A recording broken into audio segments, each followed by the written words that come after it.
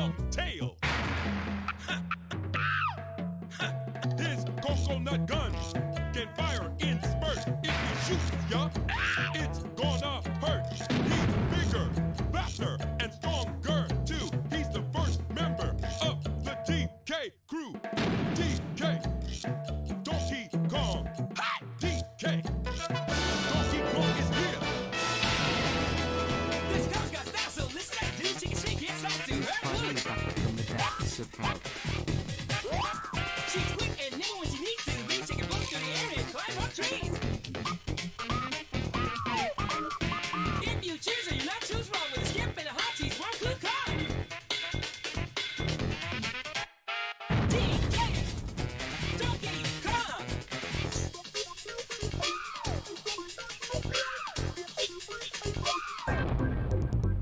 He has no style, he has no grace. This Kong has a funny face. He can handstand when he needs to and stretch his arms out just for you. Inflating himself just like a balloon. This great Z Kong just digs this tune. DK, Donkey Kong. DK, Donkey Kong is here. It's back again, it's about time to win. This time he's in the mood. He can fly real high with his shit back on. With his pistols out, he's one tough call. He will make us smile when he brings his teeth. But Gremlins, beware, cause he's after you. DK, Donkey Kong. DK, Donkey Kong.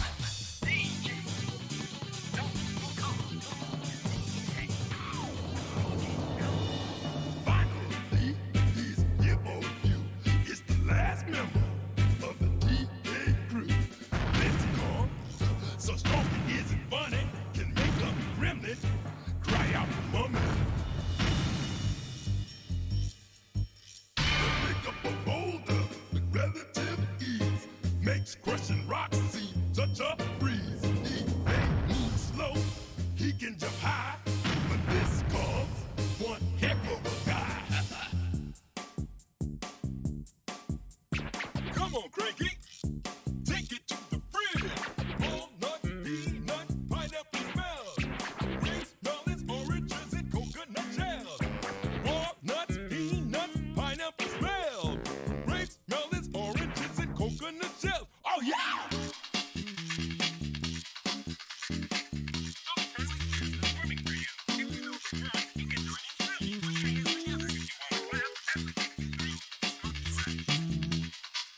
He's the leader of the bunch. You know him well. He's finally back to kick some tail. His coconut gun can fire in spurts. If he shoots ya, it's gonna hurt. He's bigger, faster, and stronger too. He's the first member of the DK crew. DK, Donkey Kong. Hi, DK. Donkey Kong is here. This Kong's got style, so listen up, dude. She can shake it, start to her.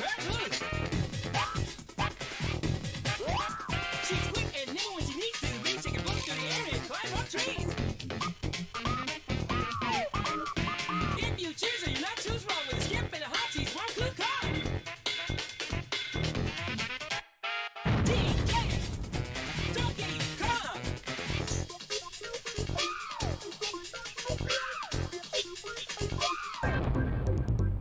He has no style, he has no grace. This Kong has a funny face. He can handstand when he needs to and stretch his arms out just for you. Inflating himself just like a balloon. This great Z Kong just digs this tune. DK, Donkey Kong. DK, Donkey Kong is here. It's back again, it's about time to win. This time he's in the mood. He can fly real high with his shit back on. With his pistols out, he's one tough call. He will make us smile when he brings his teeth. But Gremlins,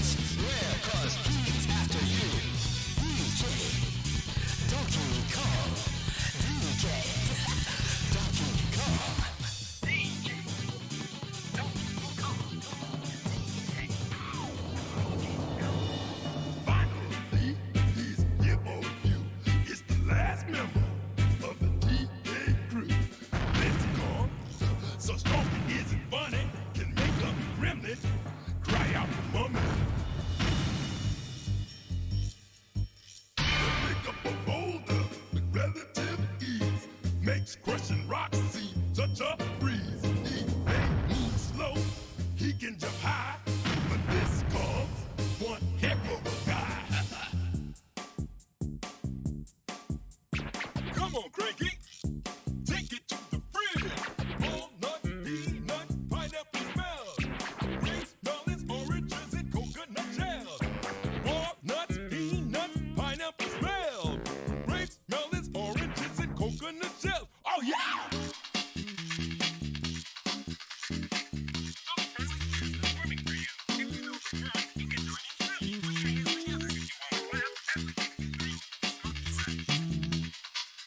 He's the leader of the bunch. You know him well. He's finally back to kick some tail. His coconut gun can fire in spurts.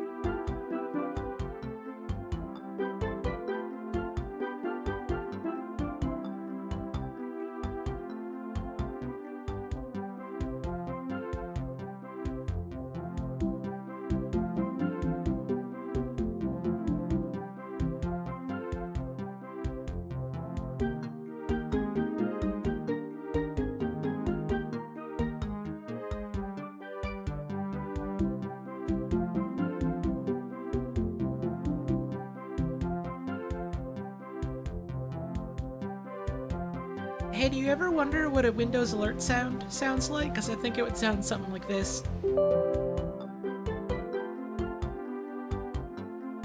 But who's to say what it would really sound like?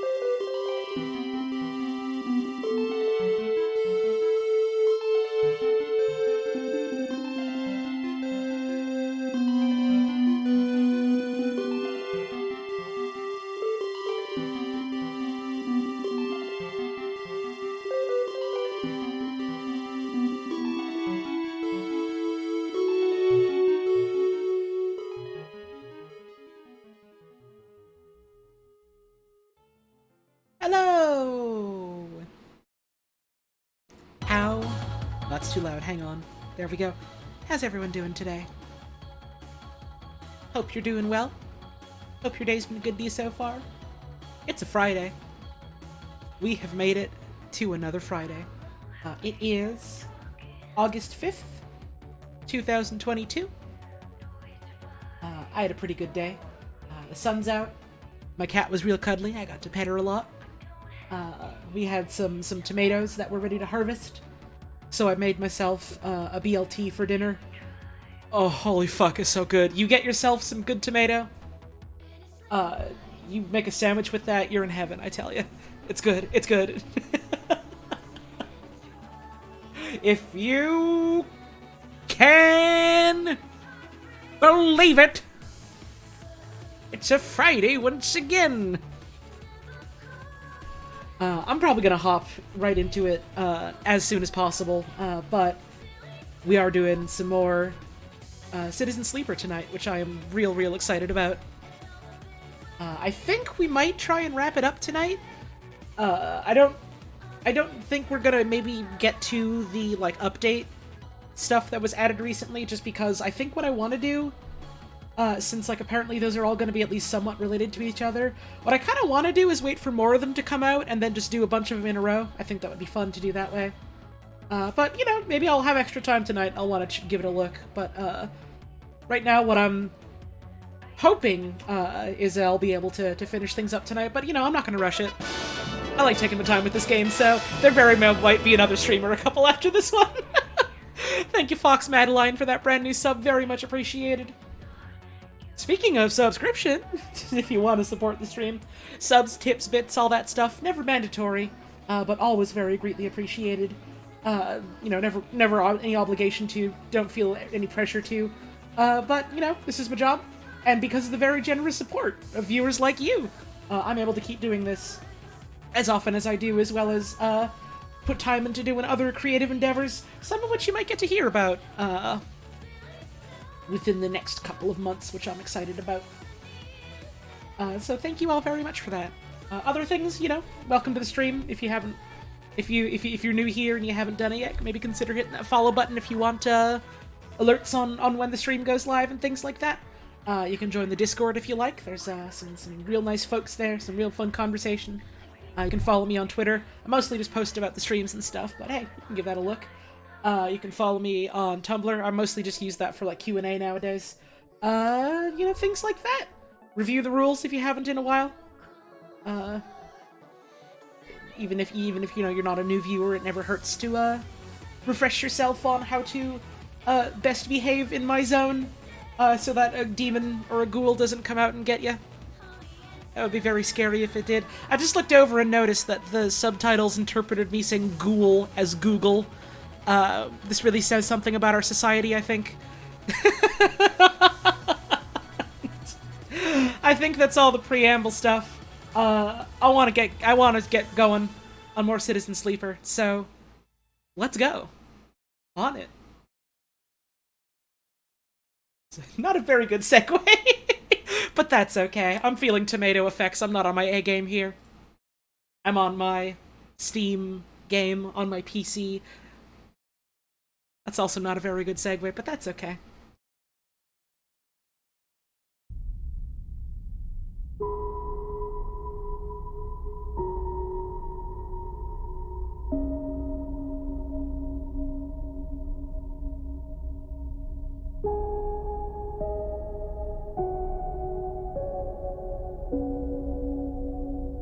Love this song.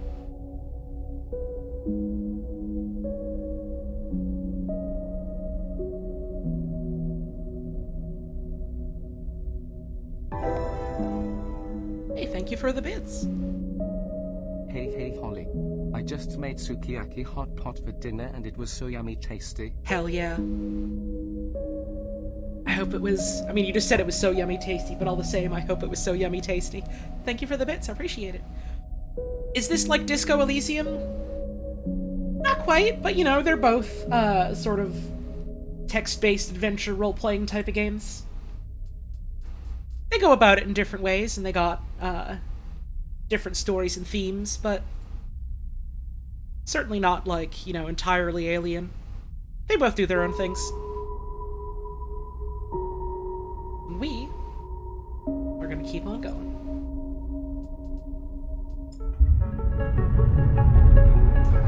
In our previous stream, a whole lot happened. Which I guess I could say about most any stream of this game, because my god, it is juicy, and it continues only getting juicier.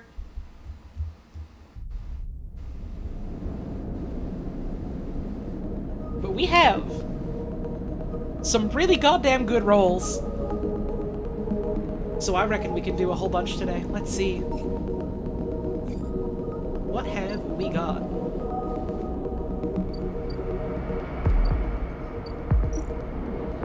Well, we don't have a lot in the way of credits right now.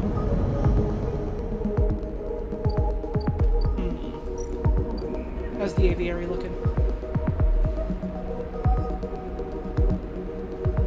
Let's do some harvesting. It is safe. If I put this in, I could also do this, and it'll give me 2 random rare mushrooms. Which does sound good to me. I would like the good stuff. Alright. We got 1 Matsutake cap, which we do need to give to Emphas. So I would like to try and get another one here. Let's see. Alright, we got more of that. Carefully pick out the best developed caps from the mulch, especially fascinated by the aroma of the club-like bodies you discovered. Alright. And then we'll leave that for now. We also do still need to track Ashton. And we are getting a +2 on this one, so I got a pretty good feeling about it. Let's see. That'll bottom out our energy. The moment you tap into the cloud, you're locked into a trance. You wake hours later, images of growing things etched into your mind. Well, that's distressing. So we're gonna need to get some energy back, which we always could do at the commune. This will give us some energy. There we go. It's +2. Then we can always get ourselves some food. And I got this big 6 I can spend on something. Maybe I will just spend it here so we can start getting more progress on this. I would like to get this wrapped up.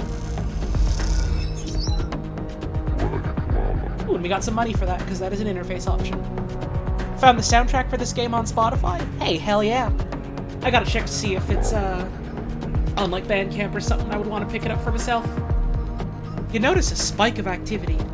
A vast transfer of information taking place. What is happening out there? Seems like next cycle we'll be able to wrap that up. But right now, we do have to meet with Feng.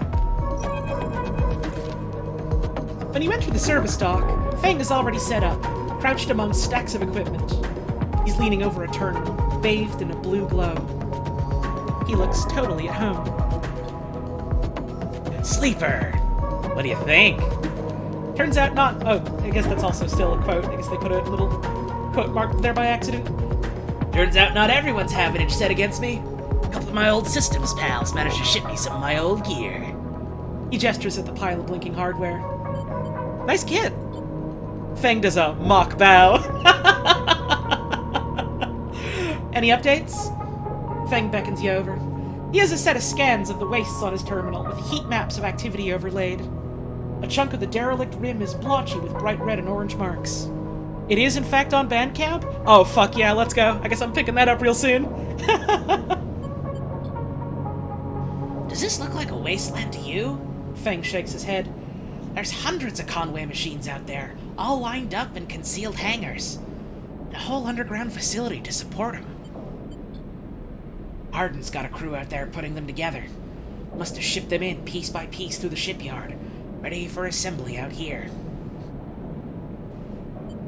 Really do love how a lot of music in this game toes the line between comfort, tension, love, and melancholy. Yeah, like, again, like, every bit of this game feels like it really comes together into a complete whole that like, really has such a strong sense of, like, the emotion that it wants to convey. Or I guess emotions, because it's not just one. It's, you know, that constant sort of, like, unease but also wanting sometimes to let yourself drift into, like, a sense of comfort. It's cool. I like it. There's like, these, like, weird moments of, like, aggravation and tension, and then interspersed with, like, a bunch of little moments of, like, you know, happiness, calm. It's good. It's good. The writing's really good at that. The art direction's really good at that. The music's really good at that. I think this game might be good or something. Just the feeling I'm getting, you know, having gotten this far into it and having enjoyed my ride all the way through it so far. I think this game might be good. Machines? That's Conway's whole thing. Remote-operated vehicles. Drones, cutters, salvage, haulers. That's, oh, sorry, that was a comma there. Drones, cutters, salvage haulers. Full set. Maybe Hardin masked this whole thing as an effort to clean up the wastes. But there's no way this is about pulling scrap off the eye. Feng looks worried. Why is Conway in the mix? I bet no one in Havenage knows another corporation setting up on the station. Well, they aren't stupid either. These scans are the best info I can get. The wastes are cut off from the eye's cloud and networks, and the Greenway's a total dark zone. No data can come in or out. I can try. No use. You need to enter the cloud. There's no cloud to speak of. He turns and winks. That's why I'm gonna pay him a visit. Just realized that I'm the one doing Fang's voice. I'm doing every voice!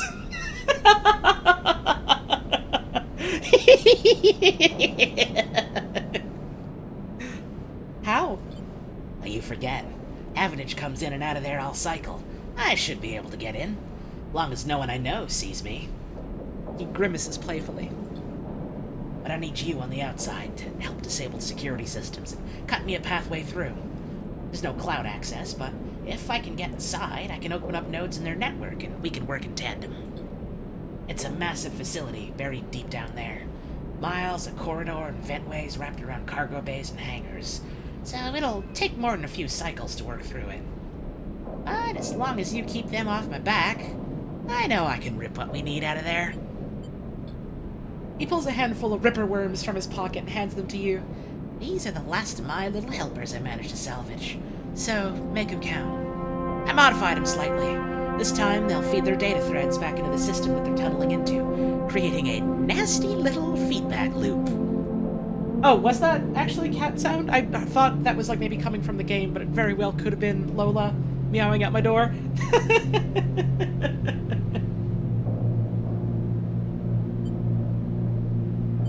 If you had half the range of Holly, you'd be happy forever. Oh, you flatter me.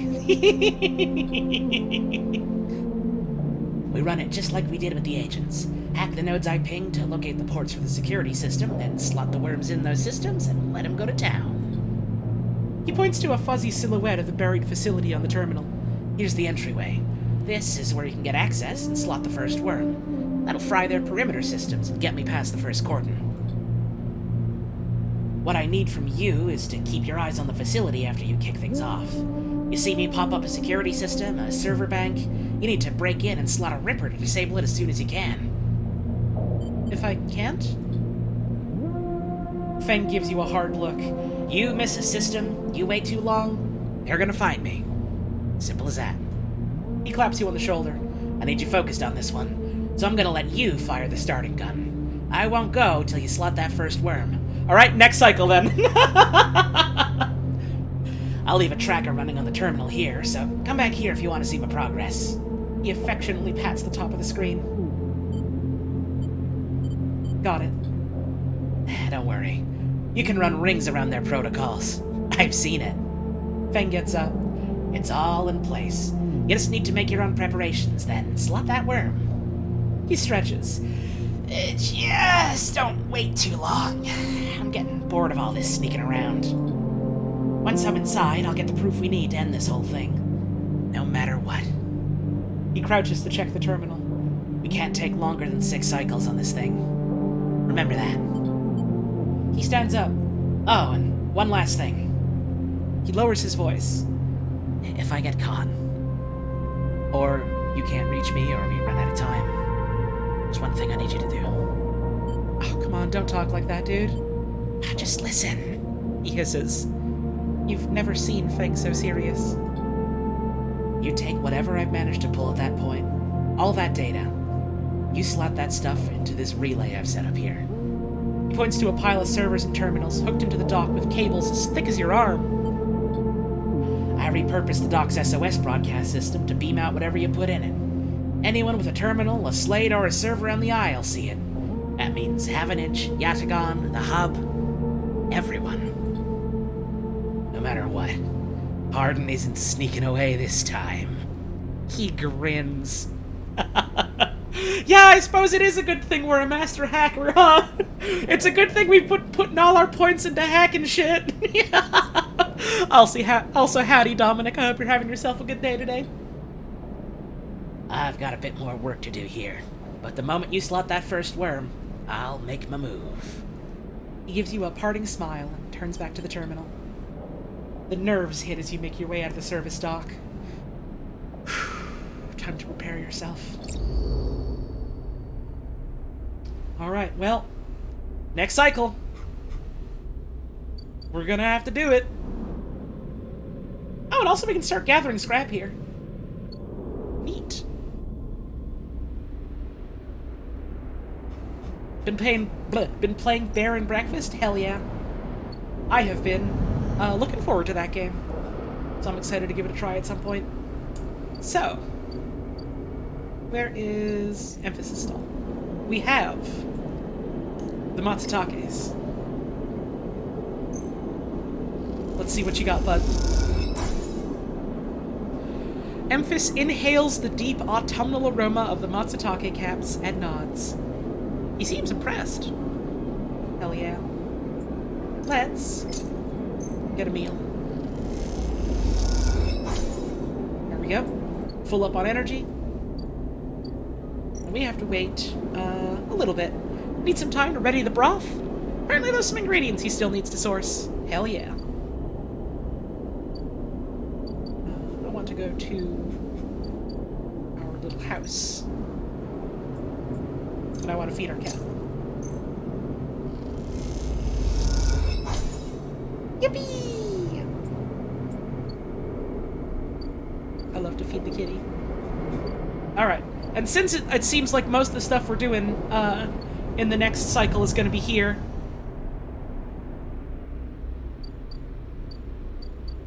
I'll sleep in this dorm and end our cycle.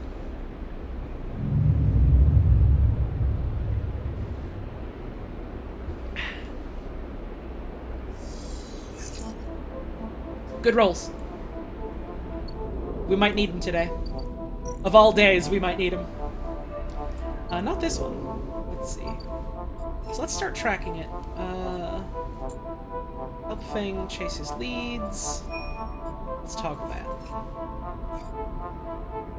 That was... Conway access. There we go. That's all that's in here. So, slotting this first worm will allow Feng access into the facility. You'll need to be ready to give this all your attention.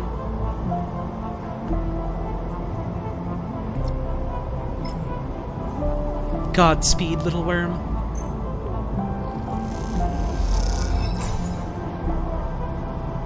The worm tunnels in and starts looping data through the node. The Conway facility opens up to you. Godspeed, Feng. As you slot the worm, a thread jumps up out of the facility. It unspools in front of you, releasing its data like ink in water. Sleeper, Feng's voice crackles through. Moving in. Nodes, then ports. A whir of interference. Slot the worms. Timer starts now. Stay safe.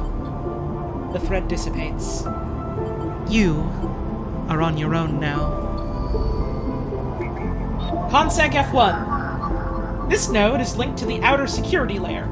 Feng must be struggling to get through. We've got the bypass.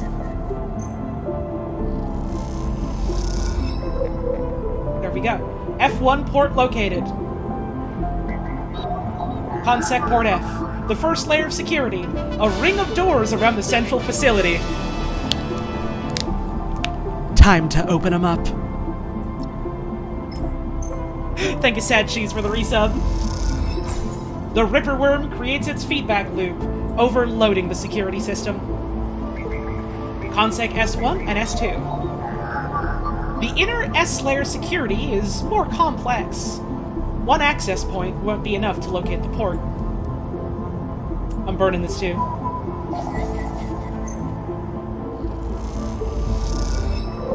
Alright, there we go. Yeah, this mission would add a lot of value to either the daily reroll, or multiple inputs on hacking options, which I do have. Both the S-layer nodes need to be extracted before the port will open. Is there time? Let's hope so. There we go. Consec Port S. The second layer controls the Conway drones tasked with patrolling the hangars. Not for long. The Ripper Worm fries the drone's network link. Now, they can't report anything. Ha ha ha. And now we've got 3. Consec X1, X2, and X3. We are probably doing 2 today, unless we somehow get a mystery extra dice. This node is buried deep in the wastes. This has to be the final security layer. Hold on, Fang.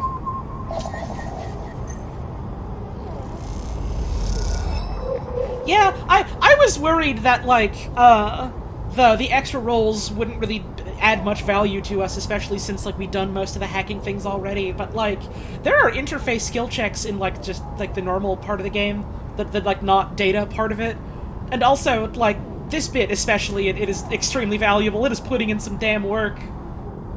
So that's 1. This is 2.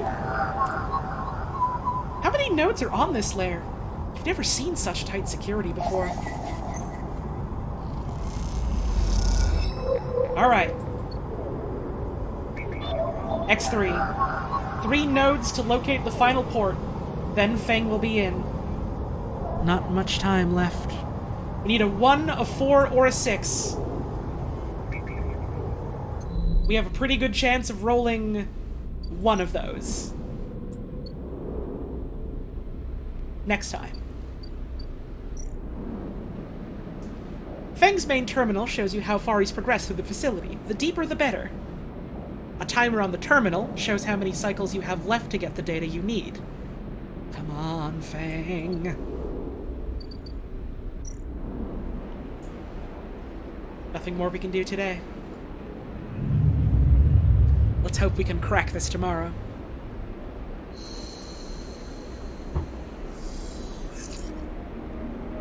I think we have what we need to do it? I think. Yes! We're fucking in! I'm burning that 1, baby! Let's go. Consec Port X.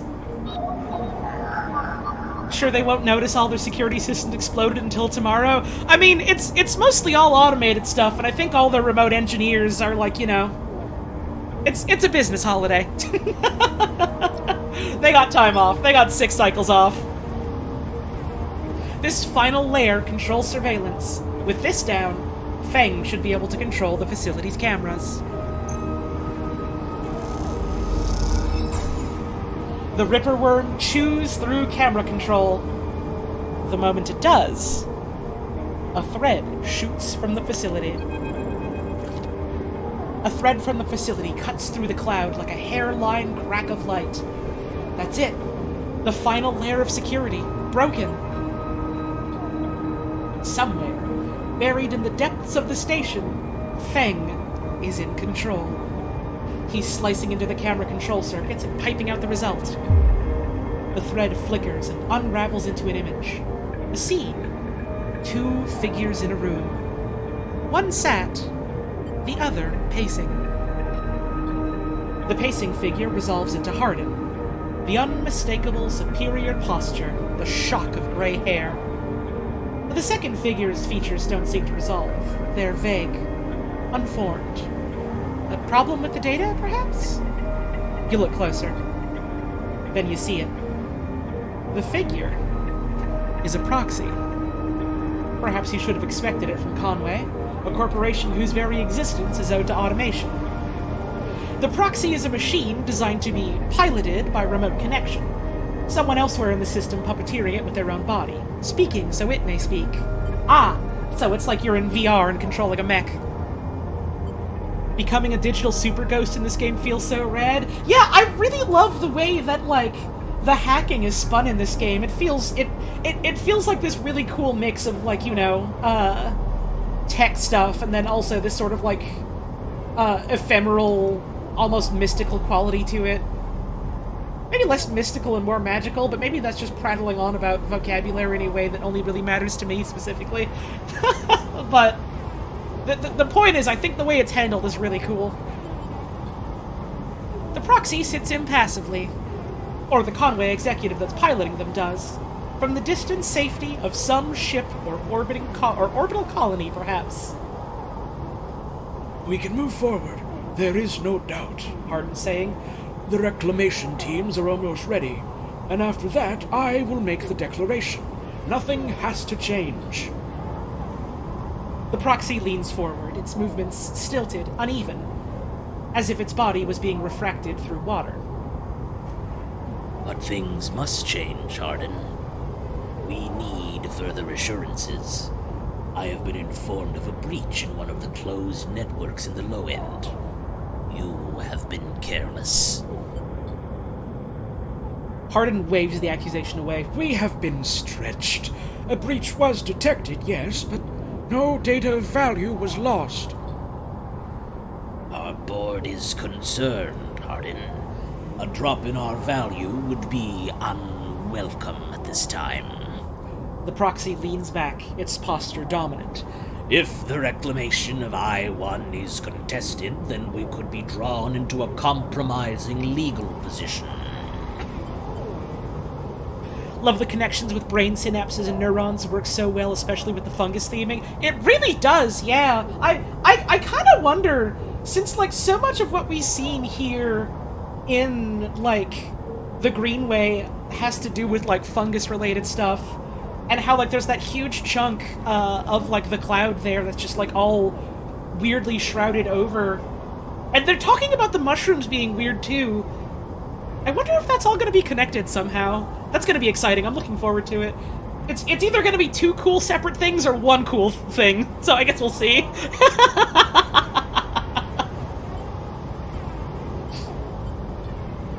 Hardin approaches the proxy.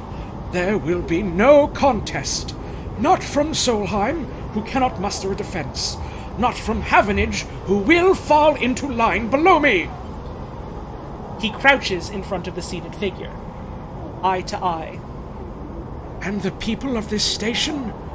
Refugees, gangs, spacers, all either opportunists or degenerates. You know, I was already into this, but you know, I'm really glad that we're knocking this dude down a peg, huh? The gardener also did give us, like, a physical item, yeah. Like, it gave us a seed. Which is, I'm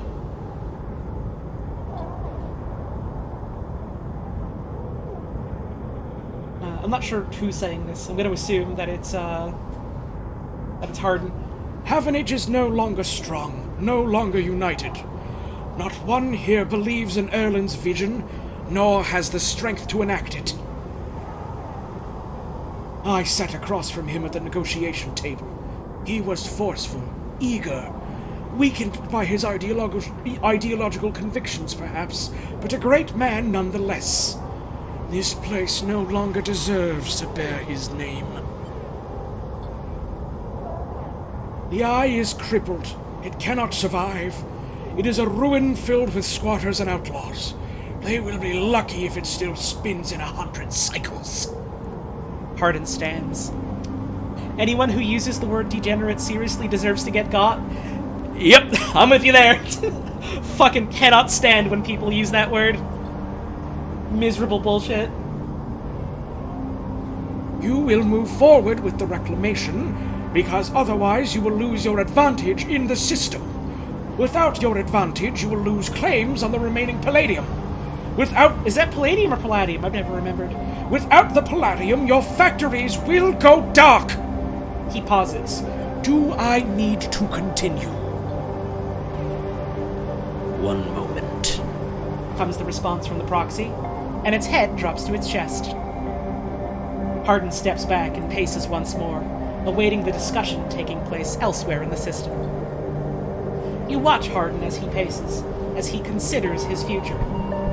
What goes on within a mind like that? In the mind of a man who would burn all those around him for a path to some imagined golden end? The proxy lifts its head. We are happy to proceed. We will legally claim the station, formerly known as Solheim I-1, as salvage within 6 cycles. Havenage is to assist with the transport of the illegal residents to Conway housing and labor facilities. Ah! So they're gonna take everyone that lives here and they're gonna turn them into fucking... indebted workers. They're gonna turn them into fucking slaves. Okay. Let's kill them! The proxy judders to its feet. Conway will also claim 70% of the raw output of the reclamation process, after losses have been accounted for. Arden nods. I accept. Proxy reaches out to shake his hand like a marionette. And then, the recording loops. You watch it play out a second time, gripped by a horrified fascination. There is a bluntness to the conversation, to its blatant disregard for humans as anything other than objects. Things to be moved, to be used, to be fed into structures, crushed, and losses accounted for in the cells of tables, the margins of ledgers. You realize now that you are no different than anyone else on his station, in the eyes of the people in that room, and those like them. Each body here can also be recast as a piece of property, a tool, an expense, an acceptable loss. In one moment, they can be named a citizen, celebrated, protected, and in another, the very idea of citizenship can be used against them. This is what it means to live in proximity to a system like this. No longer. Not while the eye spins. You gather the recording, pack it into a polygon of purest light. Then you drift down into the service dock like a falling leaf and find the relay. It only takes a second to place that polygon of data, that recording, into the relay system Fang prepared. And then you watch as it bursts out, a web of threads heading out into the black, to every networked device on the Eye. Let them see what power makes of a man.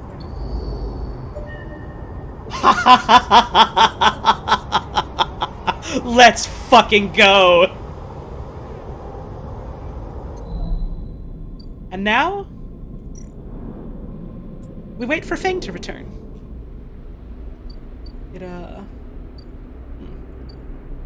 Where, though?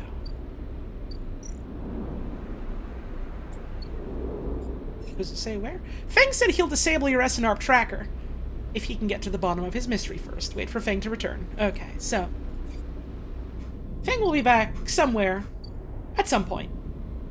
It might be a couple cycles. So what did we need for the labs again? We needed several Matsutake and Girol samples, so let's go try and get some more mushrooms. We'll have to replant him again soon. Big money, no whammies? Yeah, he might be over in his bay, that's true. Alright, so we got one Matsutake, now we still have a bunch of club head caps.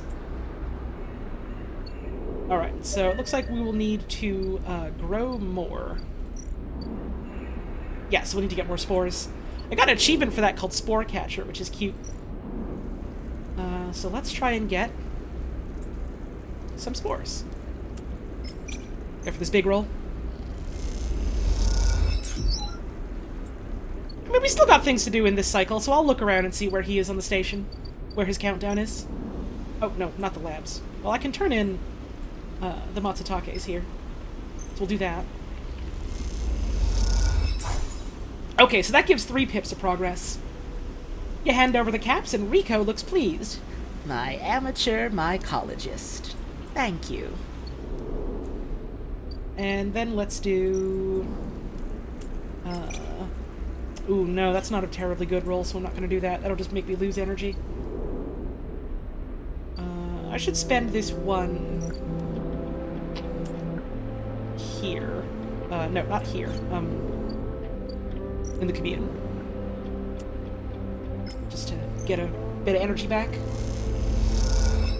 There we go. Plant these spores. So we can start getting more mushrooms growing. I'm not sure what we do with these club heads. No one knows what they are. New type of thing just appeared. And I've got a big roll now. Actually, you know what? Let's use that on this and get this wrapped up. Fuck it. It's probably not the most efficient use of a 6 when I have a +2 here, but I want to get it over with. Cool, the most reliable rolls working at the commune. It's good because it's like probably a later game thing that you get. That's just, well, if you get in with the good with these people here, you can just spend any of your low rolls you want to get like 2 energy for nothing. Well, for a die, which is not nothing, but it's cool. Ah! Ankita. Just had an epic birthday dinner with your epic husband? Fuck yeah, dude. Glad you've been having a good day. Happy to see you here, Brady. The trail ahead extends deep into an overgrown section of the Greenway. At this far end of the ring, where the long, lazy curve of the Greenway becomes the shattered landscape of the wastes, things are oddly quiet. Ahead stands a vast farm stack, broken from its axis by rust or force, and lying amongst the overgrown landscape like an ancient temple. It is stained with moss and algae, flows of green running out from its broken tanks like a frozen, brackish tide.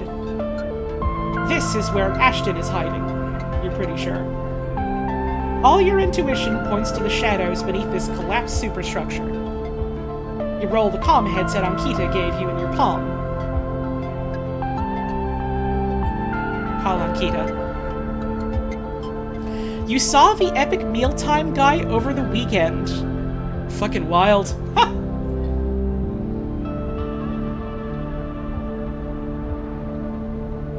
You slip the headset into your ear and it fizzes with static.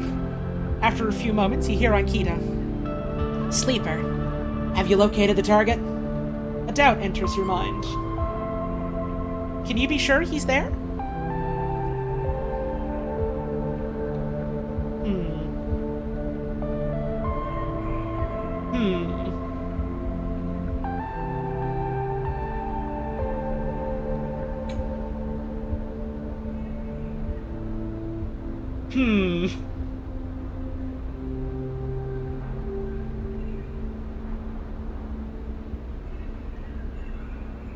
We can't.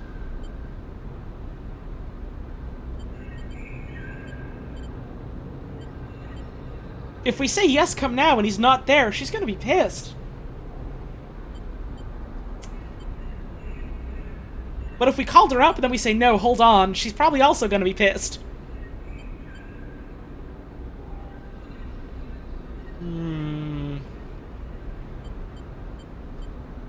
I wish there was an I'm not sure, but probably.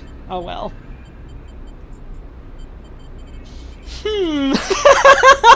I'm genuinely not sure what to choose here. Yes, come now. Copy? Hold tight until I get there. The static cuts out. The channel dead. You hold your position and watch the trail. Ahead, the stars wheel with the motion of the eye. And your mind wanders. You try to imagine what this place looked like before the collapse. All ordered rows of crops, corporate pleasure gardens, glowing farm stacks. Now it is a wilderness, a strange, overgrown biosphere bordered by the void of space. You smile, despite everything. It seems like an improvement. Sleeper. Ankita's hiss brings you out of your reverie. He in the collapsed stack? I think so. She gives you a look. You better be right. Well, there's no way I'm following that trail. If he's up there, he'll have eyes on that for sure. She glances across the landscape. Let's keep to the undergrowth, work our way around. She heads off towards the central spine of the greenway, with you following close behind. It is slow going there, where the overgrowth meets the metal wall, but it is so concealed that you can barely see the glass roof high above. Ankita somehow seems to know where to go. Ankita works her way through dense undergrowth, pushing aside branches and fronds. It is exhausting, and you desperately want to rest. But Ankita shows no signs of letting up. Up ahead, there's a faint glow from the collapsed stack. Ankita leads you around the side to a broken tank. You both step through the opening, trying to avoid the broken glass that sits among the moss and algae. You work your way up the slanted tank, Ankita setting a deliberate pace.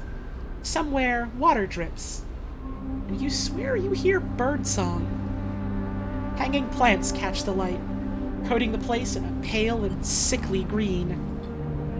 Ankita reaches the edge of the tank, where it meets the central drum, and holds up a hand for you to stop. You inch forward and look over the edge. The vast drum is like a cistern, with plants growing on all sides and wet mossy islands at its base. It is beautiful, and for a moment you can't see anything but tons of green. Then you see the sleeper. In a faint circle of light, descending down through the drum, the sleeper lies slumped at an odd angle. They're surrounded by crates. Yo, Belp, thank you for the raid! Hope you had yourself a good time with Evo today. In a faint circle of light, descending down through the drum, the sleeper lies slumped at an odd angle. They are surrounded by crates, and beside them, on one of the mossy islands, there's an object. A cylinder set on a tarp. It is connected to the sleeper's head. You flinch. Are they one of the others? One of the ones that escaped with you? You squint, trying to recognize them. They're twisted, broken, open, wrong. You look away. Ankita doesn't look at you. She doesn't look at the sleeper. She fixes her eyes on the object. That's Amber's shipbind, she says. And you suddenly recognize the cylinder. Who is... You turn to Ankita to speak, but she's already gone. She drops off the edge of the tank and lands on one of the mossy islands, her armor letting out a hiss as it absorbs the impact. The shot hits her shoulder piece, the ceramic armor cracking but holding as she braces into the impact. Then she launches herself forward, the now activated armor launching her across the drum. Another shot goes wide before she reaches the cover of the crates beside the sleeper. Shit! You hear the shout from one of the tanks high on the far wall. Ankita reaches over and wraps a hand around the thick connection between the ship mine and the sleeper. What is she doing? You better come down here, I'll rip this right out of their head! She screams at the wall of tanks. You shiver at the suggestion.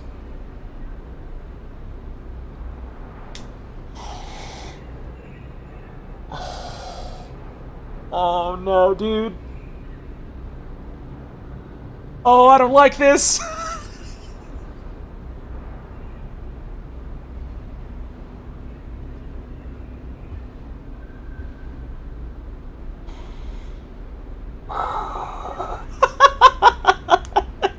Hello again to everyone who came in from that raid. You came here at a very tense moment.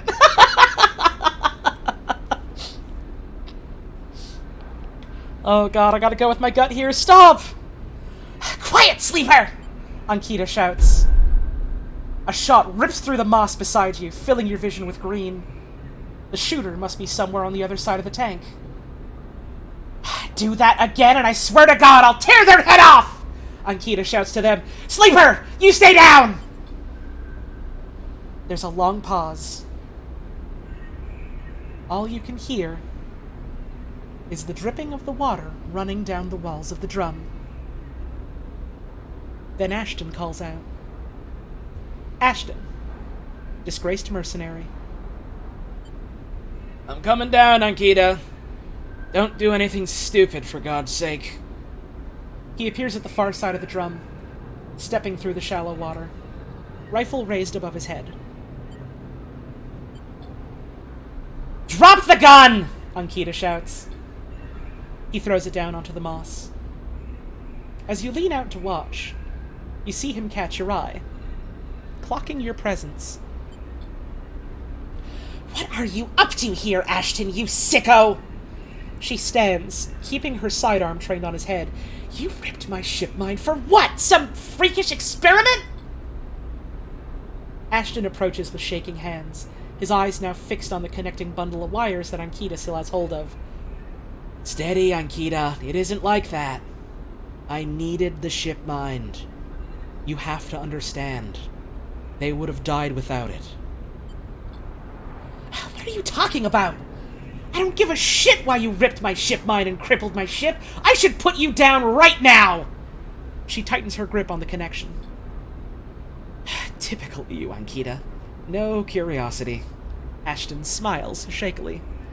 That's why I never asked for it. For your help. You only look after yourself. He nods at you. That sleeper up there. They're just bait, right? To draw me out. Ankita sucks a breath in. Are you trying to give me more reasons to shoot you? I love them, Ankita. Ashton looks at the crumpled sleeper. I love them, and they were going to die. I knew you would never understand that. He starts closing the gap between himself and Ankita now, slowly inching forward. Don't do that, Ashton! Ankita snarls. Don't do that! Let the wires go, Ankita. Let us go. If you don't get out of my way. He inches closer. Please. I can't let you take it, Ashton. Ankita hardens her stare. You stole it from me! You left me for dead! She shakes her head. You think I'm gonna trust you after all that? I need it, Ankita. I need them to survive. Ashton is in reach of the sleeper now, of Ankita. I'm going to take them now, Ankita. He raises a hand. I'm going to take the ship mind and go. Ankita loosens her grip on the connection a little. Her hand is shaking now. Stop, Ashton. She lowers the gun a little. Stop. Seeing her drop her guard, he makes his move. A blur of movement, a struggle, a shot, another. You recoil back behind the edge as they ricochet around the inside of the drum, the sound deafening you. When you crawl back to the edge, Ashton is bleeding into the water, the red and the green. Ankita is standing at the center of the drum, the severed connection in her hand. The water drips endlessly. Drip after drip after drip. You force yourself to look at the broken sleeper. There's no sign of life, of humanity. They're just another broken object among other broken objects, while all around, living things grow and thrive. Ankita finally looks back up at you, tears in her eyes. She begins to say something. Something that might be sorry, but you're already gone.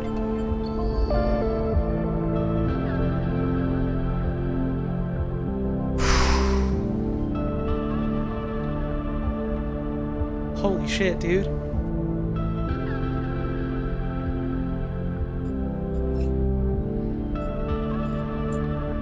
Well,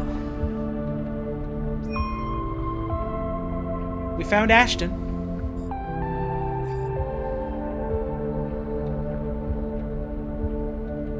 It's a shame things couldn't have been different.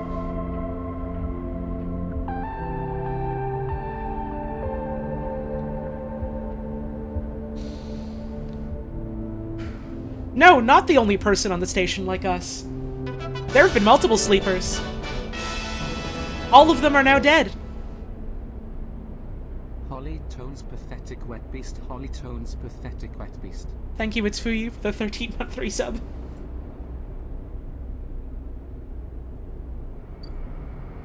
The only one that was alive? No! The bounty hunter! They were a sleeper too!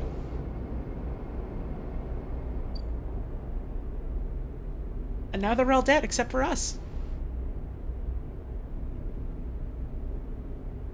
And all we can do is keep moving forward, I guess. My god. I did not anticipate it going down that way.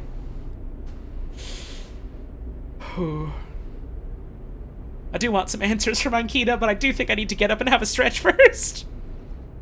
That is a juicy first hour of the stream, huh? We expose some corporate intrigue, and then we track someone down, and maybe wish we didn't track him down. I gotta get up and have a stretch, though. I'm gonna go get some more tea to drink. I'll be back in a little bit. Make sure you get up and get yourself stretched as well. We'll be back real soon.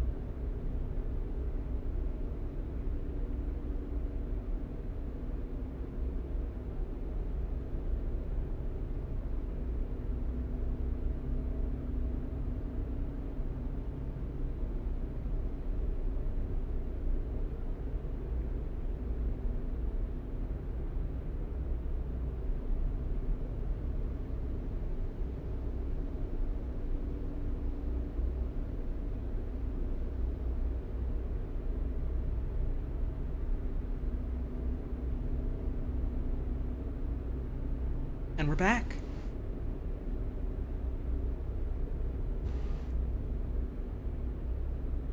I think I'm kind of glad, actually, that I took a sec to,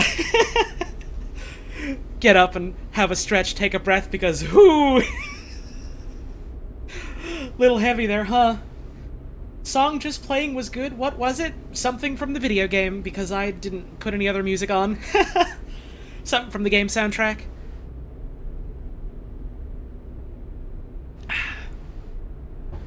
Got myself some more drink. Yeah, this is a really good game. Hey, maybe you hopped on the stream and you've never seen any of this game before, and you're like, "Hey, this seems cool. I want to know more about it." Go give it a look. It's on Steam. It's on, I believe it's on itch. It's on GOG. It's also on the Switch. It's also on the Xbox. Whole bunch of places you can go and check it out. Also, sorry if I sound a little bit huffy and puffy. I just did a bunch of squats. Because I was all just kind of amped up from the adrenaline of that whole scene happening, just oh, holy shit.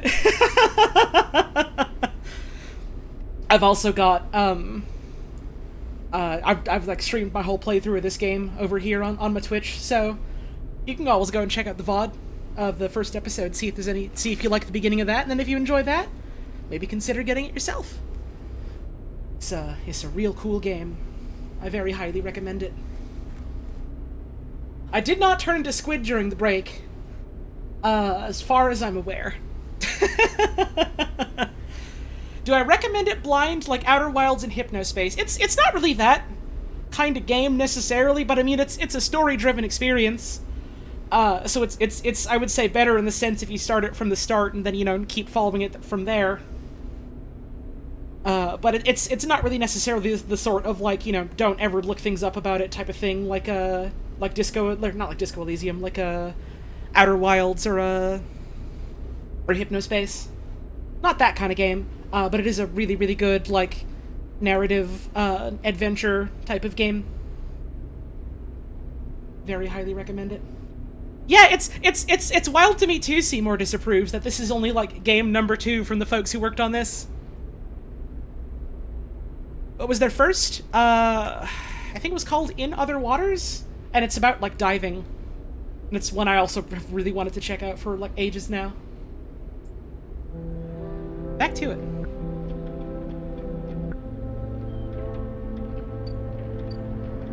Let's go see other parts of the station right now, because I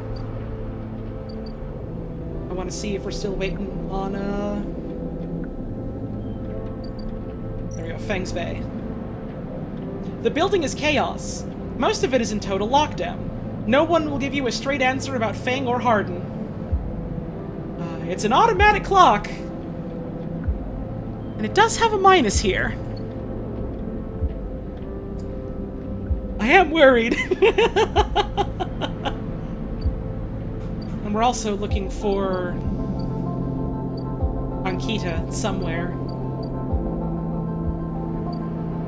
But I'm not seeing her anywhere on the map.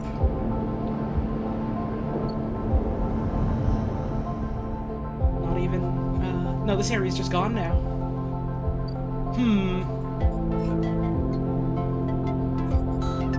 Maybe we'll get the chance to talk to her some other time. Right now, I think what our sleeper needs is some space. So we're just gonna end the cycle here. We're out of dice anyways.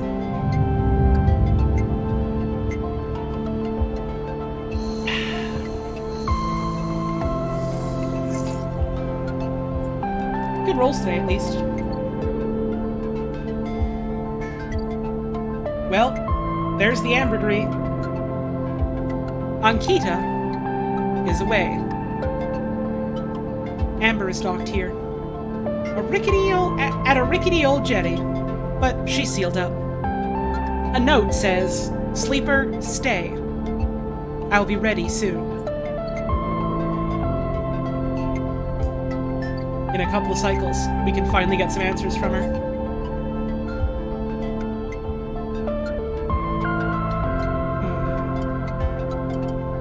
2 upgrade points for these.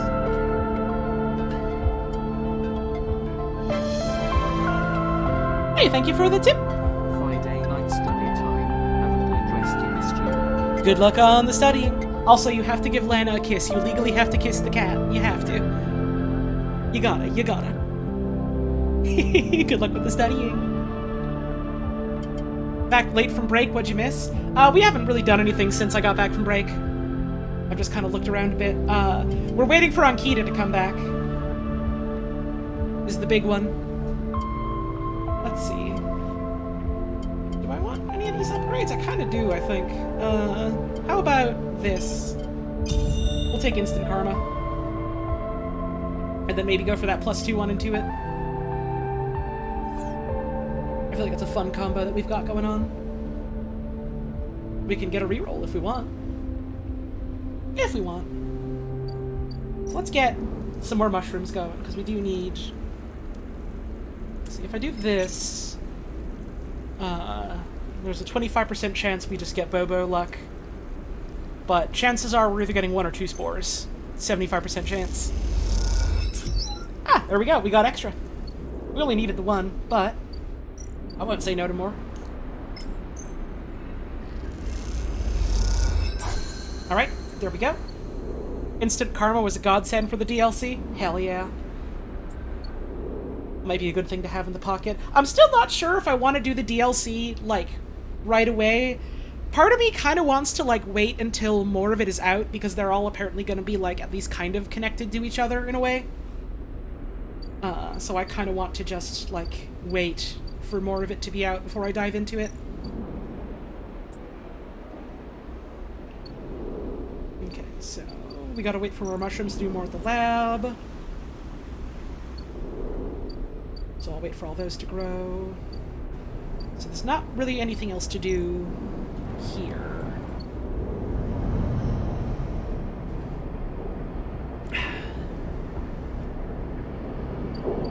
Let's see, we got P2 import and export. We can sell Matsutake if we have extras, which we don't, because we're using all that for research right now. What was in the upways bit again? Let's double check. We had food. We had the main hub dock. We should spend some dice here to get this all finished up.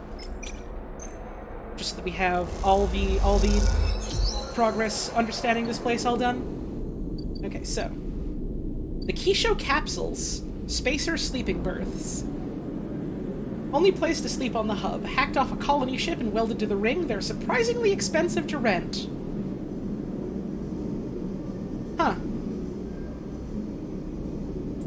Well, I don't really have 60 cryo to spare right now, because I'm trying to save up for other things for it. Namely for Bliss's Bay, so... I guess I'll wait until some other time to see what that does. Is that just like an extra house? Or is it something else?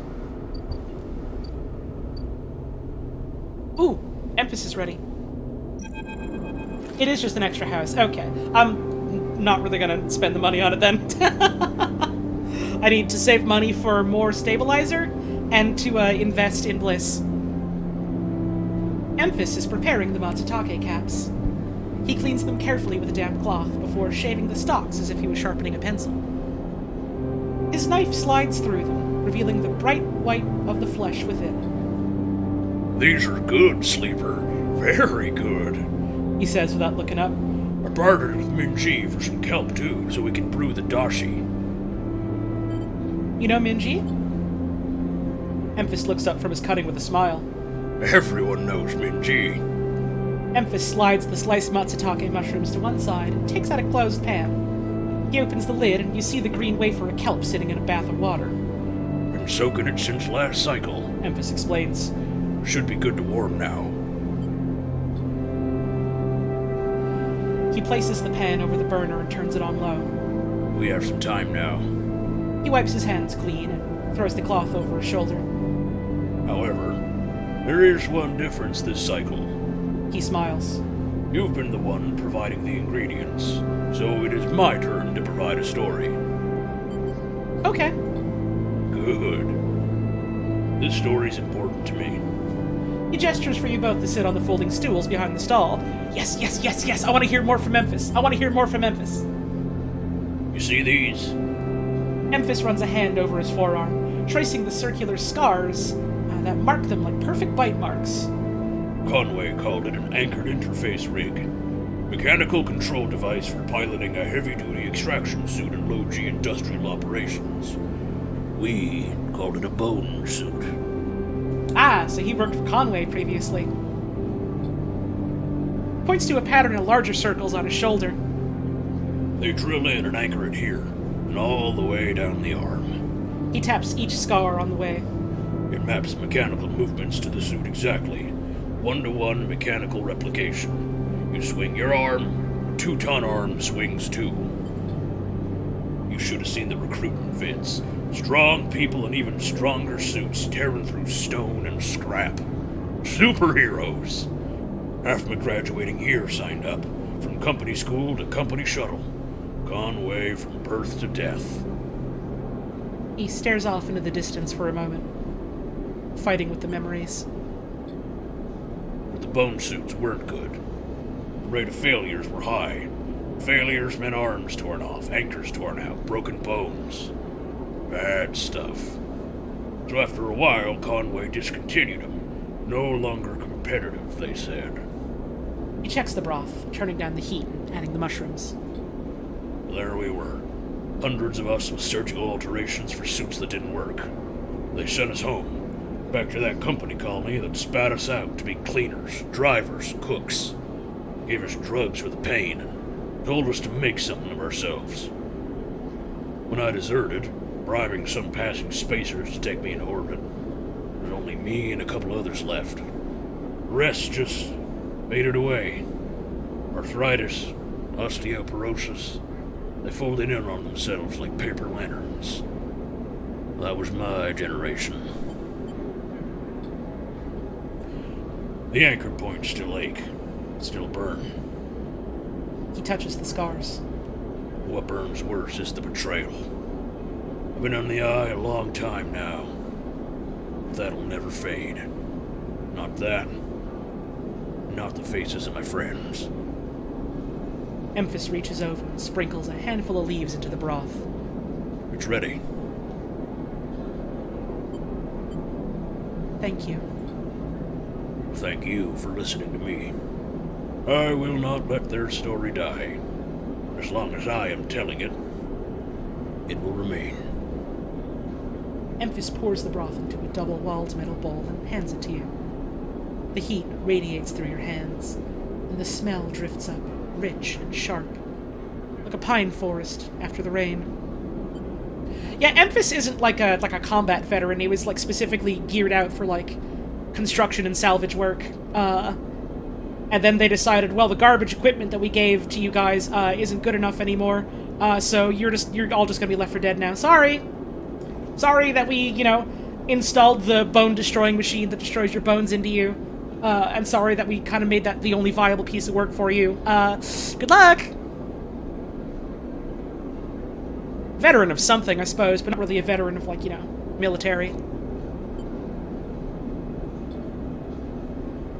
You drink the broth slowly, chewing the matsutake and thinking. Emphis busies himself with cleaning the pans in the bowl, sealing the kelp back up for another day. Then he quietly comes to sit with you while you finish your meal.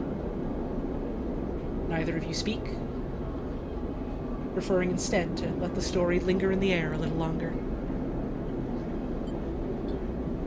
It's not that there's nothing to say. It's that sometimes, in the moments after something, speaking breaks the spell. So you both idle, eager to be in each other's company. Emphis taking longer over his cleaning, his packing, and you savoring the final dregs of broth. When you finally finish and hand him the bowl, you feel the spell break, and the story leaves you both. And as you leave, you know that both of you are somehow a little more empty and a little more full than before. And that's Emphasis' storyline. Man. Oh, jeez. That's really good.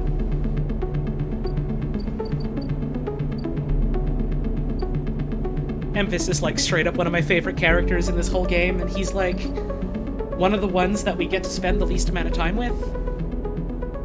Because we only get those couple interactions with him when we get like the food form and the stories. And even then, he still feels like one of the most personal characters, because he's like one of the few who is just like, hey, I'm gonna make you something good to eat. Let's just talk about you for a bit.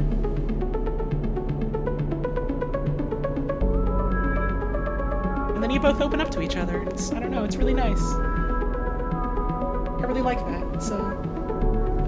It's, especially in a game with, like, all of these, like, moments that in a lot of ways feel like so much larger in terms of, like, scope and in terms of, like,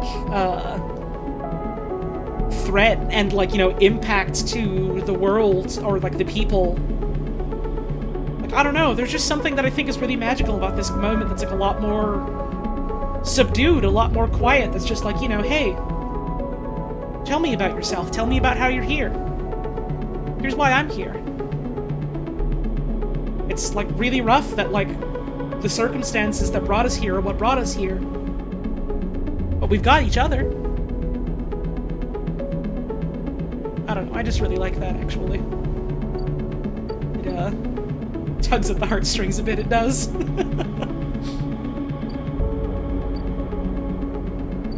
Let's see. We've also got Rabia's office here. We could do some work. This would give us energy, and this would give us scrap components. Yatagan operates on an in-kind basis, you're told. Tithes of goods or services must be collected in exchange for protection and administration. Solidarity's fucking good to have? Exactly! I don't know, I just think it's really cool that we found it with the kind of guy that Memphis is.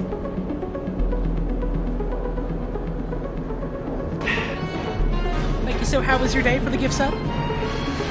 Very much appreciated.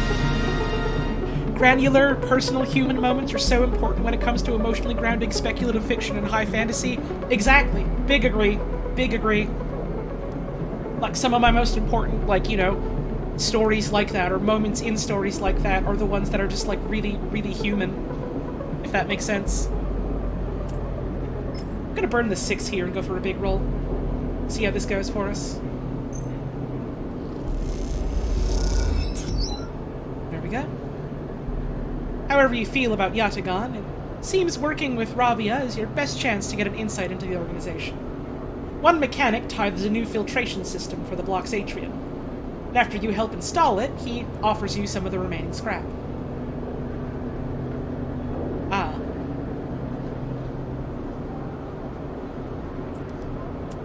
What happens if we go for this now?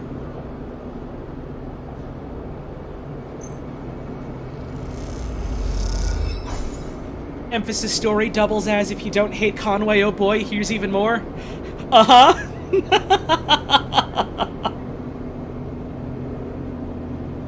Sure does, huh? Alright, that's a bit of progress on that. Among the craftsmen and merchants, you visit a chef who insists on feeding you, and the other enforcers a rich stew of his own recipe.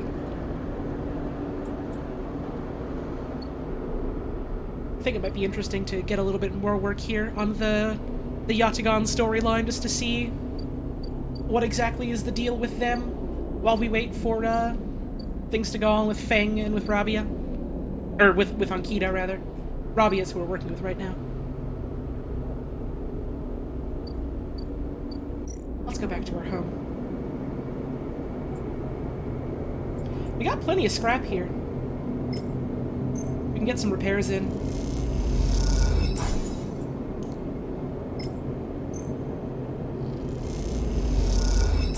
There we go. That'll let us, you know, save a little bit more money for a bit longer. So many games with what it means to be human stories fail to capture the human condition in very basic ways. I don't know if I would say that necessarily. Maybe I've just read different stories than you have, but I would certainly agree that this one really hits that mark real well.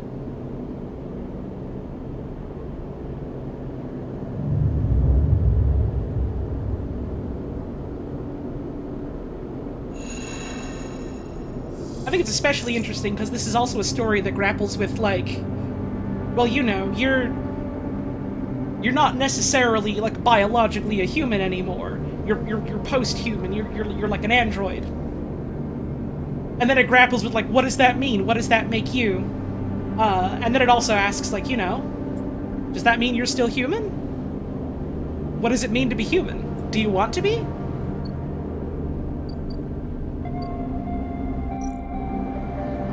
I think it's really interesting in that way. We can get a whole bunch of energy from this.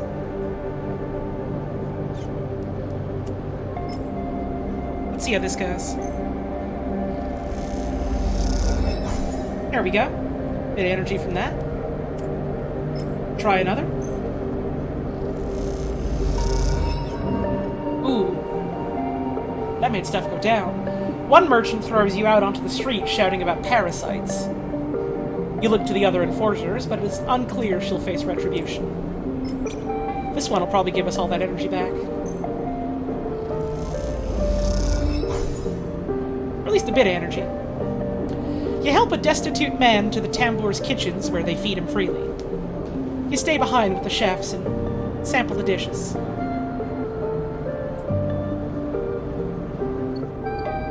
Think sadly about Detroit become bad writing? I mean, I'll be completely honest with you. David Cage is a fucking hack. There was no chance that game was ever gonna be good. There was no fucking chance that game would ever have anything, you know, valuable or meaningful to say.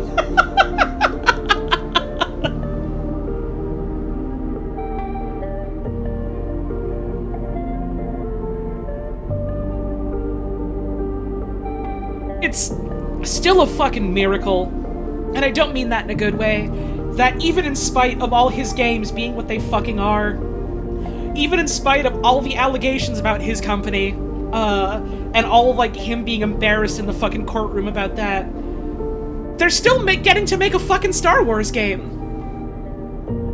And it's not gonna be any goddamn good, but they still get to do it. Fucked. Let's see, we got some Bobo rolls right now. Could we use those on? Alright, this is the fabricator for ship mines. We got the exchange here. There's a chance we'd lose money here, but there's a pretty good chance we don't.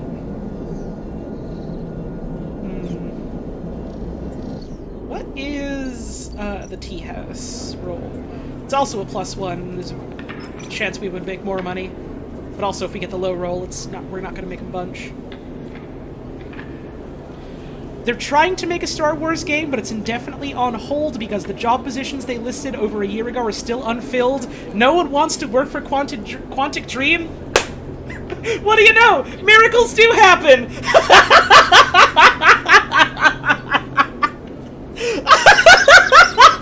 Let's fucking go!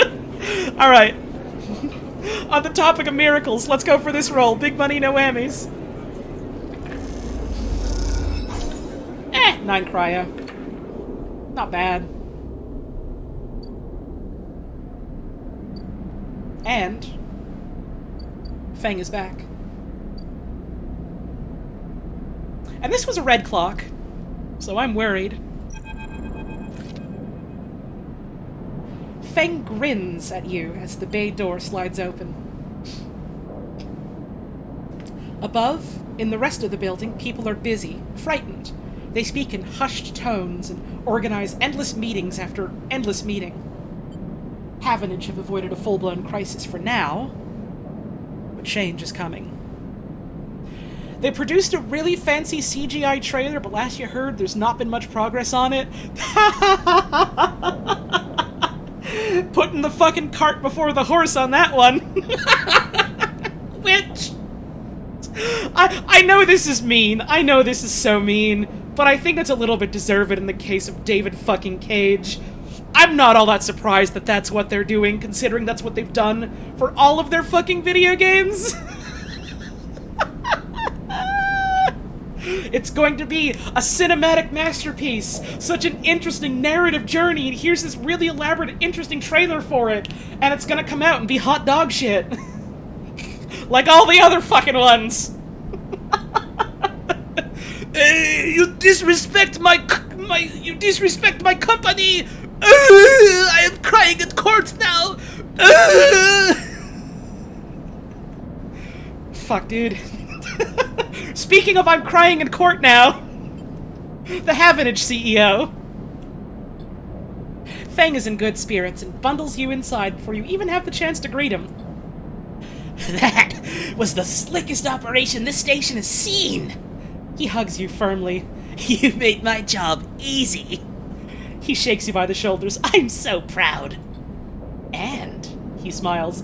I got to watch through the cameras as the Havenage security that weren't in on it assaulted the station. Fang smiles. One of them straight up just whacked Hardin with their pistol. It was beautiful.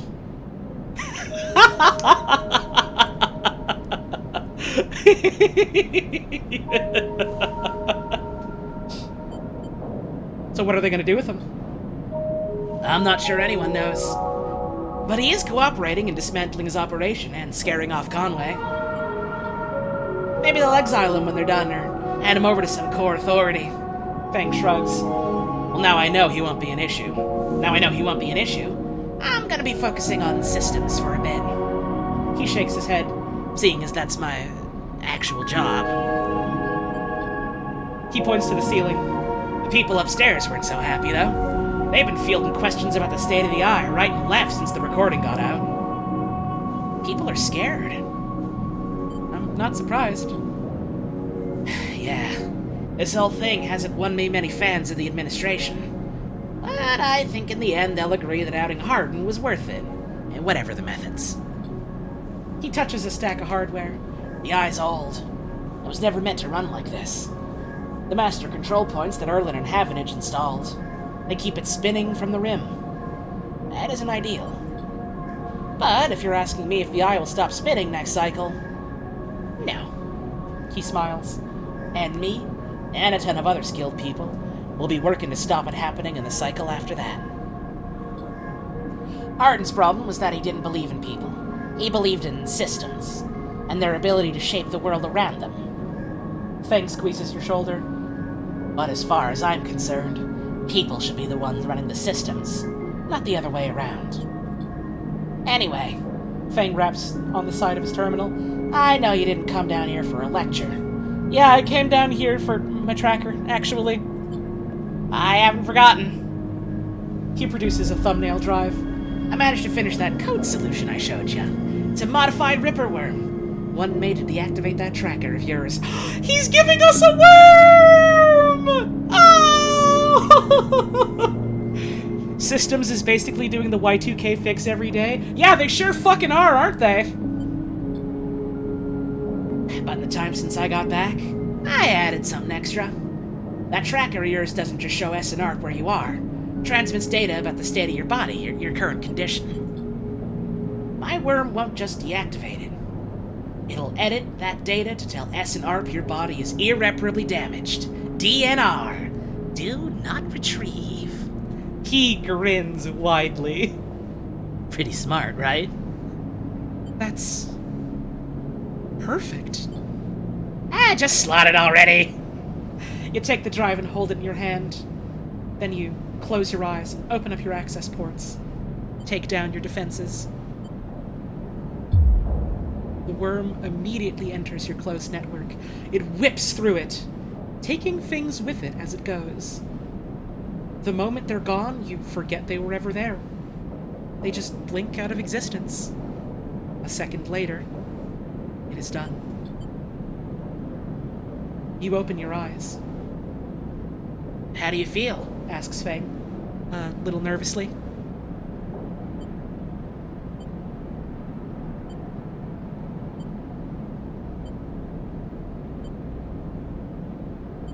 Tired. Aren't we all? He pats you on the shoulder. Take it easy. Things might be a little woozy for a minute.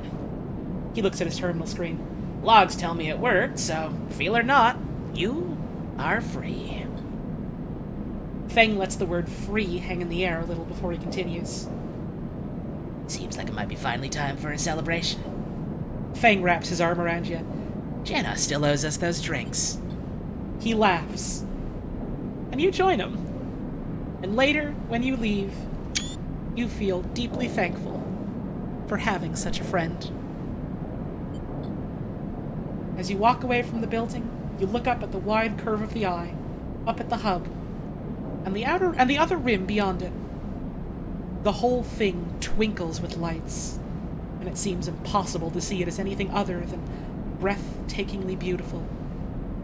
It feels, in that moment, like something eternal.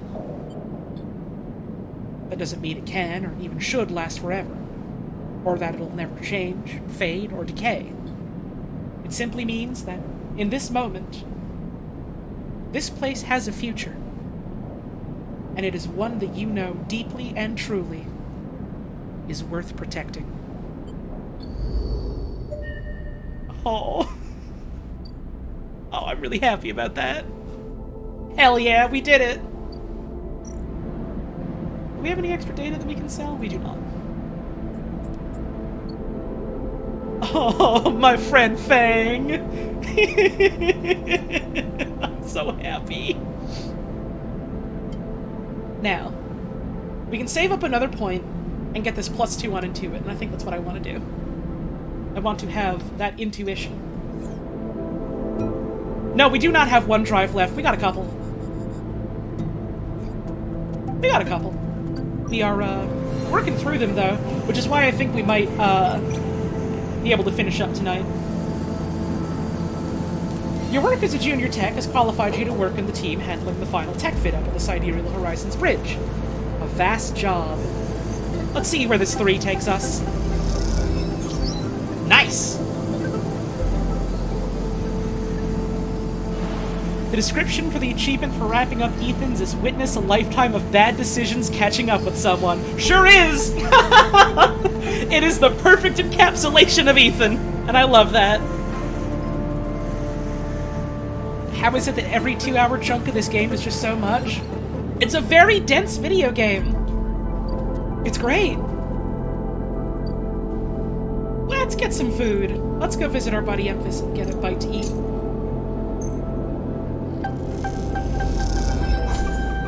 There we go. Let's check on the Greenway for a second here. Okay, we need a couple of cycles for this, but next cycle, the Ambergris is going to be ready for us. So, let's end our cycle here.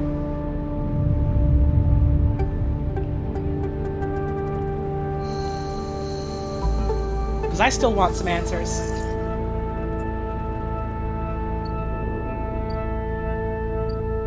Ankita. You spot Ankita on the track to the farm stack. She has a box on her shoulder and is working her way down the slope. She sees you as she approaches. Neither of you speak for a moment. She looks tired, pale. Her hair is tangled and clumps of dirt cling to her armor. You both eye each other. Is it messed up you wish we got to see more of the bigger, scarier bounty hunter? I think if Ethan's questline was written very differently, it could have been cool if we managed to fit in more of, like, the sleeper hunter. But, like, with the kind of character Ethan is, and, the kind of build-up and conclusion he got, I don't really think it could have worked out any other way. Aside from, like, us dying. I'm gonna stay silent. Sleeper. She takes a deep breath. I'm sorry for what happened. Truly, I am. She looks down. I'm sorry you ended up in the middle of this, when all you have shown me is kindness. She rubs her face. I'm sorry.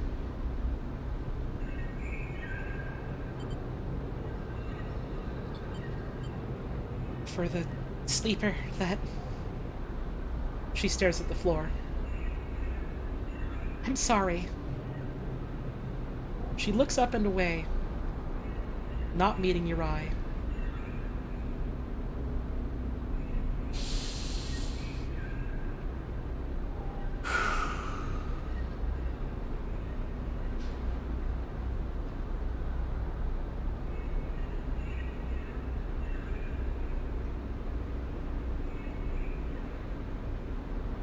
I straight up don't know what I want to say. And this isn't even a matter of like, ooh, what if one of them gives me the bad quest option, or like, no, nothing like that. I just don't know what I want to say.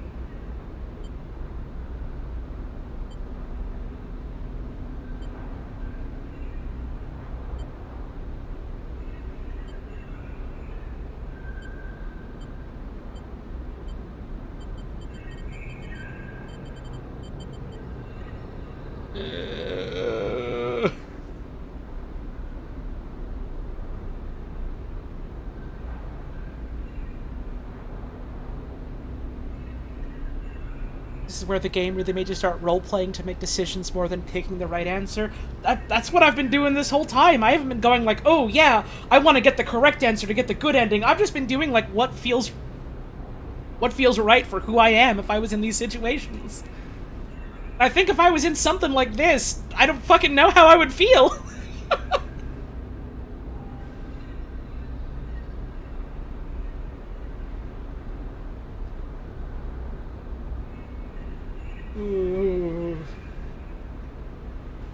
I need a drink.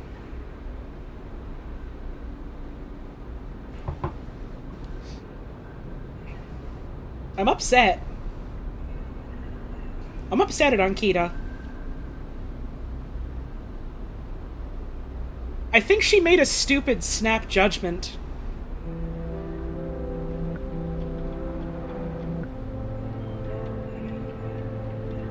Is that something you would consider, like, unforgivable? Given the context that it is... She fucking murdered 2 people. But also, like, we were under heavy fire, no one was fucking thinking straight.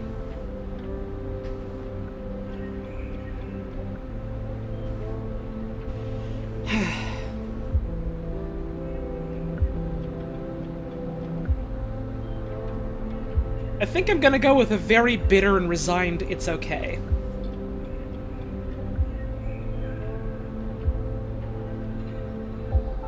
But I don't think there's a wrong decision there.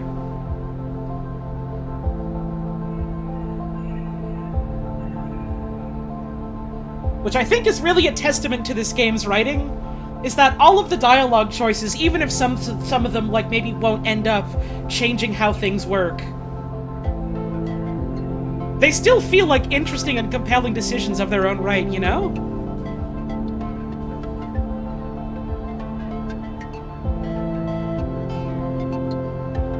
Why'd she even need the ship mine? Thought we gave her one? It's not that she needed the ship mine, it's that this dude fucking, like, betrayed her and left her for dead.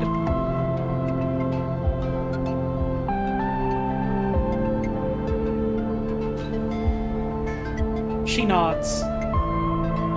Then looks up to the stars. I've never...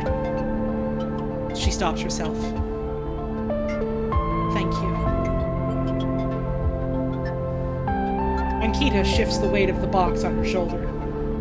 I've been preparing for... She grimaces. Look, she sighs. Can you come with me? It's easier if... If what? You see it. She finishes. It's just down the way. Ankita leads on down the dirt path between the pillars. There's a wind passing through the greenway, a quirk of the air currents the biosphere maintains, and it ruffles the leaves softly. The sound makes the silence more obvious, more complete. You try not to think of the last time you were here. You've been trying not to think of it for the past few cycles. The image of the sleeper, sprawled, twisted open, connected to the ship bind, has been hard to forget. You realize Ankita is leading you back there, back into the drum at the center of the stack. You pause, trembling a little, at the threshold. She turns. What are you doing? She looks at you with empty eyes. What needs to be done? You stand on the threshold and look up at the tanks, green and wet, some glowing with flickering glow lamps. You look down at Ankita, suddenly so small under this hulking ruin. The smallest she's ever looked. She places the box down. You follow Ankita into the stack through a low tank, entering the drum at ground level. It's just as beautiful as you remember, but it barely touches you. Instead, you check the apertures of the tanks for the glint of a weapon or shadow among the moss. Ankita stops, and you look down. The mossy island at the center of the tank is clear now. The equipment cleared away. In its place is a mound of dirt, loosely covered with moss. Ashton's rifle stands straight, half buried in the dirt, at the grave's head. I buried them together, Ankita says without turning. You both stand there in silence for a little while.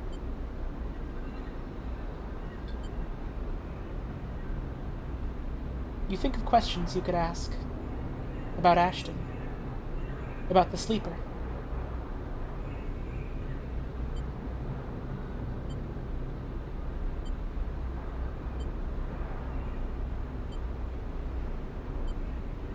How long did you know him? She takes a moment to respond. And for a moment, you think she won't. But then the words come gushing out. He signed on a while ago. He's doing recon for a corporate outfit, but he got sick of the pay. He joined the crew as a sniper. The first few jobs were a breeze. He was so cold, disconnected. He always hit his marks. Last few jobs, though, he was different. I noticed that. We'd had a period of extended shore leave on the Eye, and when he came back, he was changed. I assumed he just had too much time off. He was right. I never would have given him the ship mind. I wouldn't have believed him. I've had crew members double-cross me, undercut me, rat me out. That's the business. He wasn't a good person. None of us in this job are. This is how we die. Alone. She stops, not sure of what to add. It seems like she's reaching for something, but she can't quite get there. You feel that gap between you, and as you do, it widens. Water drips. The moss trembles. You both stand in silence for a while longer. You both feel it. Life creeping back in, the silence fading. Ankita shifts her weight and then starts to walk out. You follow her, suddenly eager to be back out in the open space of the Greenway. To be away from this place. Forever. You stand outside and breathe the fresh air. You stare at the green leaves and the stars wheeling above them. That's it, says Ankita from somewhere behind you. You try to think of something to say, but can't. Ankita puts a hand on your shoulder. You turn back to her. At least take this. She forces a handful of cryo chits into your hands. It's what I owe. She looks at you desperately. You look down at the metal bars. Ugly little things, you think.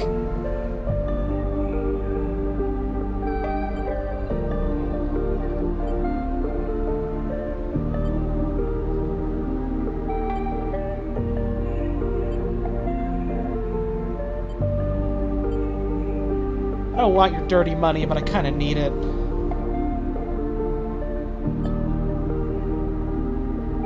You take the chits and turn. Without saying a word. Okay, I'm glad that it's getting across the kind of tone that I would have wanted anyways. You continue up the track. And she does not follow. As you walk up the rise, the wind picks up and the leaves shudder. You walk faster, trying to outpace your anger. The chits are heavy in your pockets. And you hate them for reminding you of how little a life is worth. Ah. And the achievement for that one is called The Bad End. I see.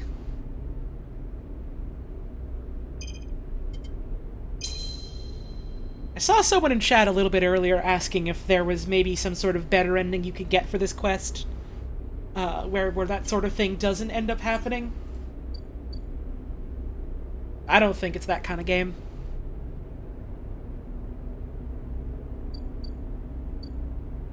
Sometimes, you know, even despite our best efforts, things just don't work out. For a lot of reasons. Far more bitter in the scene and left the money? That's fair. I almost did. I almost did.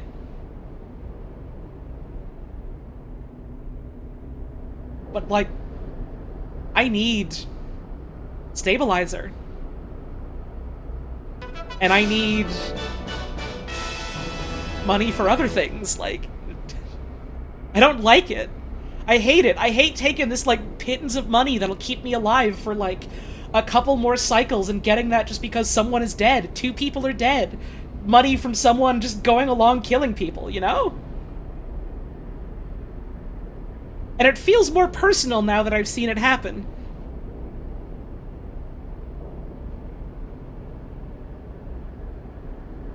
The cost of living is high and the cost of life is very, very low.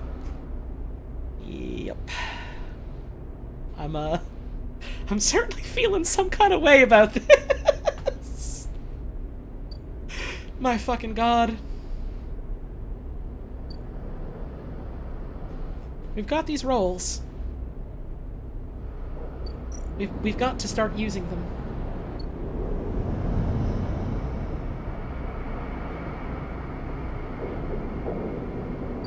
Glad this game doesn't have a Telltale-esque timer on decisions. Yeah, I like that the way this kind of game is structured is that, like, you know, the thing that you have to worry about stress-wise is, like, some things you just have to wait to happen, some things you have to do them before, like, certain cycles are done or it's too late, and then sometimes you just get a bad head of rolls that you have to work with and, like, you know, do your best with, instead of it just being like, oh, by the way, here's this pivotal moment. You have 5 seconds.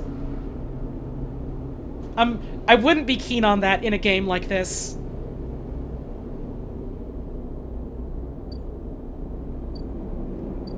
And so I'm glad it's not in a game like this.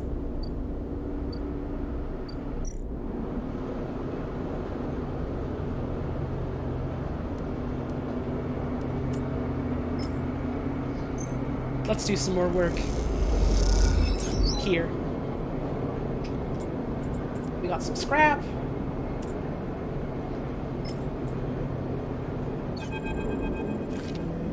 Ah! Whoops. I thought I did that one. I guess I didn't. As you say your goodbyes to the other enforcers and walk back through the low end, a chirruping catches your attention. In a quiet corridor, away from the main thoroughfares, someone has stuck a small recorder to the wall with suit sealant tape. Written across the fluorescent tape is one word. Sleeper.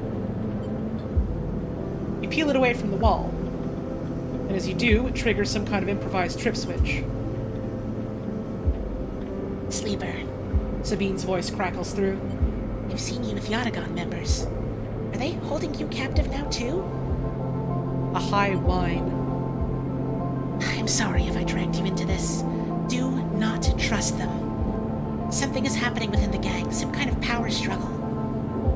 You cover the speaker a little. Their voice too loud in the quiet corridor. I'll come soon. Thanks to your efforts, I've located most of their properties. At the right time... A pause. I'll see you soon. Don't give up. Remember our deal. Recording cuts out. You stare at the recorder, processing what you've just heard. Hearing Sabine's voice again opens up something inside you. An Essen ARP employee. Do they know that I know? You struggle with a mix of concern and distrust. Yeah, especially after dealing with fucking Ankita. Wow, yeah, this kind of hits a little different, huh? You throw the recorder into a nearby waste chute as you leave the corridor. Still unsure who to trust. And head quietly out of the low end.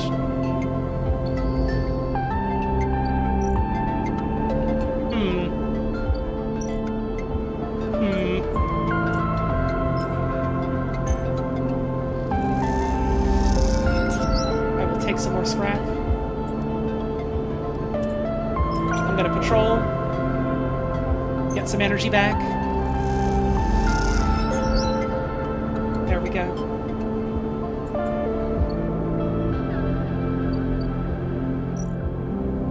I'm gonna feed my cat some crackers.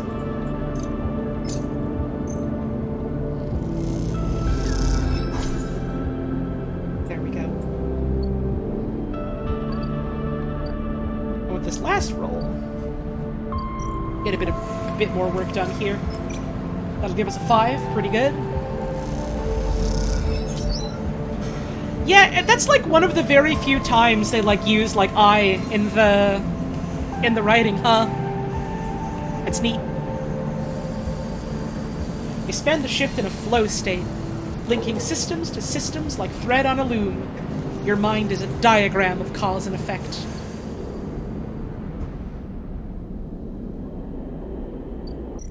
While I have money, I'm gonna buy some stabilizer and keep it in the pocket.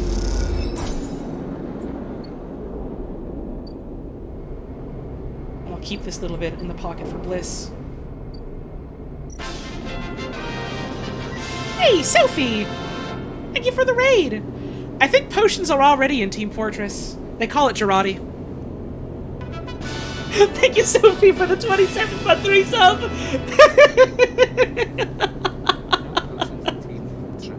Oh, thank you very much. I appreciate it.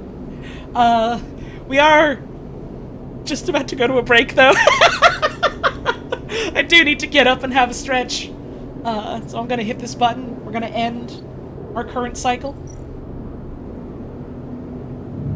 Then I'm gonna flip on over to the BRB screen and we'll be back. Real soon, like. There we go. No, I can't. I will be back in just a quick moment.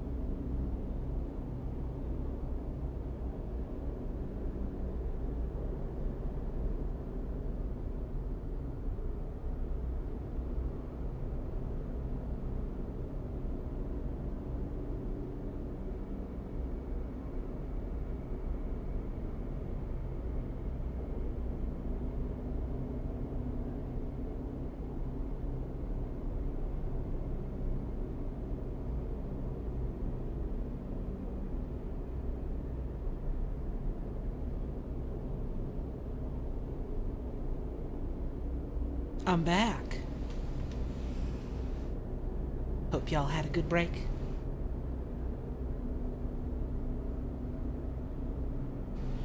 One of your vanilla servers you've been adding on to a village because you want more people to trade with? Hell yeah. I like working with Minecraft villages. It's fun to build them up and make little settlements for the people there. I've said this before on a stream, and like, this isn't like my original idea or anything. I've heard other people like say stuff like this, which is what got me thinking about it.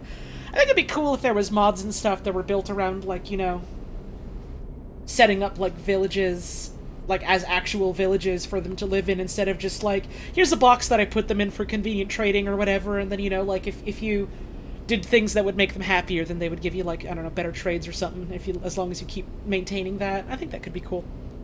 I think that could be cool. I'm gonna go back to the game now. We got a video game again now. We got some Bobo rolls today. We got some bad fucking rolls today, huh? I guess we can always try that re-roll out. Let's see. Let's do this. See how this goes. There we go. Oh yeah, I played with Millionaire ages and ages ago. It was like one of my only experiences with like modding Minecraft back in however many years ago that was. Back when Millionaire was like new-ish, and I thought it was interesting. It's not quite what I'm talking about, but I thought it was a neat mod. Let's go for that reroll. Alright! Big money, no whammies!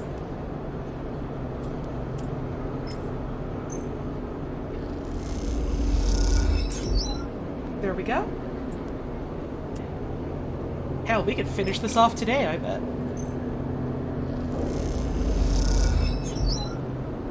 Alright, and 75% chance this works for us, so fingers crossed.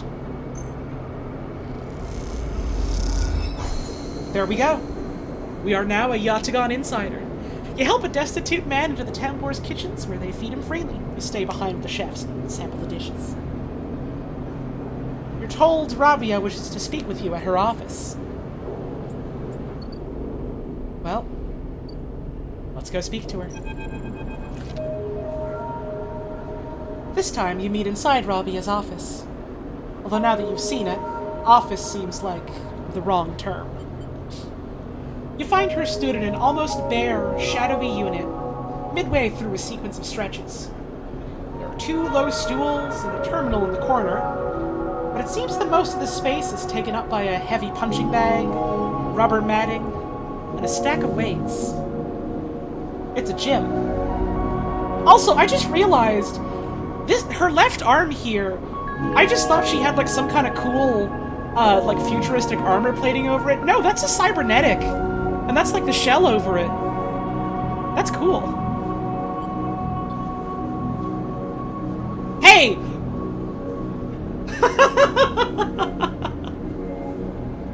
When Rabia turns to greet you, you realize she's missing an arm. Literally what I was just talking about. The game is reading my fucking microphone. That's scary. The prosthetic she usually wears is set in a cradle near the terminal, a web of colored wires running to it. Updates, she says, noticing you looking where her artificial arm usually is. Nothing to worry yourself with. Of course. Sit, says Rabia, gesturing to the 2 diminutive stools. You both settle on the stools, Rabia crossing her legs on top and sitting straight-backed. Gia told me you've been doing the rounds, collecting tithes, patrolling the ward. She smiles. Some of the enforcers are impressed. And I hear you handled a few difficult circumstances. Nicely done. I wanted to see for myself. She raises an eyebrow. See what for yourself?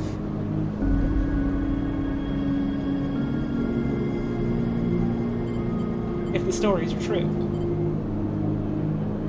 I see. Rabia flexes her neck side to side.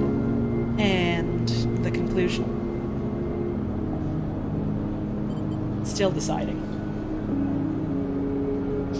Well, Sleeper, Rabia says teasingly, please keep us updated on any progress. She smiles a thin smile. Joking aside, I know that for you, life on the Eye has been a struggle. But I hope we can do something about that from here onward. Though some of our members may not see it this way, I know you too are a refugee. She looks at you solemnly. That's why you've come to us. Enough, Sabine. Or enough, Rabia. Sabine's voice cuts through the conversation. I'm tired of listening to your affected nobility. They cross the room, Rabia's baton in their hand, the end lit with sparking electricity. Rabia looks between the two of you. I suppose this ambush was another cooperation between you two. She looks strangely unfazed.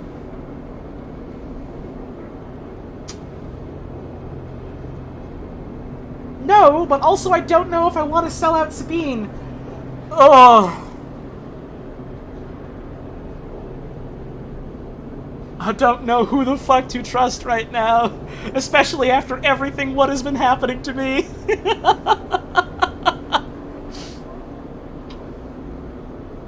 I will simply say nothing this time.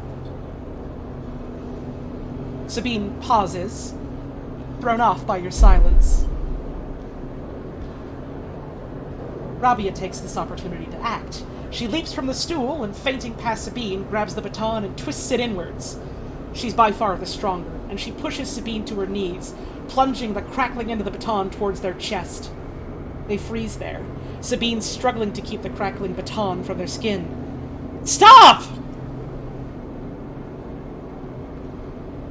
Then you support them? Rabia asks you, her eyes not leaving Sabine. Your loyalties are so easily swayed. I thought you were more than Yannick's attack dog, Rabia, Sabine spits back. Are you not able to think for yourself? Rabia holds the baton strong, and for a moment, you think she's about to hammer it down into Sabine's chest. But after a painful wait, she throws Sabine down instead, then spins the baton in her hand, thumbing a switch and shutting it off in a single move. Explain. They both look at you, each still catching their breath, as if they'd forgotten about your presence. Explain what? How the moment I call my enforcers will come down here and take them away? Rabia cracks her neck. You're lucky I didn't kill you. I would have had every right. Every right! She shouts. The anger a release of tension more than a threat. Sabine lifts themselves a little, bruised from the fall. They roll onto their side and cough. Rabia gives them some space, sitting back on the stool. Sabine props themselves up on their elbows and fixes Rabia with a hard stare. You have something to say? Rabia taunts. Say it. This is your final opportunity, because after this, she laughs. No coming back. What's the point? Sabine breathes heavily. She refuses to listen to criticism of the Great Yatagan project. Rabia collects herself. Speak. She folds her arms and waits to be convinced. Sabine takes a breath, organizing their thoughts. They go to start, pause, then decide on another approach. Eventually, they say it. Yannick is a traitor. Rabia immediately flinches, her eyes going to her prosthetic arm, her muscles clenching. But she rides it out, more eager to prove Sabine wrong than she is to hurt them. At least for now.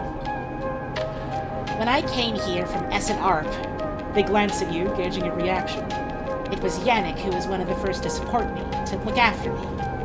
I should have known then, but I was naive and afraid. Sabine turns to you. Sleeper. They take a breath. I know that I should have told you I worked for Essen Arp long ago, but I thought you would abandon me. And you're my final friend. What you should know is that I left SNR because I was running for my life. I leaked documents on the Sleeper program, on the illegal and immoral practices it relied on, to the press. SNR wanted me dead. I fled as far as I could to this refuge at the edge of the surrogate systems. Sabine stops to collect himself. What does this have to do with Yannick? Rabia interrupts. The Sleeper knows you're SNR. I told them! And while you hide beneath the cover of being a whistleblower, you and I both know you worked on the Sleeper program. Yannick told me as much. Sabine's face falls. It's true. They glance at you and then away, ashamed. They lift their head. But it's Yannick, not me, who's in the pocket of SNR. Rabia flinches again. I can prove it. He made some kind of deal to keep me here, to tie me up in debt, to lock me away. In exchange... Rabia slams her head on the desk. Just tell us, for God's sake! In exchange for those. Sabine finishes, nodding towards Rabia's prosthetic arm in its cradle. He's been using Yatagan enforcers, using you as test subjects for SNARP technology. I have the data to prove it. He's been bringing them in under the guise of stolen shipments and having me fit them, knowing each one's capturing data and sending it back to its makers. Rabia's fixed expression has started to fade.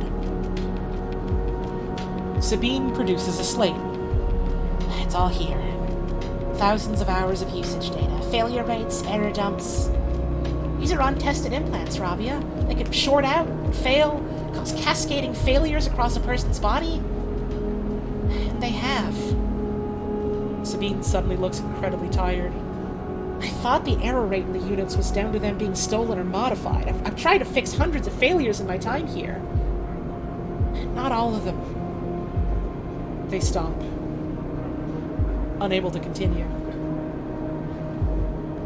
Rabia closes her eyes and breathes in. And she opens them again. And she holds out a hand to Sabine. Show me, she says. Later, much later, when you leave, Sabine is still talking Rabia through the manifests and usage data. Both of them crowded around the terminal as Sabine leads Rabia through each layer of Yannick's betrayal. As you leave, Sabine catches your eye. Something passes between you. Something like a thank you, or a sorry, or some other expression that communicates both sadness and hope.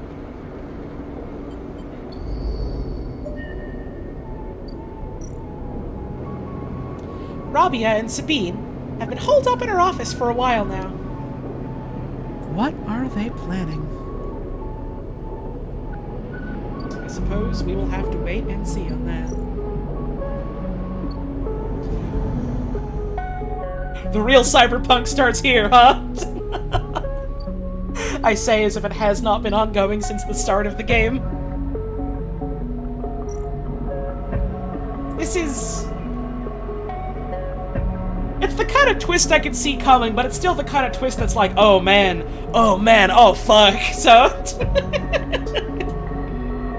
Being able to see a plot turn coming isn't really a sign of bad writing. It's a sign of effective writing telling you about things that are probably going to end up happening. There's been so much fucking corporate intrigue and sabotage all throughout this game so far. I was starting to wonder where exactly SNARP was going to have a piece of the pie here. Everyone fucking wants the station, for some reason or another. Especially the people who just want to live here. We want the station too. Good rolls today. Good fucking rolls today.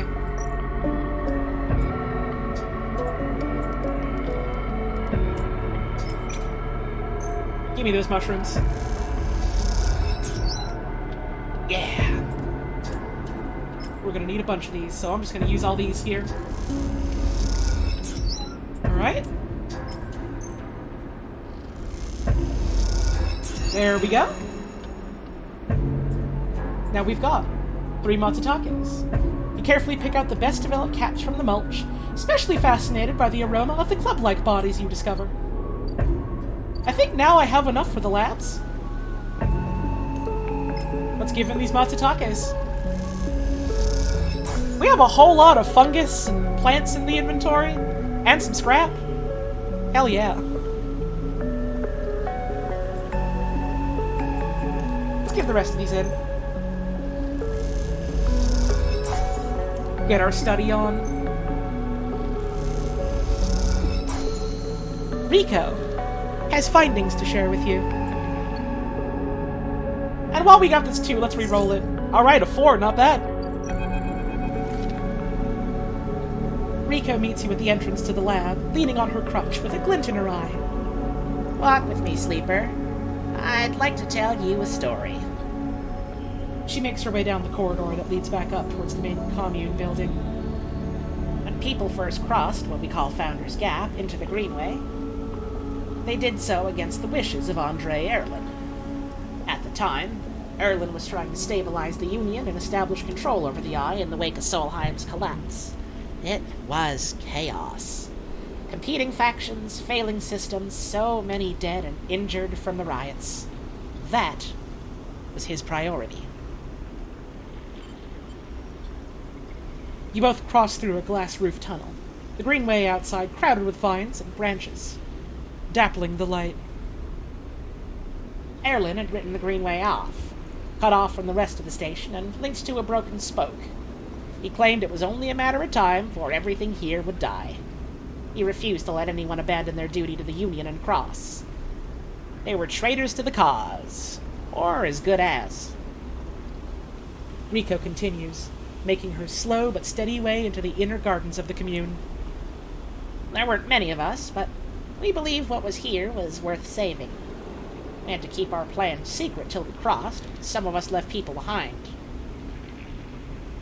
She pauses to catch her breath, her voice cracking. It's difficult to know if from emotion or from effort or emotion. What we found was a disaster. Nothing like what you see here. Half the Greenway was leaking oxygen into space, the plants flash frozen. Other half was a swamp of mulch as decaying matter clogged every system. We worked hard. We lost good people. We cleaned up and closed off. But it was never going to be enough. After many, many cycles, we all knew this place was doomed. But we kept on working, talking less and less because we couldn't face it. We all developed a death wish. If the Greenway was going to die, so would we. What changed? Everything. Rico smiles. We crossed some invisible boundary, tipped some biological scale, and the Greenway started to recover. Plants flowered, crops sprouted. For the first time, we reaped the fruits of our labor. Rico smiles, looking up at you. We thought it was us. That we managed to do just enough to end the cycle of decay. I thought we had saved the Greenway. Until today. You pass into the grow beds of the commune, rich with the hustle and bustle of Haifa members planting and harvesting. For a while, Rico is quiet, and you both simply observe the hypnotic movements of the work crews, the eager chatter washing over you like a wave. Rico smiles to herself. I should have known, of course, that our arrogance was unfounded, but we needed to believe back then. We needed a myth to bring more people across the gap. You both move into a smaller corridor, Rico following some direction unknown to you. What you have shown me is that back then, the Greenway saved us, not the other way around. Tell me, have you ever consumed one of the Matsutake or Girol caps you've been growing? Yeah. Why do you mind cooked with it? Oh, I imagine they were delicious, nutritious, almost uniquely so, she muses. After all, they were designed for you. Rico has a mischievous look. First, I thought it was the location they were grown in that made the mushrooms from the aviary, from the labs, or from the grove different to each other. But what I've come to understand is that it is the person growing them. The Matsutake and Girol caps you brought me are totally unique, containing compounds never usually found in similar specimens in my possession. Many of these compounds aren't even digestible for humans. But for a sleeper like you...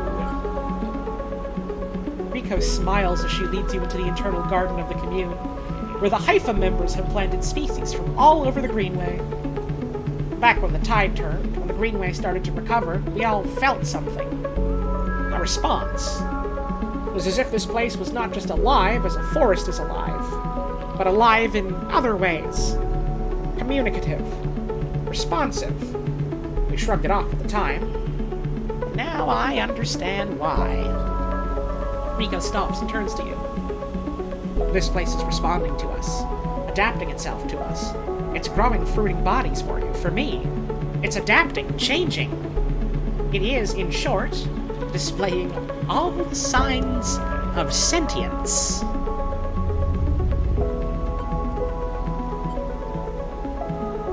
How? Well, that's what I want to know, too. What being is in control here?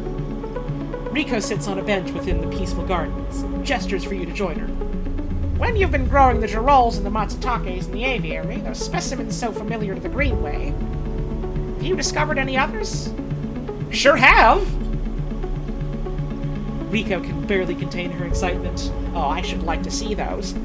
Please bring me some next time you're here. You look around the garden, amazed at the sense of peace within it. Riko interrupts the silence. There's a species of mushroom that I haven't seen in years. It's dark, short, shaped like a club. Hey, I got those! Mushrooms lava spike. Confirmed! Thank you, Shaner Dude, for the 4-month resub. Much appreciated. We first found it in those early days when we were working to save this place. It was around the time that we started to lose our first members. We've seen too many things think and talk to us to just go sentience. It's barely surprising at this point. Yeah. I mean, also, Navigator was talking about how,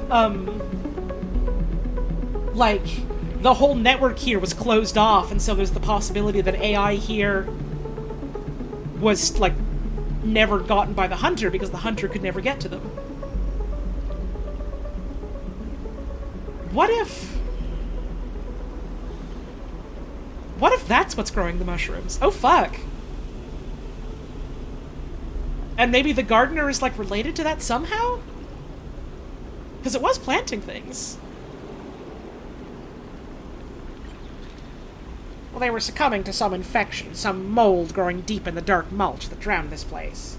At that point, we thought we were lost. Then these mushrooms emerged from that same black mold.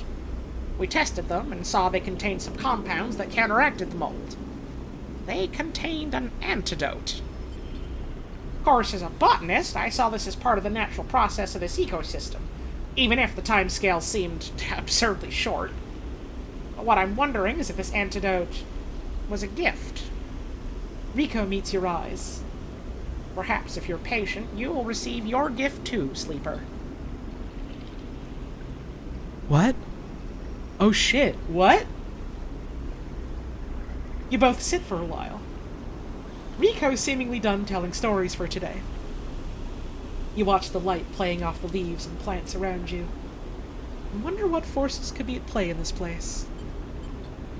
After a while, you stand and leave, with a quiet nod to Riko, leaving her to her memories.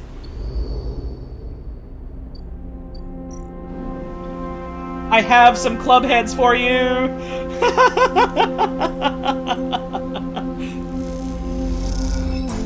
You hand them over to an eager Riko, who immediately begins work on the samples. Are these fruiting bodies the same that emerged during the early days of the collapse? Or something else? I got plenty. Ma'am, I got plenty. You can take these. I wasn't doing anything with them. I was keeping them because I thought they were pretty. You can have these.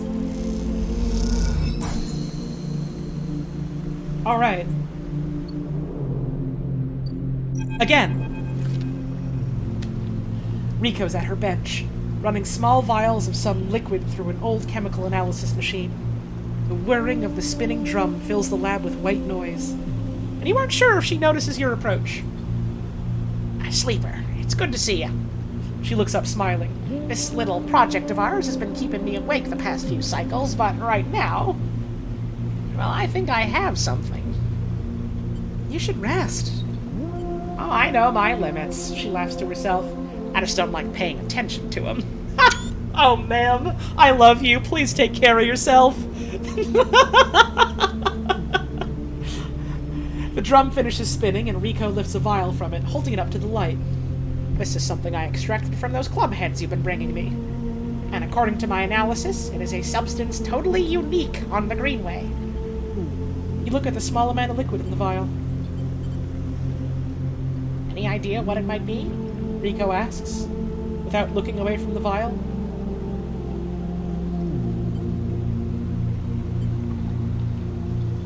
Holy shit, it's stabilizer.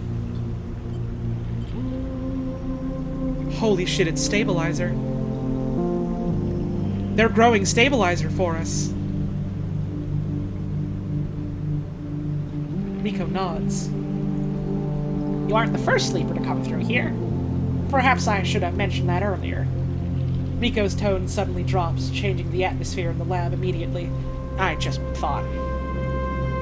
She pauses, thinking very carefully of how to continue. I just wanted you to trust us. What do you mean? She sighs. I came through a fair few cycles ago. Found them wandering in the broken section near the gap. The members who brought them in had never seen one of you before. They were terrified of the strange person wandering in from open vacuum. Ah. I think I know who they're talking about.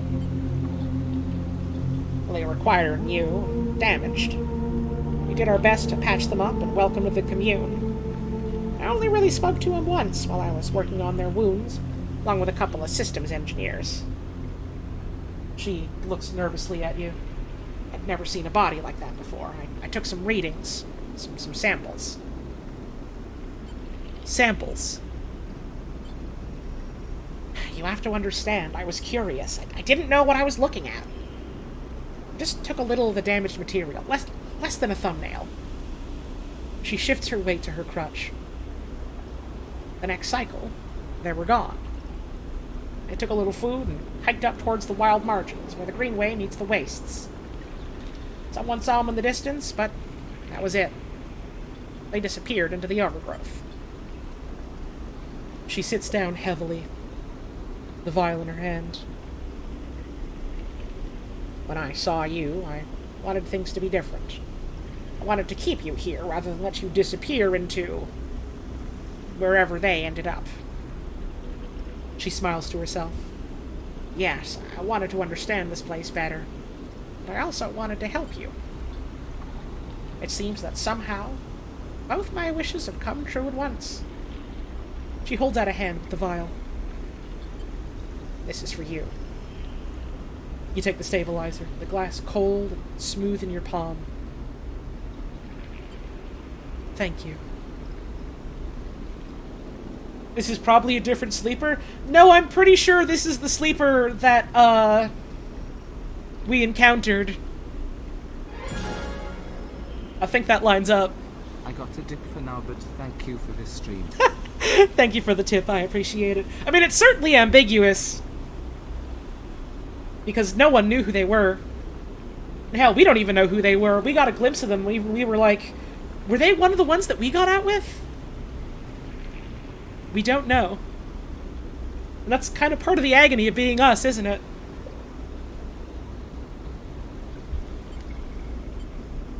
Thank you. Oh, don't thank me. She gazes out at the Greenway through the glass. Those club head caps made it for you. Or at least who or whatever made those club heads. She starts to clear her bench. It was right there, contained in their tissue. I only had to extract it. I imagine you understand how incredible that is. I learned enough from that sleeper to know that your body, your frame, is it? Runs on some exotic technology. Exotic technology that has a time limit built into it. Somehow, the Greenway knows that too. understands your physiology much better than I ever could. It knows how to treat you. Just like that miraculous antidote that sprung from the mold. So, too, has this sprung from your presence here. The Greenway is speaking to you. It's welcoming you. She looks up. I know it sounds crazy, but I know it to be true. Here's the evidence. What I also know is it's no longer speaking to me. Even after decades here, I've never seen this kind of response. Not since the antidote so many cycles ago. She smiles. So I'm gonna make you a deal. Oh? You bring me as many clubheads as you like, I'll extract the stabilizer and give it to you freely. But you have to tell me what the Greenway says. You have to speak with it, to dig into it, to find what being is at the center of it. I've traveled as far as I can. I need you to do the rest. Can you do that? I was gonna do that even if you didn't ask me. Riko sighs with relief and deflates into her chair. Thank you. I'm sorry for the other sleeper. Truly I am. I'm sorry I couldn't have done more. But I'm so glad I met you. She smiles. You're welcome here anytime. Riko falls silent. She looks smaller now. More fragile. And you realize how old she must be to have seen the collapse firsthand. You idle a little in the lab, in case she asks for anything else. But she remains silent. And so you drift back into the tunnel, thoughts of that other sleeper, where they ended up, weighing on your mind.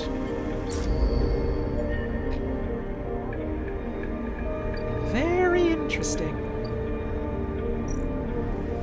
So here we can make more stabilizers with only 2! With a couple of clubhead caps, Riko can extract the miraculous stabilizer they produce. It's a hard thing to believe. Alright, well, let's take some more stabilizer then. Riko chats to you about recent events while she prepares the stabilizer. You always enjoy these visits. Oh, I like Riko. I like her a lot. She's really nice. I was very worried at first when she was like, oh yeah, you know, I took a sample. I was worried like, oh yeah, by the way, I did some super unethical shit to a person like you because I was curious. And it was like, no. She basically did the equivalent of like taking a little bit of a blood sample so that she could check for disease. The only way to understand what Gardner gave you is to grow it. Riko is incredibly excited by the prospect. Also, yeah, we can just make stabilizer here. This place could be a haven for other sleepers. Holy shit.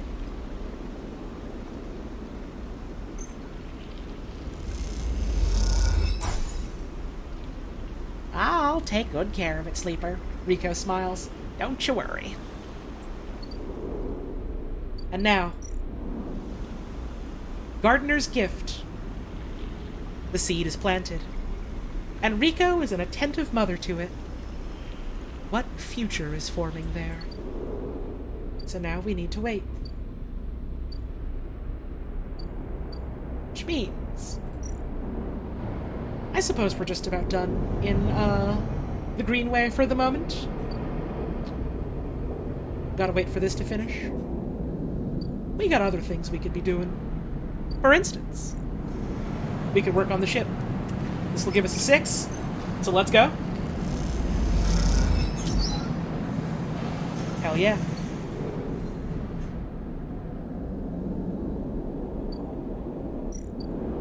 Let's get ourselves some food. We're eating good tonight. We're celebrating. We're celebrating.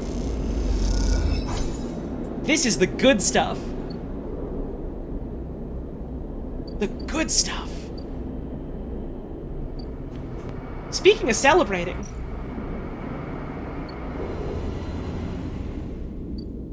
I've got something for Bliss. I don't don't even care if this is a scam. Probably not, but I don't care if it is. I have stabilizer. I want to trust in Bliss, now that I can afford to. Bliss is incredibly grateful. I'll pay you back every chit, I promise. You guess you two are partners now. I got an achievement for that called Bayview. Bliss is bidding on jobs at the hub. It'll take a few cycles and some perseverance before one comes in. Alright. So while that's going on,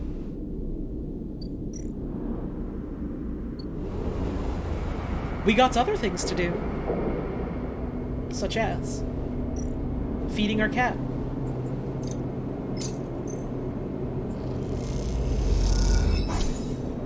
Kitty.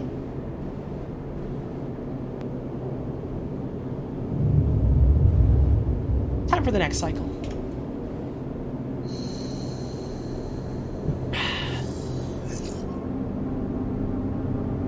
Now we can just kind of focus on, like, the ship. Because, like, what else do we have? Waiting. Everything else we have is just waiting. We have so much stabilizer, so we're okay with just waiting for a while. We can just work on the Sidereal Bridge for a while. We can just do that. We can just do that.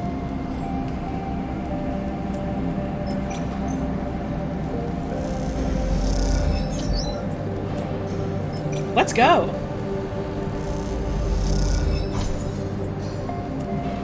At times, it seems like the tangled systems will never be laid straight, but linkage by linkage, our team progresses. We got this +2 on it, too, so, like, that feels good.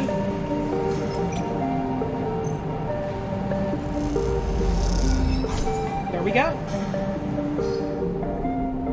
Good progress on that today. We can actually focus on specific things now, yeah! It's wild! When we certainly could before, but it always felt like, you know, we had to balance a weight of stuff. Like, you know, whether this was more important or, like, this would pay off more immediately.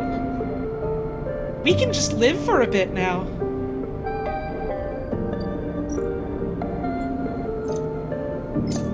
We can just live. I can just feed my kitty crackers. It's not even my kitty.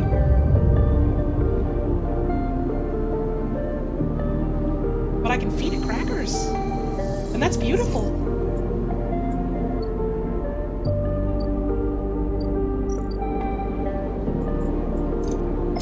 I can afford to eat? The company man thinks that we're fucking dead and there's nothing left of us to salvage? Ah. Rabia. As you enter Rabia's office, you hear voices. Is that Sabine? You push open the door. Sleeper! What good timing! Rabia calls out as you enter. I wanted to introduce you to someone. The man is standing at the center of the room, speaking quietly with Rabia. He turns as you come in. Meet Yannick. Yannick. Yatagan Elder. Sleeper? He nods. Been hearing good things from Rabi. He smiles an easy smile.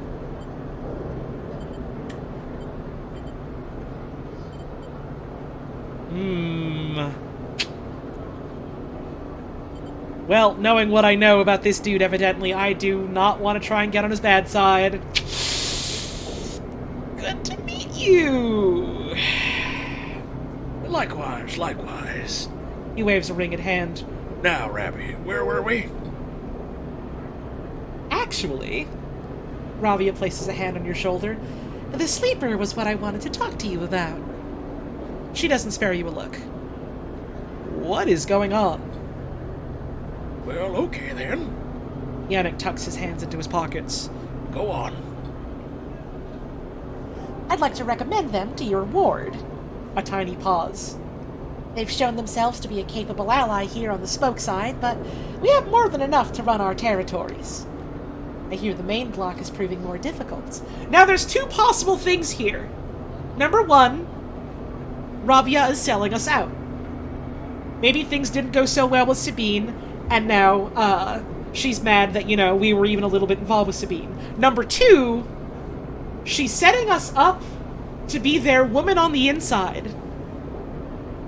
And it's time for maybe some more corporate espionage. And I'm hoping it's two. Knowing that this dude is apparently in the fucking pockets of SNR, let's fucking go. Yannick leans forward, slowly. It's a mess, Rabbi. He waits, his tinted glasses shimmering despite the lack of light in the unit. I can use them. He suddenly decides. Rabia smiles. Good to hear. I can immediately... Yannick cuts her off with a raised hand. 1 second. He steps one surprisingly light step closer to you. You eager to work, Sleeper? What kind of work? A question. Yannick lowers his head, raises it again as if he dropped something. There's nothing new for you. He answers, not quite looking at you. You don't follow. What is he saying? Well, that concludes it. That concludes it. Yannick pronounces. Sleeper can come work in the yard anytime they like. You shoot Rabia a confused look. Rabia finally glances at you for a moment, but it's so fast you'd almost miss it. Good. Oh, I know you'll be happy with their work, Yan. Yannick reaches out and squeezes her shoulder. Sure, Rabbi. He says... Now, please, he says, turning to face you. Let us old friends get back to it. He guides Rabia away, leaving you standing alone. You look to Rabia, but she's deep in conversation, and so, stunned and confused, you leave. New drive discovered. Expose Yannick. If Sabine is right, Yannick has been working with S and ARP behind Yatagan's back. Time to find out the truth. So what have we got? It is patrolling the block. The massive block at the center of the low end is made up of layers and layers of units. Patrolling this vertical city is a challenge. That is engaging, which we are bad at. But I could spend 2 points. And now I have a bonus to it. And now the danger is a little bit less dangerous. This has got a pretty good chance on it. Yeah, good on Sabine for pulling that off. A brokered peace between two merchants. A theft between neighbors. A broken promise. The block is exhausting. We got some better rolls at least. Here we go. Lost a bit of energy on that, but nothing some food can't handle pretty soon. So we'll spend this. Get some more work on this so that we can afford another food. I mean, I got plenty in the way of cryo right now, so I guess that's not really too big of an issue, but... hell yeah. Thanks for stopping on by, Miss Art. You have a wonderful rest of your evening.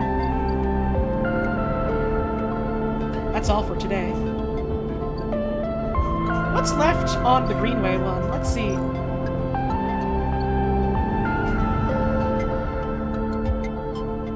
We got quite a bit longer. Okay, so we got time to fiddle around doing other stuff while we wait. We got 6 cycles. So let's get some work done. Including feeding our cat. Kitty!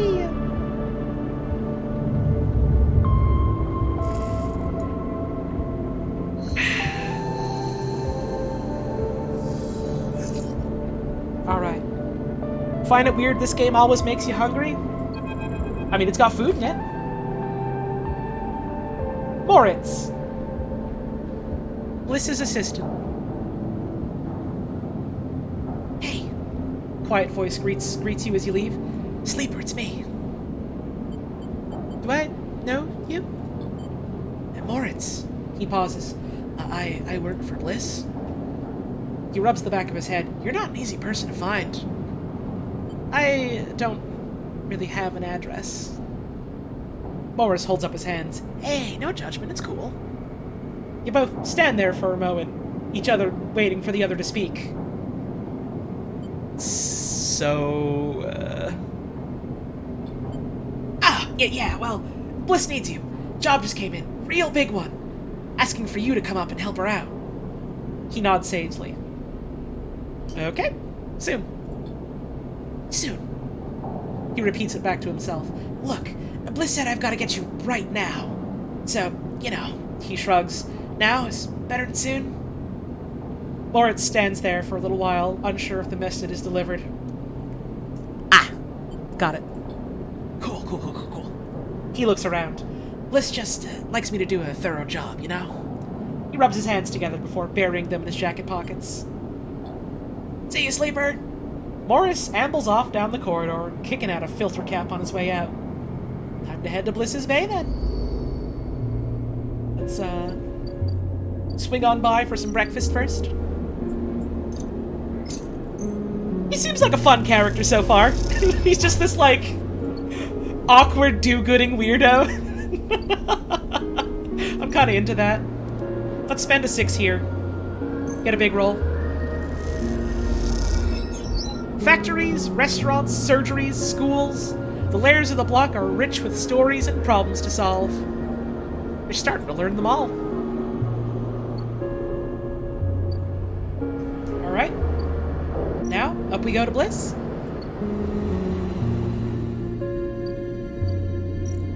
Alright, we got Ember's Wake contract. That's what we gotta do. Alright, so. Somehow Bliss swung a tanker contract, but the catch is that the work needs to be turned around fast. Too fast. But we can get huge progress on the engineering. Full system flush. Who's Bliss again? She was an engineer working up here, and she was looking for work. And we helped her out, and she was like, hey, you're pretty cool, listen, if you can help invest some money into me, I can pick up some contracts and we can work on stuff together.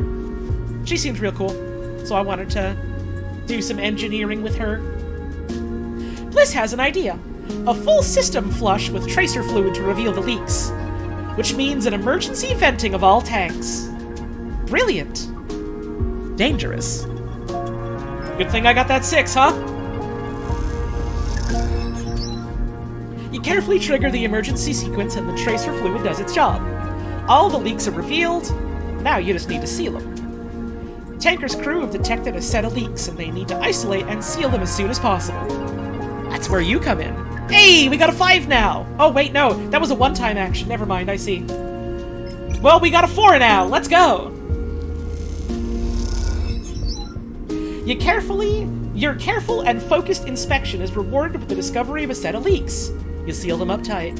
Alright, next cycle, we finish off this contract. Easy. We can certainly afford to get this rent-a-capsule. Here we go. You hand over the chits and get a passkey to capsule 0451. Time to find which of the identical births is yours.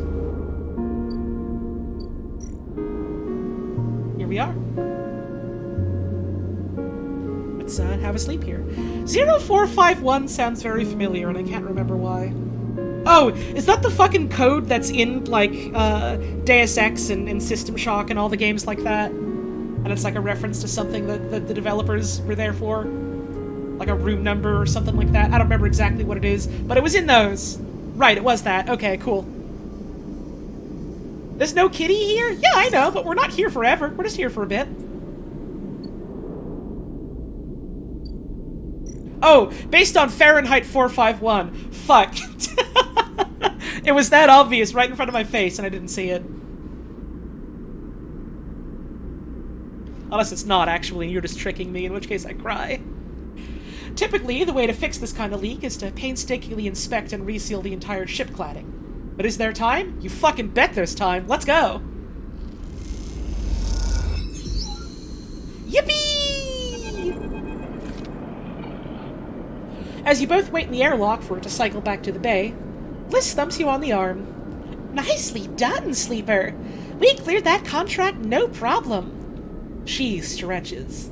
Once we're back in the bay, we can check if the payments come through and divide it up. She stretches. Feels good. The airlock clunks and the lights flicker, and a moment later you're back in the bay where Moritz is at the racks, trying to figure out where the mess of tools Bliss left in her wake should be hung. Hey, Moritz! Moritz looks over his shoulder. Sleeper? He spins a wrench in his hand. Looked like clean work out there. He nods respectfully. You look over at Bliss, who's already gliding over to her management console. She twirls a little as she crosses the cavernous bay. No one you've ever met moves as well in zero-G as she does. It's like she was born into it. Yeah, they have real cool designs. Shit. Bliss slams a fist onto the console. Shit. What's up? I can't even... Bliss closes her eyes. Come here. Bliss calls you over. Look at this. Just look. She spins the terminal screen and you see the details for the bay's account. You see an entry for the Ember's Wake, a repair fee paid in full the moment you finished up the job. But then directly afterwards, the whole account was transferred back out into an unknown account. The hell? Oh, this is the work of my ex. She punches the terminal. He must have coded a back door into the machine before he left. She rubs her temples. She rubs her forehead. There's no way we can... She pauses, thinking. Moritz, throw me that wrench. You gonna fix it? Moritz spins the wrench across the bay. Bliss smiles. Something like that. Ma'am, it's only right I tell you. I'm really good at, software. I can hack it. Bliss brings the wrench down onto the terminal hard. You flinch backwards as a hail of computer parts spill up into the bay in a glittering arc. Fragments of screen, memory, sections of the casing. When Bliss is done, she clips the wrench to her tool belt. Try backdooring your way into that, you shit! Moritz drips out from his hiding place amongst the racks. Bliss, he says tentatively, you want me to... He looks at the arc of fragments drifting around the bay nervously. Bliss shakes her head. No. She sighs. I got it. You go get me a new terminal, cheapest you can find. Cobble one together for pieces at the Ord Exchange if you have to.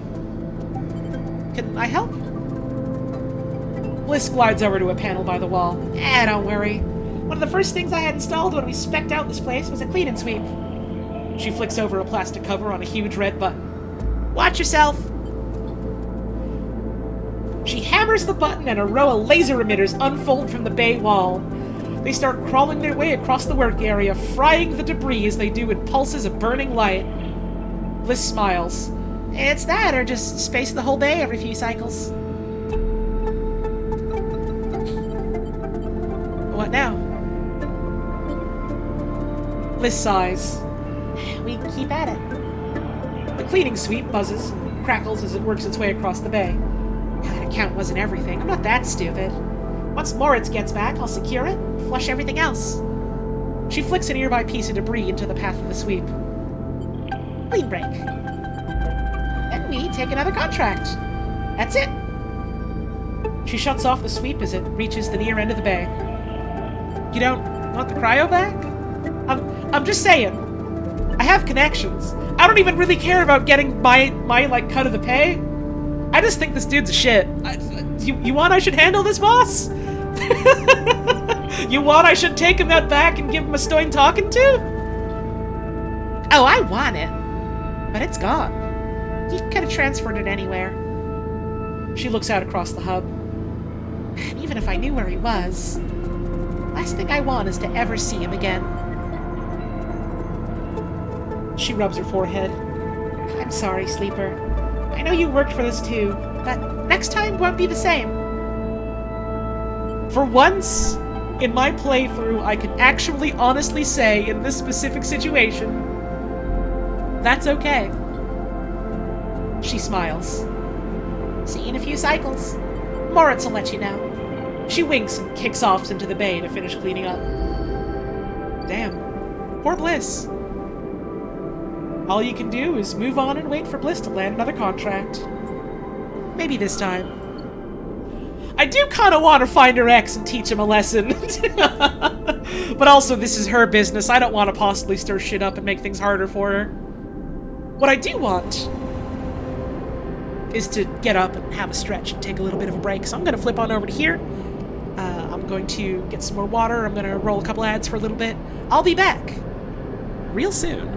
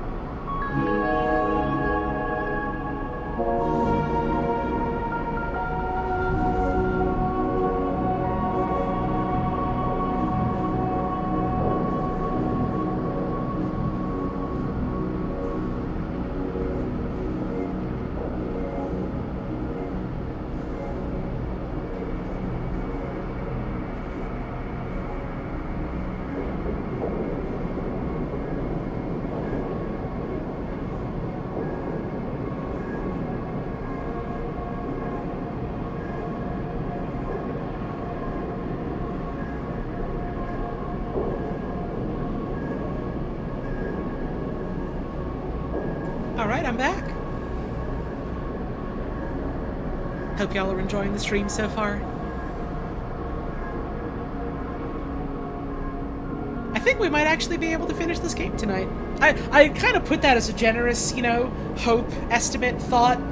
Now I'm thinking that we're getting even closer and closer to that, so hey, we might.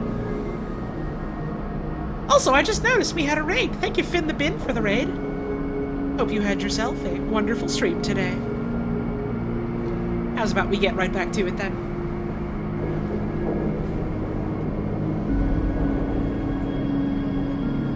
Any sec, there we go. Took a hot minute to pop up on the overlay. That's alright. Let's nab some food. Since we do need 3 more pips of food anyways. And then we'll go do some more work, getting the trust of, Yannick. Did you miss anything major? Unfortunately, I don't remember exactly what happened in the range of 12 minutes. I'm not so good at, estimating times in my head. Some stuff certainly happened. Oh, right, you probably missed, we took that contract for Bliss, we finished it, and it turns out her fucking ex hacked all of her systems, and just stole all of the money that we would have gotten from it. So we just destroyed the computer. That for sure you certainly missed. Don't remember if there was anything else of particular note. But that for sure. Alright, there we go. That's a 6. Let's go. We're finishing up Yannick's Trust. Yannick is a strange character, but he seems to understand the value of hard work. You'll gain his trust with time.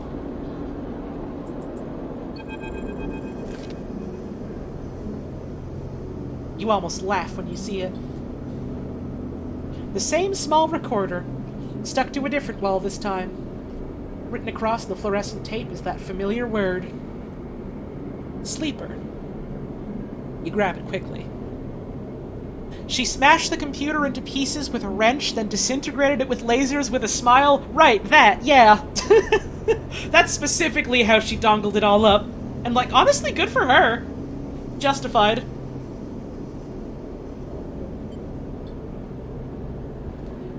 Rabia says sorry. Sabine's voice sparks up once again. She said she didn't have time to brief you before setting you up with the old man. I'm sure you've got the play by now. Earn his trust, work the block, and we need you to get into his office. A pause. It's risky, but obviously you're the only one of us he doesn't already know. Either way, we need to locate the link to SNARP. You hear a shout in the background of the recording. Rabia says be careful.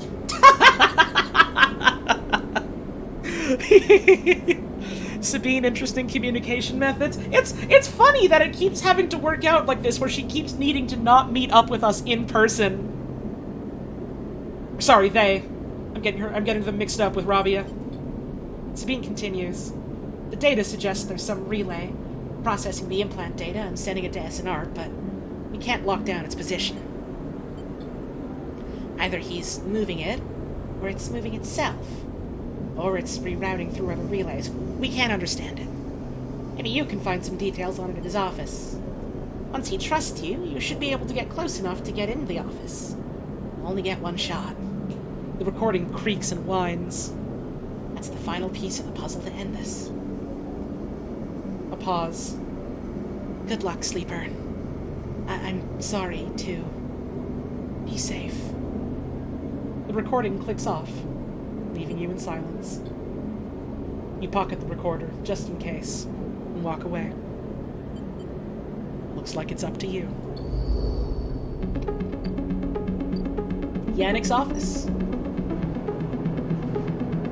Danger, with a +2.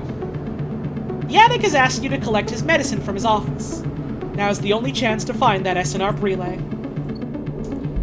We'll have to get to that tomorrow.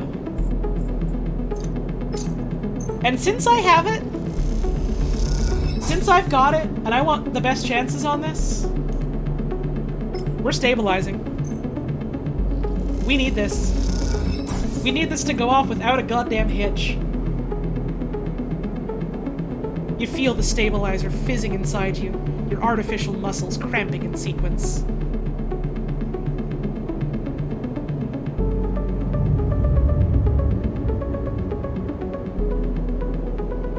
What'd you miss post-break? Sabine and Robbie, it seems to be on much better terms. We have a chance now to get into the Yatagan boss's office to steal the info on what is going on. And we have a +2 to this check, so I'm burning this 4. There we go.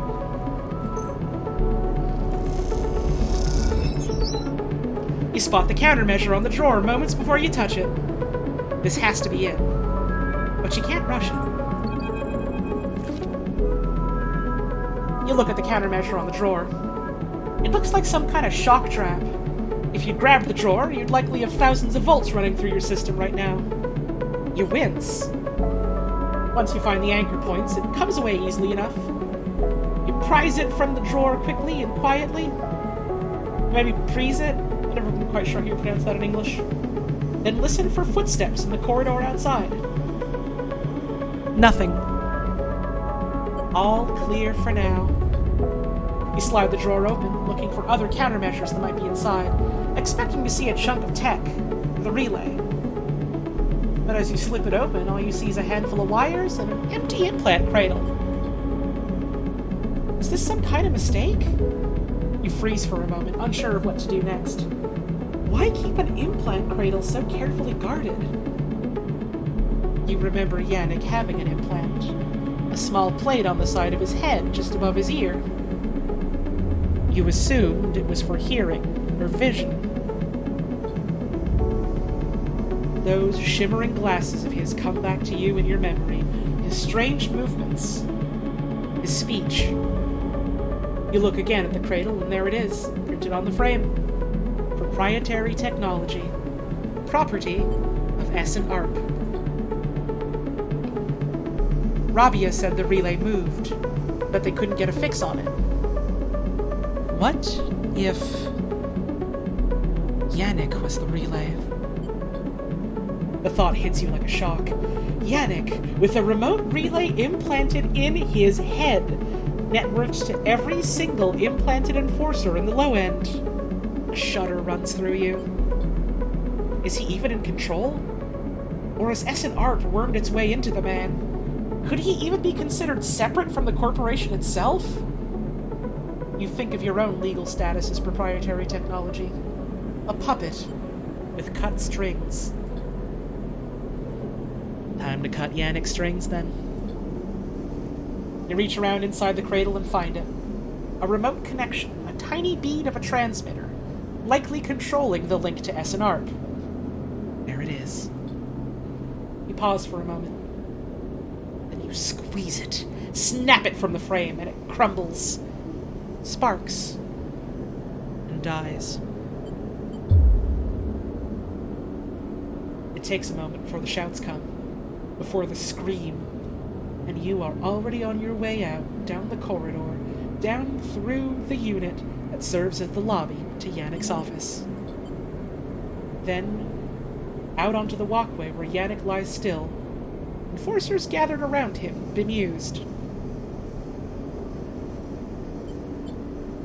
You push through the crowd, and there he is, still, crumpled.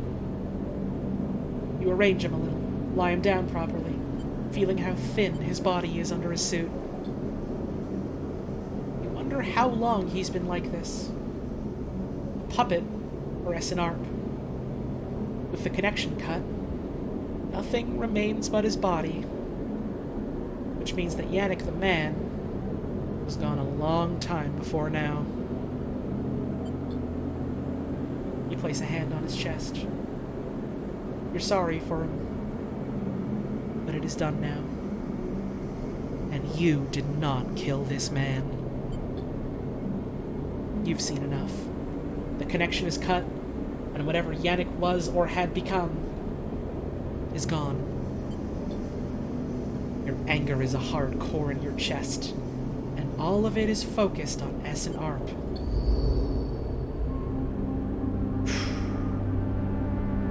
Holy shit, dude.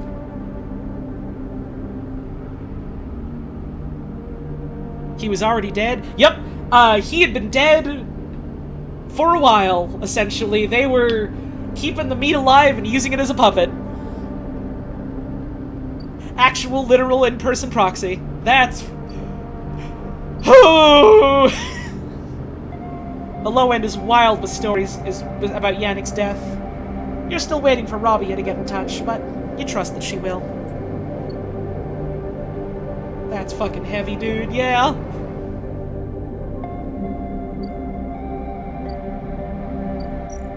Well, might as well try and get some work done.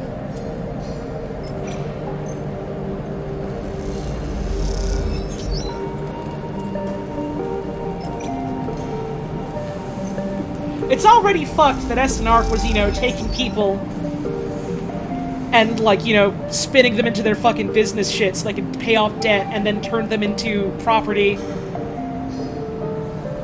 Then they went and made an actual, just, like, meat person property as well. Same as us, but in, like, the opposite way. Fucked.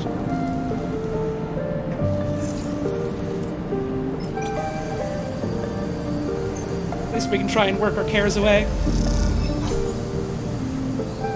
At least, like, whatever's left of him can be in peace now.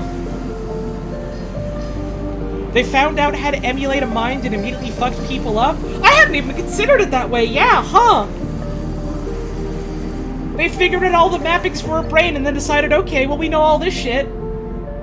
Time to use that to know how to navigate the map of a still alive person, huh?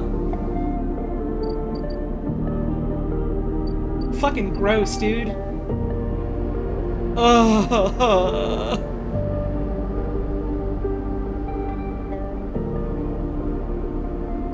We gotta wait a couple of days on this.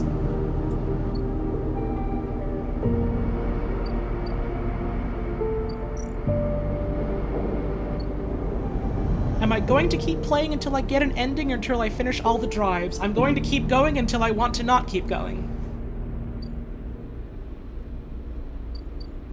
It's as simple as that. 3 days on this.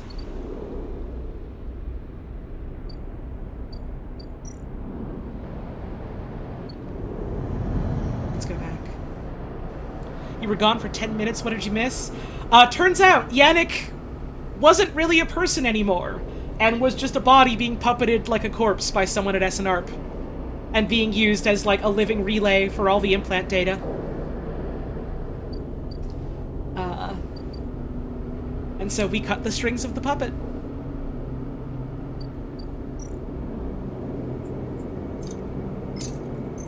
I'm going to feed my cat. I'm going to end this cycle.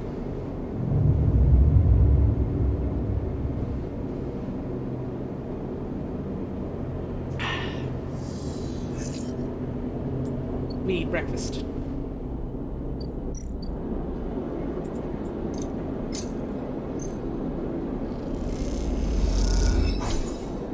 This is the good stuff. Yeah, it's a little fucked, huh? Sure makes sense, though, coming from the company that made us, though. Yeah, we got some big goddamn rolls today.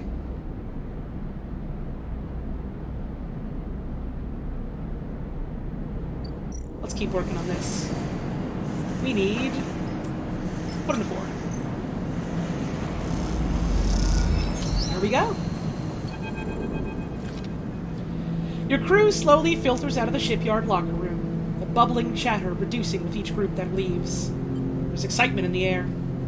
Havenage just made an announcement. The assembly teams are done. Sat on the locker room bench, you can feel the sidereal out there. Its hulking mass now intimately familiar to you. What's up? Picky sand for the sand? Over the past cycles, you've watched it grow, be assembled. You've walked through its veins and welded its bones. Now, it's ready for the final stage. It will go to testing now, then enter a final process of sealing and resealing, checking and rechecking, before it is deemed suitable for its generational trip. For now, your work is done. You can't help but feel proud. A cough interrupts your thoughts. It's Lem, changing out of his work gear. Mina, nowhere to be seen. He smiles. She'll be ready soon. Where's Mina? You two are fast friends, huh? She's being watched at home. Now I'm on the work team, I can afford a bit more help. He corrects himself. Was on the work team, I mean. We're all out of a job now. You now know that Yannick was already dead, but not everybody else does? Uh-huh! It sure is going to be interesting to see what happens with the Octagon, if anything. He quickly adds, Not that I'm complaining. he comes to sit beside you on the bench. She's got to be in her best shape when she carries you. Mina and me out of here. So confident. Len smiles apologetically. Why not? I figure I'm due a lucky turn by now. He rubs his hands nervously. No use in wondering what if until the draw, anyway. There's a few cycles till then. Lem's right. But the odds seem unlikely anyway. How many are working in the shipyard? Hundreds? 1,000? I've certainly seen more faces than you can count pass through. And are the Sealess Foundation even going to keep their promise? Out here on the Eye, you get the sense that no one will hold them to it. Why else would they be building the sidereal in a surrogate system? As you think, Lem watches you with a worried look. How's Mina doing? Lem's surprised by the question, but smiles. She's doing well. She misses having you over, actually. I need to get you two together again soon. Especially now I won't see you here either. Feel like this game's gonna be your Oprah Din, bought the game, don't think you'll be able to play it until you forget a lot of it? Well, I'm sure you'll have a really good time with it whenever you get around to it. Maybe you can make some choices different from what I did. Lem gazes into space. She's pretty stuck on you, actually. She told me the other cycle that she doesn't want to go unless you can come too. He sighs. You ever been in a thunderstorm, Sleeper? Real big one. Yeah, Right, then you'll know. Lem smiles. The sound, the smell, the rain hammering down. Whole sky stretched out and bruised, roaring and huge.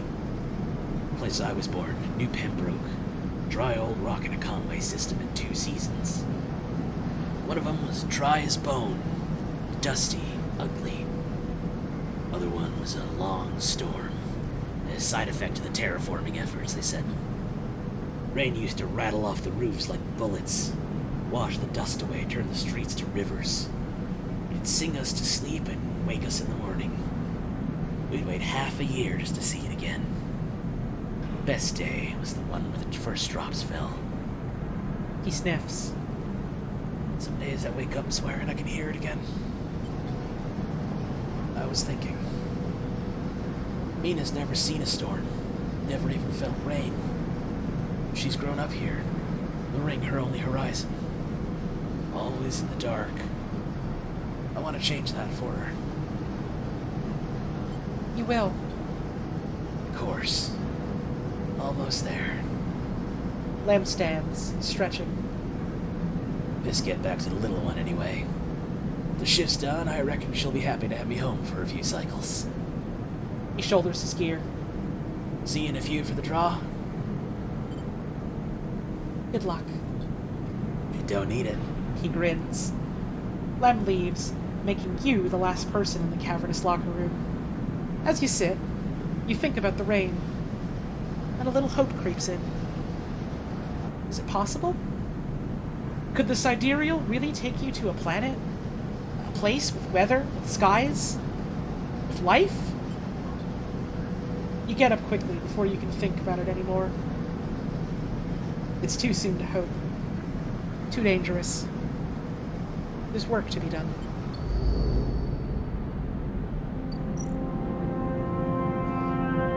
Sealess are apparently going to start moving the Sidereal Horizon to the hub soon.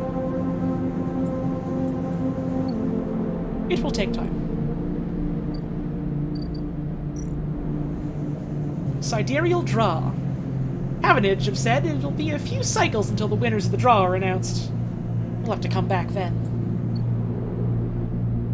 We have time.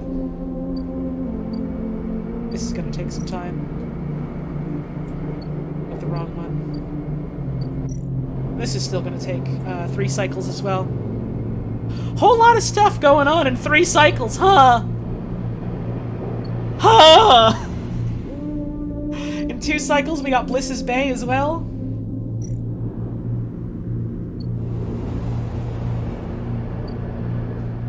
My god. In the meantime, we got 2 cycles on this as well.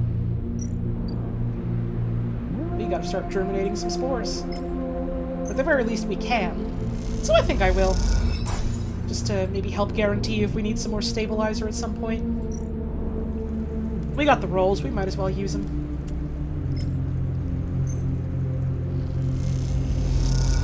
There we go.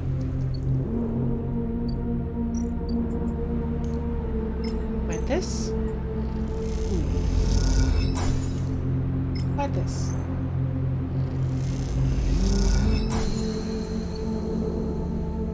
That will take 4 cycles.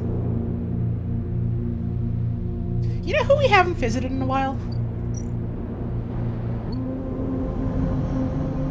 You know where we haven't been in a while?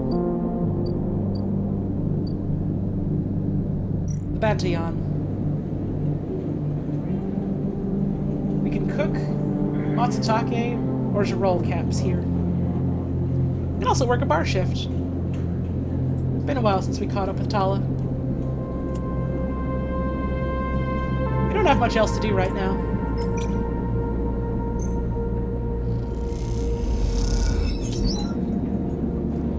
As you start your shift, a crew of salvagers barge in. The next few hours are whirlwind chatter and long pours. They tip well. Sure, okay. I'll just take really good rolls then. Hey, and we got our energy back from thrill seeking. Hell yeah.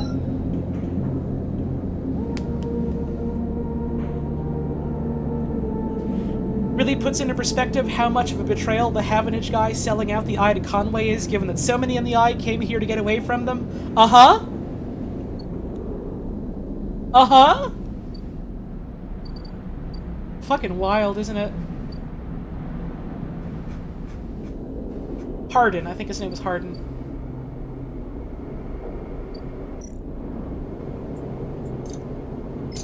Kitty.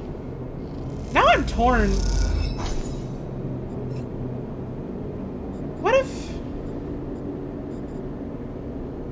What if I don't want to leave the Eye?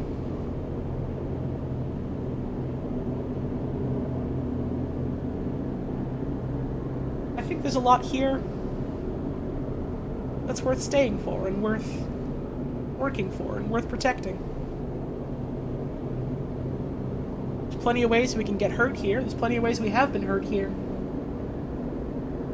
So there's an argument to be made for wanting to get away from that, getting a fresh start. Because in a sense, this is always going to be the place that we ran to, that we fell into, to get away from SNR.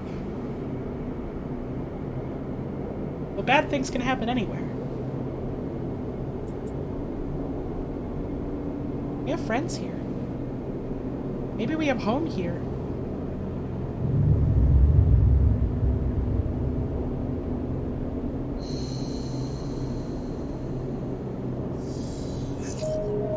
We certainly have a couple cycles to wait here.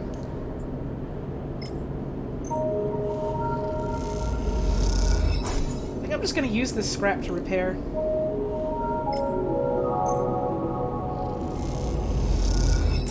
There we go. While we wait on all of that,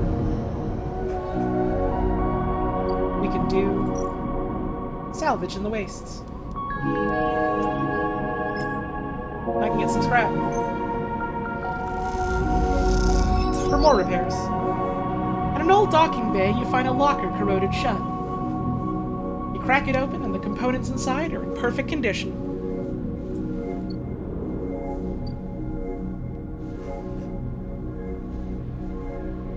One more cycle here.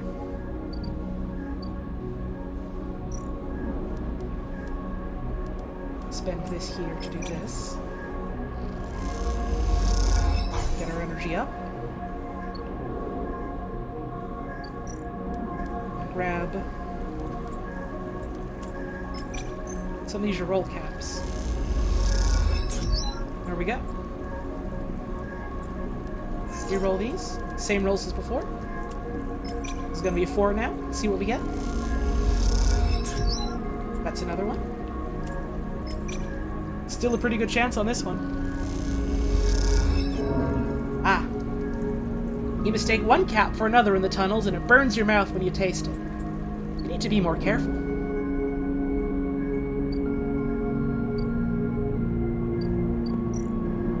I never saw what the text was for cooking these, so I wanna.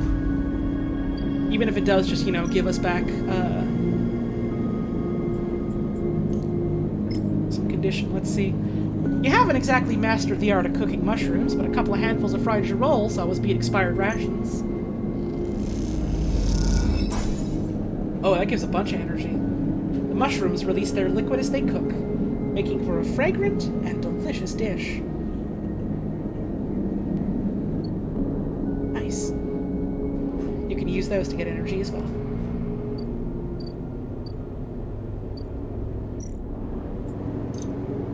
Let's feed the cat. Sometimes they'll let you stroke them. Sometimes not. Let's end our cycle and see what's next.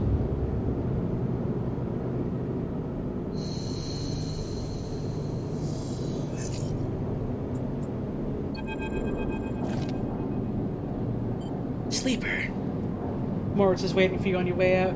how have you been? Surviving. Moritz nods. It's a struggle. He glances around. He runs his hand through his hair. I've been meaning to ask you, Sleeper. What's it like? He pauses, suddenly unsure. I mean, you know, what does it feel like? To be a sleeper? Yeah, He shrugs. if you don't mind. It's strange. Yeah, I know I can't understand it, you know, with your frame and, well, everything else.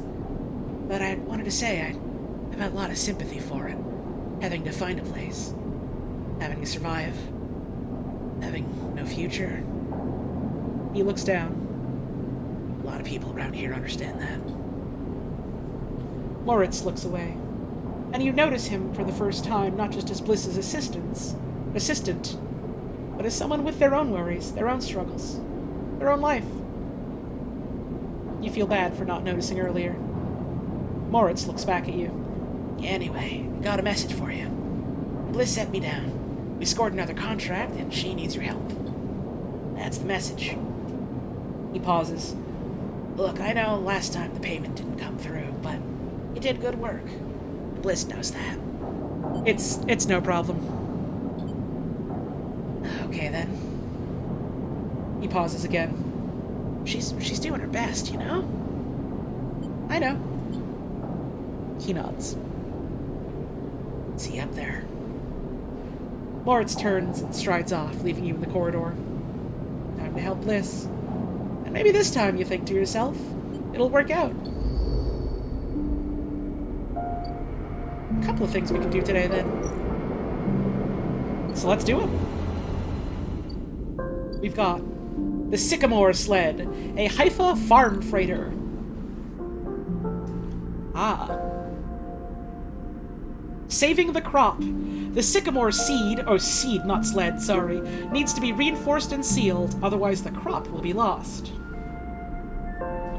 Fragile biome. The sycamore seed's internal biome is in trouble. Every action will bring it closer to collapse. Sacrifice section. Vent a section and you have a better chance of saving the remaining crops. You will lose some in the process. Question is, how many?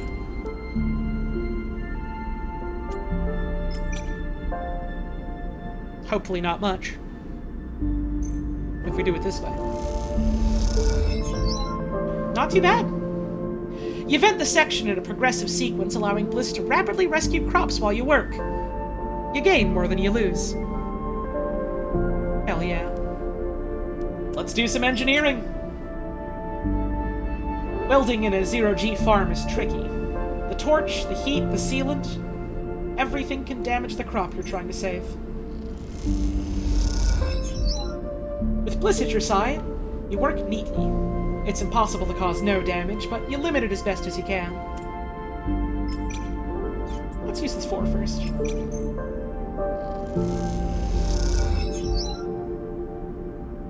Hell yeah. Again.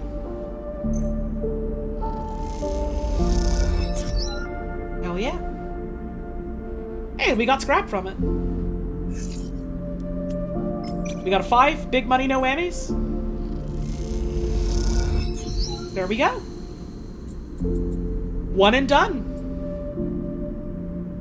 We didn't even get to, like, halfway through Fragile Biome. You and Bliss are floating in the bay's airlock, waiting for it to cycle. You pick a few leaves from your clothes as you wait. They float around the chamber as if carried by a lazy wind. Clean work. Bliss bows a little. Oh, I love her. She's so charming. Oh, well, thank you, Sleeper. You didn't do so bad yourself. She checks her tool belt. Seems like we are getting into a good rhythm. The now familiar sequence of clunks and rattles sound out, and the door hisses open. The moment it does, you know something has once again gone wrong. Uh-oh! Uh-oh! What's all this? Bliss asks a confused-looking Moritz. Beside him are a set of crates, anchored to the bay floor. He has clearly just brought them in through the bay's freight dock. Moritz looks nervously between the two of you before answering. It's payment. He runs a hand along the crate. The Sycamore Seed crew just brought them over. He stops, but seeing the look on Bliss's face, adds, They were very thankful. I bet they were. She clenches her fist. What the hell's inside? Moritz leans over and struggles with the catches on each side of the top crate. As he does, Bliss turns to you. Oh, don't say it. Bliss stares into space. Don't dare say it. Remember, the people from the commune, they don't really have money. They don't do money. Say what? You know, She looks back at you. this isn't my fault. Moritz finally gets the catches free and the lid floats off, drifting up into the bay. As it does, a small brown lump floats up with it. Moritz reaches out and catches it as it passes him. Is that a mushroom? Bliss finishes. Damn mushroom. They paid us in mushrooms. Not just mushrooms. Oh, not just mushrooms. He holds out a clump of tightly packed leaves. Produce. Bliss starts laughing. Goddamn Haifa commune. Should have known they didn't have a chit to rub between them. She knocks a small brown mushroom across the bay. Stop, Bliss. Moritz grabs her hand. These are good. Fresh. We can sell them. To who, Moritz? We running a grocer's now? We need cryo, otherwise the whole bay will be shut down. We can't pay for parts with leafy greens. She waggles them in Moritz's face. Moritz is right. Bliss raises an eyebrow. Fine, maybe Moritz is right. But what do we do between now and market day? She rubs her forehead. What a joke this place is turning out to be. Moritz closes up the crates and starts moving them. It isn't that bad, Bliss. It's a step in the right direction. He glances at you, looking for backup. They'll sell well. Bliss sighs. Looks like I went into business with a couple of wannabe Farmers. She laughs. Prove me wrong, then. Show me this is a windfall. She kicks away towards the new, patched-together terminal. Till then, I'll be working on how to keep this place open. Moritz mouths a thank you and goes back to moving the crates. You'd better be on your way, too.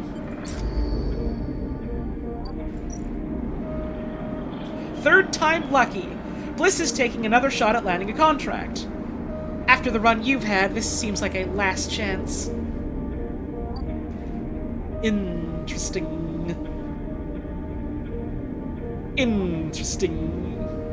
But I mean, we got mushrooms. We can literally sell those, like down here at the import. Oh wait, no, they don't take Girol caps. Someone can take them though.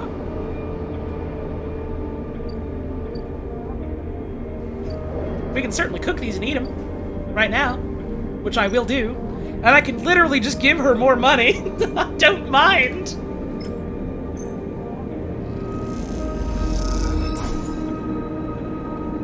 There we go. We got food. We got that at least. Ah! We've got some more active scenes to look into. Let's feed our cat first, though. I believe there's something over here in the Greenway for us. I believe our seed has grown. Rico has something in her hands when you enter the lab. It looks like a knotted twist of woody stems. A ring about the circumference of a human head, consisting of a single stalk at one side and a branched, woven network at the other. As you approach, she holds it up, and in the lights of the lab, it looks like a crown. Rico finishes your thought. She smiles and shakes her head in disbelief. Is that what we grew? It is. I came to the plant this morning, and this loop was all that was there. She points to a lump on the edge of the ring. The seed grew right back into itself, twisted up out of the soil. This could represent a lot of things. This could represent, you know, the eye itself being this whole, like, big interconnected ring originally. This could be representing how, like, the network here was all looped back into itself after the Greenway was, like, severed off from the rest of the station. This could be, like, a fucking port that can connect to us so that we can connect to the nature. It could be fucking any of these things. It could be something else. That being you encountered in the cloud, as you call it, was it wearing one of these? She eyes you suspiciously, still unsure if she's somehow embroiled in an overlong prank. No? She sighs. I suppose that would be too easy. She smiles to herself. A root crown. She places the object on the bench and shuffles to her analysis terminal, her face lit by its amber light in the dim corner of the lab. Well, it isn't exactly a plant, anyway, not from what I can tell. She gives you a serious look. No leaves, no chloroplasts, just a series of filaments encased in cellulose walls. Filaments. See, that's why I like you, Sleeper. You're so good at spotting the unusual details. She beckons you over. Look at this. You see a cross-section of the crown. Its layers of plant-like structure on full view, until you reach the center.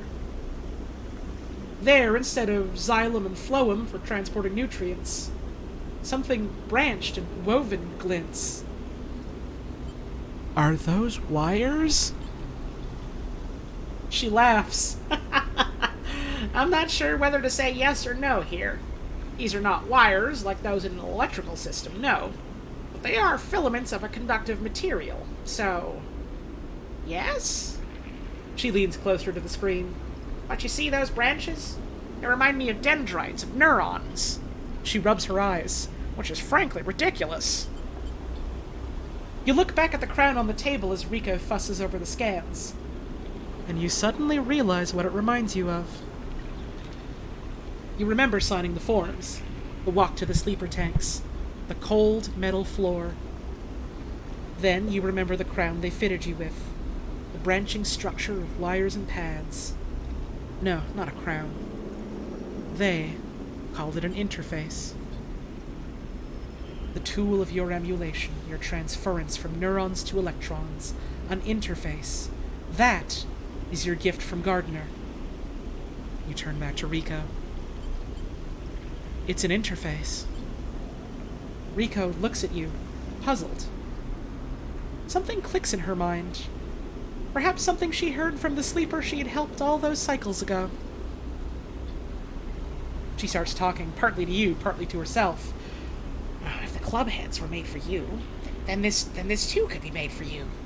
For your frame. She shuffles over quickly to the interface, a word that's stuck to this strange branched object quickly in your mind. Oh my fucking god. They gave us a plant plug. You're right. That entity. It's the entity I've been looking for.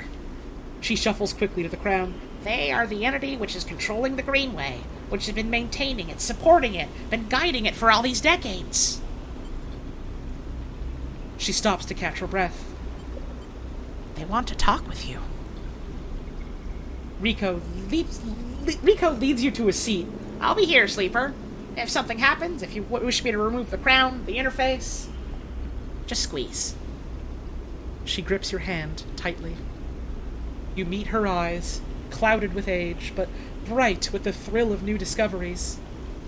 Then, she places the interface on your head, and everything blinks out. Back into the river, back into the dark flow. But something is different now. You're no longer pushed, no longer blocked and buffeted by the storm. Instead, it flows around you. You move, and it parts, letting you pass. Something else resists, but it gives easily enough. You look back and see your body. You've left it behind. Somewhere, Rico's voice is talking to you, asking you questions. It is excited, eager, desperate to know what lies on the other side, what the entity has to say to you. You realize how long she has waited for this moment, for the moment of meeting between the inhabitants of the Greenway and its protector. And yet, she is still on the outside. You shake off the sadness. You will be her eyes. Then you see the figure, Gardner, out in the storm. Planting. Gardner, ingrown FARB administrator. It takes less than a moment to reach them. You've never felt so free. This is how Navigator must have felt, released from their prison. This, you think, is what it feels like to be in the place you were built to inhabit. Gardner does not turn at your approach. They go on planting, but their voice whispers in the waters like a sharply rising current. You grew the gift. Their speech hisses around you. Good. I am glad. I wanted to meet you. Then we are the same. Both eager shoots, seeking one another. How does it feel to be free of your seed? They stoop to plant again. My seed? That in which you were contained, from which you will grow. There was some disagreement, Continues Gardner, as if you were picking up on a long-held conversation. with the others. They felt you were a danger, but they are always cautious, especially the fungi.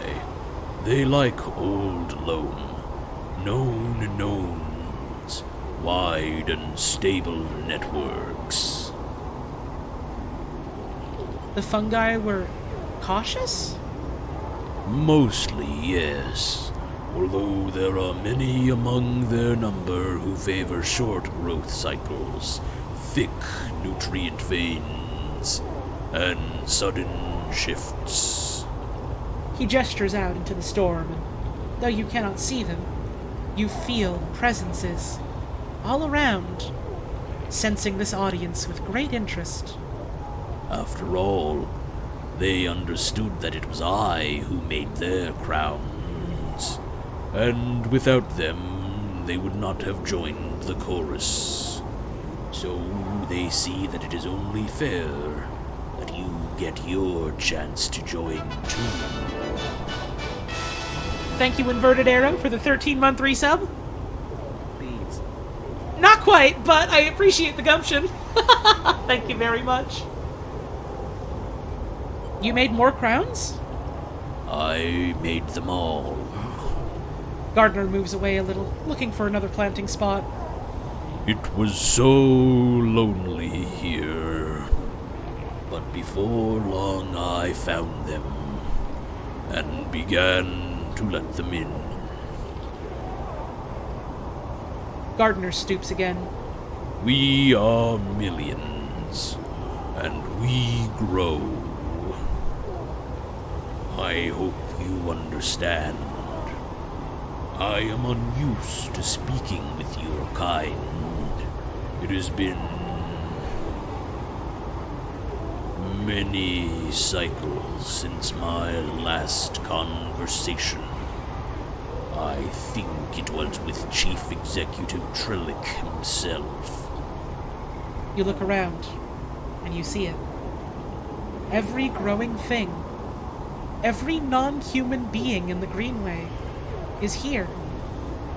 They are networked, connected, branched, and linked by this strange being, this artifact of the old station. This impossible dream of a senile farm administration AI. A living network. You could dissolve here, you realize, free of that decaying body. You wouldn't need to be a person. Why would you, among all these other minds? You turn away from Gardner for a moment, and look back at your body. A tiny, hair-line thread connects it to you. You hear Rico's voice again, still asking, still checking in. Are you okay, Sleeper?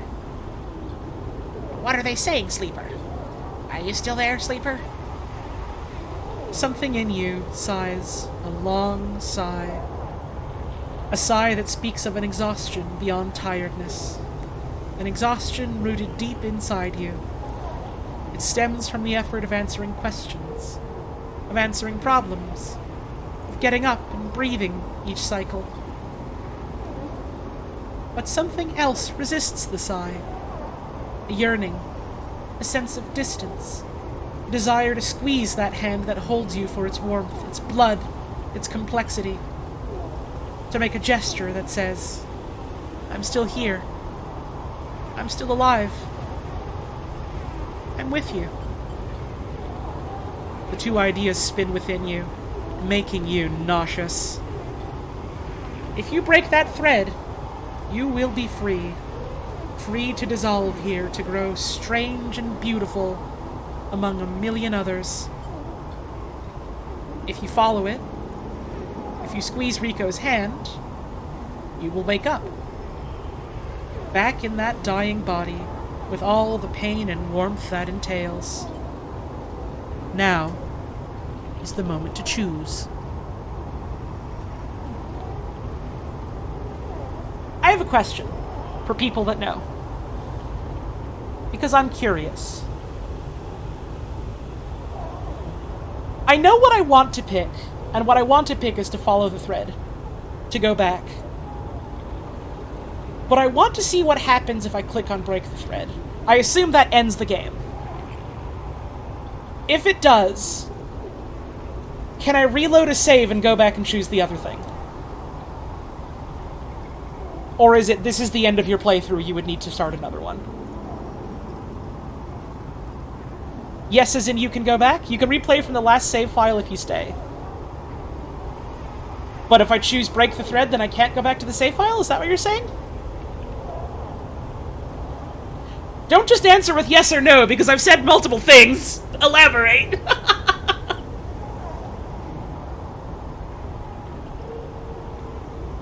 Because I'm curious to know what the other ending is like, but also I know what I want to pick.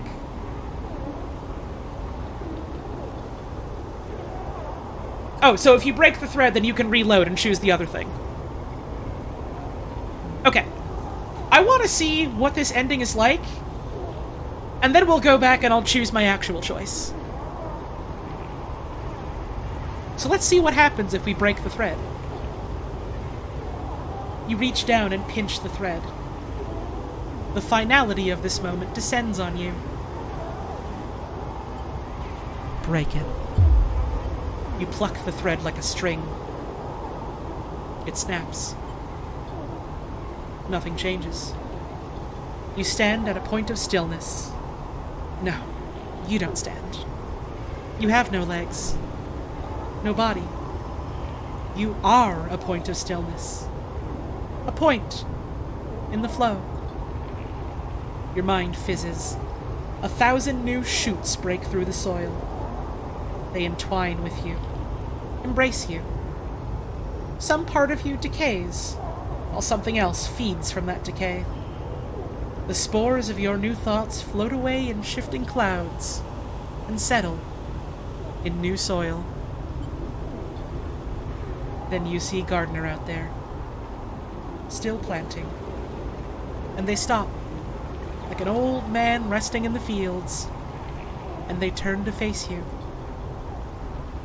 And you join the chorus, and together you sing the song of growing things.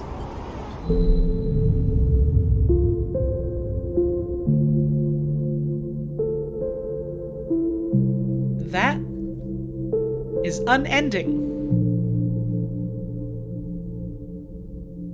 of Citizen Sleeper.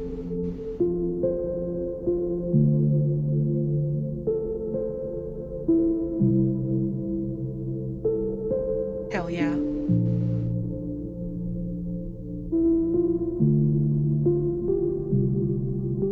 It's not the one that I want to pick with, like, you know, the choices I've been making and the character I've been playing, but that is really interesting. The idea of just being able to go, I'm tired of trying to be this thing that I was made into. This digital mind in a decaying physical body. And being invited into something else, something different. I think that's a really interesting choice that it provides.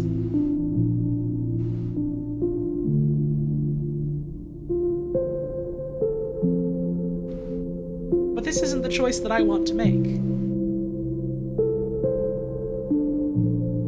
So once the credits are over, I'm gonna go back. Well, first I'm gonna take a break, because I need to get up and have a bit of a stretch. And then, we're gonna go back. And we're gonna follow the thread.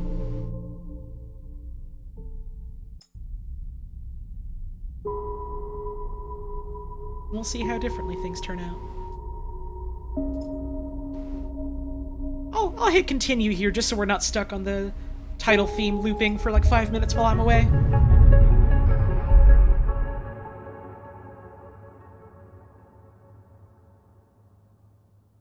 Wait for it to load.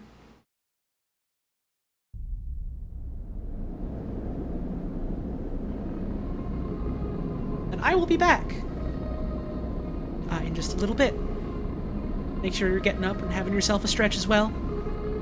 When we get back, we'll follow the thread. And we'll see what else there is to do in the eye.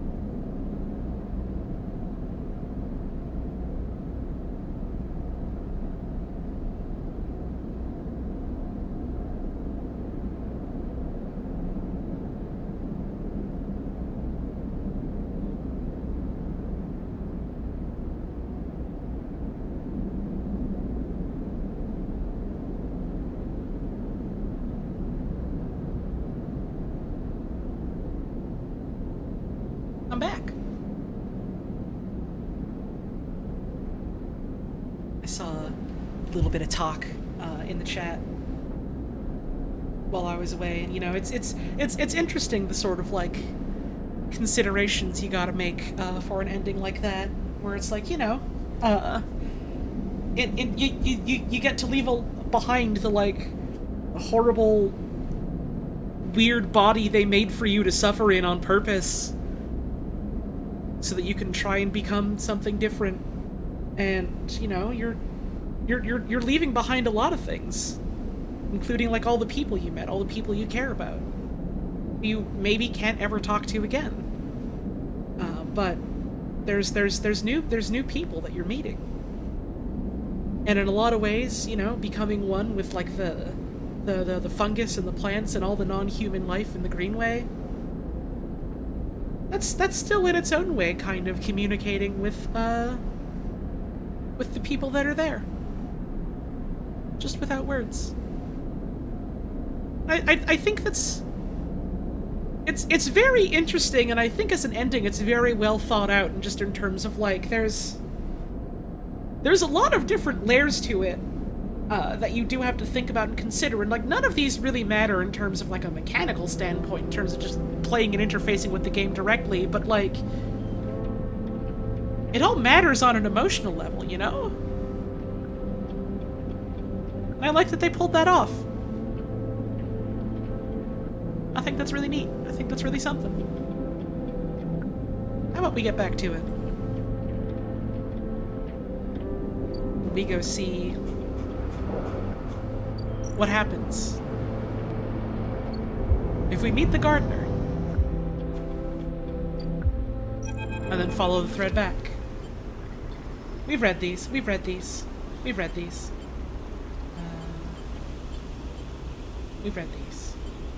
No filaments. Those wires. It's an interface. We're back. In the cloud, we see the gardener again. I wanted to meet you. My seed. The fungi were cautious. You made more crowns.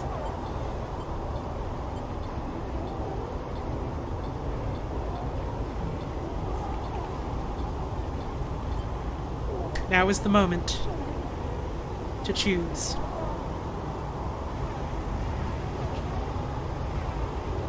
And this is the choice that I wanted to make. To follow the thread. Your eyes track the thread across the whirling dark back to your body. This choice, you realize, will not be presented again. Follow it. You don't look back at Gardener. Oh, the music. You don't dare risk it. Instead, you follow the thread. Delicately. Carefully. Like a diver following their lifeline back to the surface. The river whirls around you. But it doesn't pull. It isn't jealous. Neither does it understand. It is, after all, just a river. It isn't a person. A flesh and blood person with wants, with desires. With the capacity for love and hate. It doesn't understand you. And you don't understand it. So you don't focus on it. You don't think about it, on what feels like such a long journey back through the dark. You set your mind on eyes instead, on hands, things you can focus on, hold on to. And then, after an age of crossing, you're there, sitting back into the chair, into a body and a chair. The overwhelming sensations that come with being a living thing with a rich and detailed sensorium. For a moment, you feel like you've made a terrible mistake. Who would choose this weight, this anxiety, this deep well at the center of existence? then you feel it. Rico's hand gripped hard around yours, trembling a little, sweating a little. Rico's hand with its brittle bones and crumpled skin. Rico's hand. I'm starting to get a little emotional. And in that moment, you understand why you made this choice. And then you squeeze Rico's hand. And you wake up.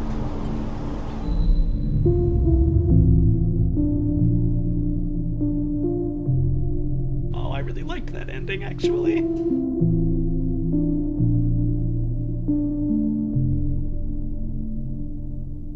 Oh, I liked that a lot.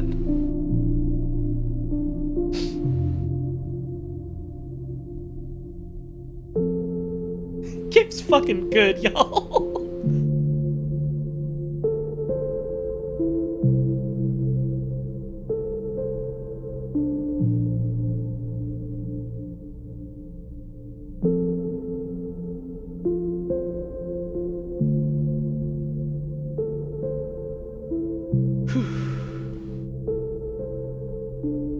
I didn't think that was gonna hit me as hard as it did.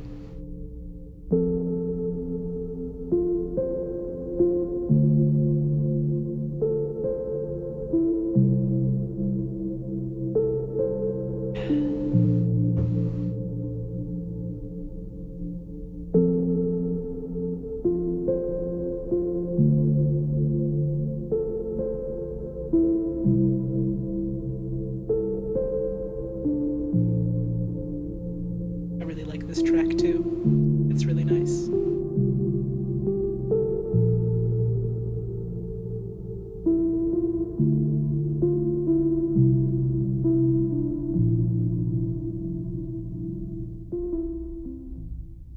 There is, of course, more to discover here. I mean, it'll probably let us just keep on sleeping so we can see what other things are. Ah, we're back. It was an ending, but not an ending. I see. I've heard a ton of good things about Thomas Was Alone. I've just never gotten around to playing it myself. One of these days I will. I think something that's really interesting about, the folks that make Thomas Was Alone is that, every single game they've made under, like, the name of whatever little outlet they have is, like, apparently, very loosely, mind you, but still all, like, connected in the same universe in some way, and I always thought that was really interesting. Like, it sounds like it's done in a way where it's not, like, how do I put this? Thank you for the tip! Game is fucking good! That's what I'm saying! I appreciate the tip, thank you. Like, it's... I think about something like the fucking Marvel Cinematic Universe and how, like, all of these things are like, oh yeah, this is all this one big world of, like, comic shit going on, and, like, it's all this, like, trite garbage, and it's all like, oh yeah, by the way, and all this is a lead-up to, like, the next big fight versus Super Thanos and his penis copter or whatever, and, like, that shit just makes me feel nauseous. This sounds like it's the idea of, oh, here's all this stuff with, like, a shared world, a shared mythos, but, like, it sounds like it's done in a way that's actually interesting and adds to, like, the individual stories it's trying to tell, rather than going, no, the individual stories are part of the whole that you're trying to, like, you know, parse. It's... the whole adds to the stories instead. If that makes sense? I don't know if I'm putting my words into any sort of way that, you know, like, other people understand, but I hope that makes sense. Thanos penis copter would have made it way better. I mean, I know, but... it was the first thing that came to mind, and I thought the phrase was so funny to me I had to say it.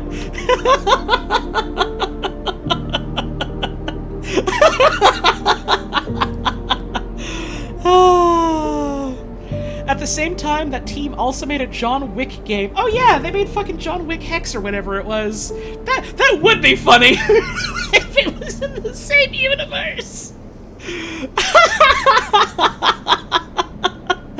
Try not to think about it too hard. Mike Biffels, the developer of all those, been meaning to play his latest game, a solitaire espionage game with FMV bits. I literally, at some point, was like, I kind of in a weird mood to play, like, a card game, but not like, you know, like a deck-building collectible card game type thing like that. Just, like, some kind of twist on fucking, like, solitaire or something like that. And I saw that come up in, like, a recommendation on Steam, and I was just like, what the fuck is this? But, like, in a good way. And I don't remember if I bought it, but at the very least I was like, oh, I gotta look more into this someday. Like, that shit sounds cool to me. That sounds cool to me.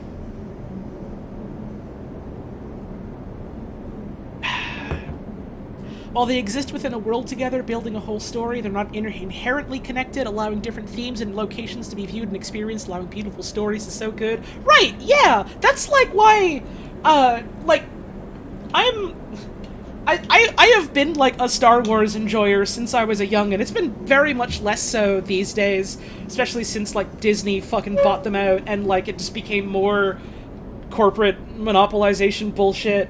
But, like, genuinely, like, even to this day, like, sometimes I'll, like, you know, hear about people talking about what's happening with a franchise in passing, and, like, the stuff that's most interesting to me isn't the stories that are like, oh, by the way, yeah, here's another thing about the fucking Jedi, or here's another thing about, like, you know, leading up to the main movies or whatever. It's like, here's just fucking stories that happen in this universe, unrelated to any of the, like, main mythos, or uninterested in going, oh yeah, by the way, and this is, like, linked to this, or this is how it folds back into this. It's like, no, this is a wide fucking weird universe. Here's some story about some podunk dude living in the middle of nowhere who makes best friends with a droid and then helps out the droid rights movement or something like that, you know? That's the shit I think is cool.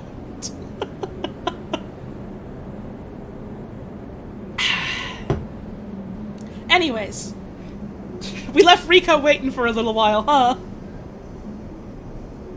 Sleeper? Rico's voice comes wavering through the dark. Are you still with me? Thank you, Grabnock, for that brand new sub. Very much appreciated. Right, what if there was a weird guy in the outer space? What if the weird guy wasn't, like, you know, Palpatine's son or connected to the Knights of Yodas or whatever? I don't cares about that anymore. like the interesting stuff is, like, it's the whole wide weird universe that's, like, got this sense of moving on in spite of, you know, all the big events happening in the space opera. And, like, as I've gotten older, I realized that was part of why the original prequels or whatever didn't, like, click as much with me, is because it's just going, oh yeah, well, let's try and fold all this other shit back into itself to link up to it, instead of just, like, I don't know, letting the fucking universe breathe or whatever. I'm not even wording this right. It's just... And then as a kid, I just felt kind of weird about them because I liked the battle scenes, but I fast-forwarded through all the fucking Senate scenes. Anyways! I'm not here to talk about Star Wars! We're here to talk to Rico. You sit up, the lab a bright green glare that fades as you gather yourself. I'm here. Rico smiles. Good. She squeezes your hand. I thought you'd left me for a moment. What? She pauses. Who? She smiles. Tell me about it. Tell me everything. I'm gonna tell her the truth. You tell Rico everything. You tell her about the gardener, that strange farm administrator AI that has grown to be so much more. About the chorus, that impossible configuration of networked plants. And finally, about the choice the gardener offered you. She listens attentively, but her responses are hard to read. You wonder if she might have made a different decision had she been in your place. Have I played the other game made by Jump Over the Ages? I have not, but I had wanted to play it for a good long while, so I'm probably going to play it someday. Thank you, Sleeper, for telling me. know it isn't easy to say such things. People so often don't wish to hear strange truths. She looks away. And thank you for returning to me. Though I know you had your own reasons. She squeezes your hand reassuringly. Rico, you're one of those reasons! Something passes between you then. A kind of shared sadness for the impossible choice. The choice to escape your body, or to stay and suffer it. Her smile is warm and generous. And whatever the wisdom of your choice, you're glad to feel welcome in this moment, in this place. Then, suddenly, she stands and walks a little away as if trying to escape an unpleasant thought. You worry she knows all too well what it takes to make a choice like you did. Rico sighs. So, Sleeper, you plan to stay in the commune with us? For a while. I'm glad to hear it. Rico crosses back over to you and takes one of your hands in both of hers. Haifa needs new blood if it wants to survive. And she squeezes. You are a good friend. The feeling is mutual. Well, don't let me keep you. Rico waves you away and limps back to her terminal. As she does, you notice the crown in her hand. She places it on the bench with great care. You can't help but feel a little curious about what she intends to do with it. Thank you, Affable Giraffe, for the 27-month resub. Hi Holly, I've been working too much. Remember the golden lion Tamaros I told you about at work? I think so. One of them touched my stuff the other day. I will post pics of this happening in her Discord fauna channel. Yo, your stuff, I think, just got blessed. I think it now has 10 times the power. That's fucking awesome. Hell yeah. Thank you for the resub and thank you for stopping on by. Think it might be cursed? Ah, what is a curse if just a blessing you don't understand yet? What is a blessing if not a curse you just don't understand yet? It goes both ways. Then you're out, breathing the air of the Greenway, fresh as a spring morning. The dappled light makes a patchwork of the greening landscape, and you walk into it, sensing the movement of the gardener's chorus all around. You are glad to be here, in this strange, beautiful place, a little longer. Whew. Whew. Holy shit, dude. That was really good. Let's repair a little bit.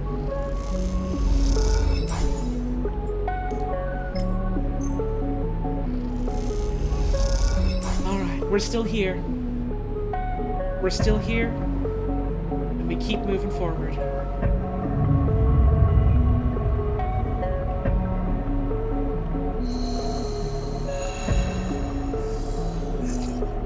Bought and played this game after I first streamed it. It is evocative? Sure fucking is, huh? My god. My god. Yeah, the ending really got me too. Let's go talk to Rabia. Even before you enter the office, you can hear the sound of Rabia working the heavy bag. She's hammering it, the chain creaking as it shakes with each hit. She's been like this since... Sabine doesn't finish the sentence. They're sitting on a stool looking at the terminal in the corner. Searching through the SNARP data you pulled all those cycles ago. How have you been? Don't think the ending would have hit as hard if Rico is able-bodied. Think disabled characters in Cyberpunk are broadly underutilized, especially since so many conversations around autonomy and ownership over one's body apply directly to disabled people right now. Yep, sure does. It feels very fitting that, like, you know, this is This is a character, you know, who is older and who is, you know, not able-bodied in several ways, and it's interesting that's framing that around, like, her being the one that helps you through this, and her being the one that helps you discover this, and her being the one who has to come to terms with, like, the choice that you made and what she would have made if she was in the same choice. And, like, it's cool. It's done in a really cool way, and I don't know. This is my opinion as a relatively physically able-bodied person, but, like, I feel like that was handled in, like, a really respectful way.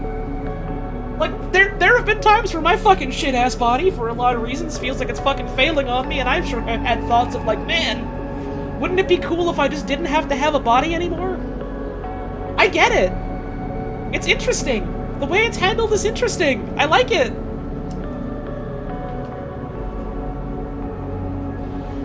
I'm well, Sleeper. Happy to no longer be hunted. They smile. Yatagan has plenty to deal with, and without Yannick, I'm free.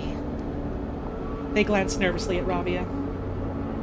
Rabia stops punching, and in the silence you can hear her breathing hard. Sabine looks over at her. You sense something between them. You realize you haven't seen them together since they tried to kill each other in the same unit. Thank you for the 5 anonymous gift subs. That's exceedingly generous of you. I appreciate that. A lot has changed since then.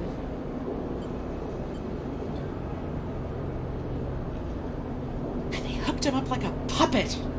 Rabia hits the bag. Rigged that thing in his head so they could control him. Pushed the old Yannick out. I don't know why he let them in. Rabia throws a few more punches. But it's a lesson. Don't let them in. Another flurry. Yatagan shouldn't deal with corporations. And we never will again. She spits. She comes away from the bag. At least Yannick's death has been treated as natural. There's a chance we come back from this, that Yatagan can hold on. But there are opportunists trying to take control. Sabine turns to you. Yes, but now the connection has been broken. I've been looking at removing the trackers from the implants in Yatagan's enforcers. It's a significant job, but I think with time I can do the surgeries. Rabia walks away from the bag towards the far side of the unit.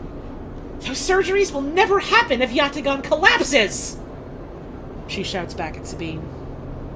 Clearly this is a well-worn argument in this unit. So what now for you? Sabine looks over at Rabia. I want to help fix this mess if I can. There's the implants, and I want to return to my surgery. The low end needs doctors. What I understand now is that Yatagan can be something if we want it to be. Coming here from SNR, from the core worlds, all I saw was a gang. With Yannick keeping me on a tight leash. They shudder. Rabia believes. And I want that belief. They look unsure. I also want to be done with SNR, but I doubt they're done with me. They glance away, rubbing their shoulders. Hey, are you and Rabia? Ha!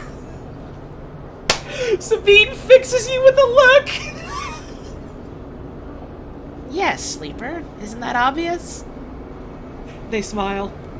And they were roommates!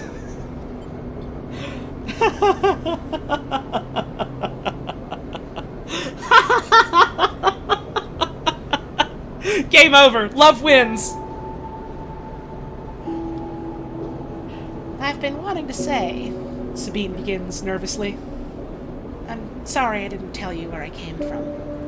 I know I've apologized before, but I wanted to again. They pause. Properly.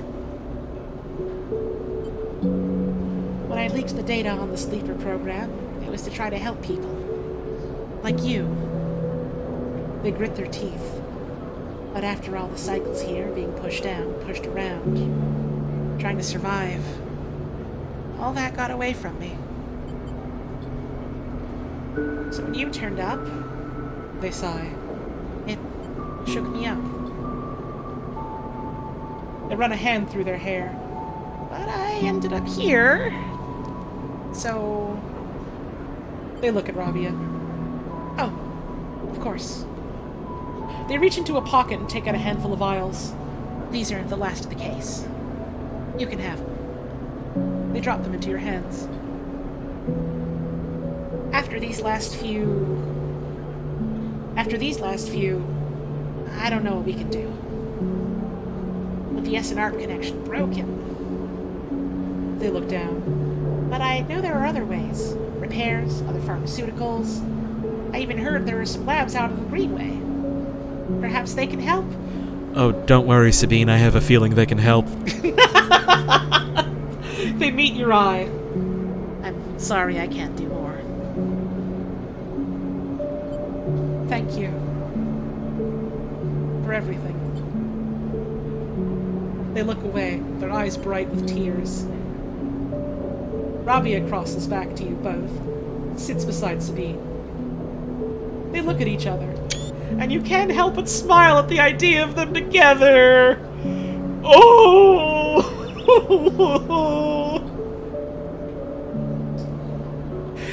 What are you two plotting? Rabia grins.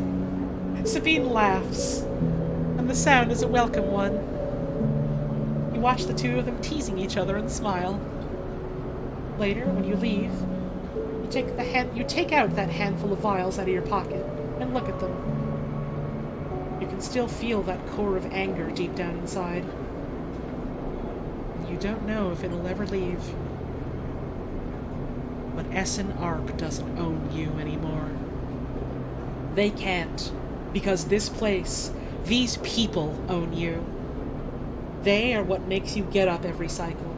They are what keeps you breathing. You put the vials away and walk through the low end, your senses tuned to every sight, every smell and and every sound, soaking it all in. Living.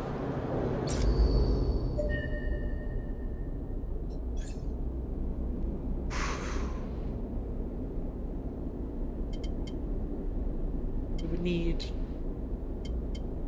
another point to get any other upgrades. We've got what we got. We still gotta help Bliss. We still gotta win a sidereal ticket.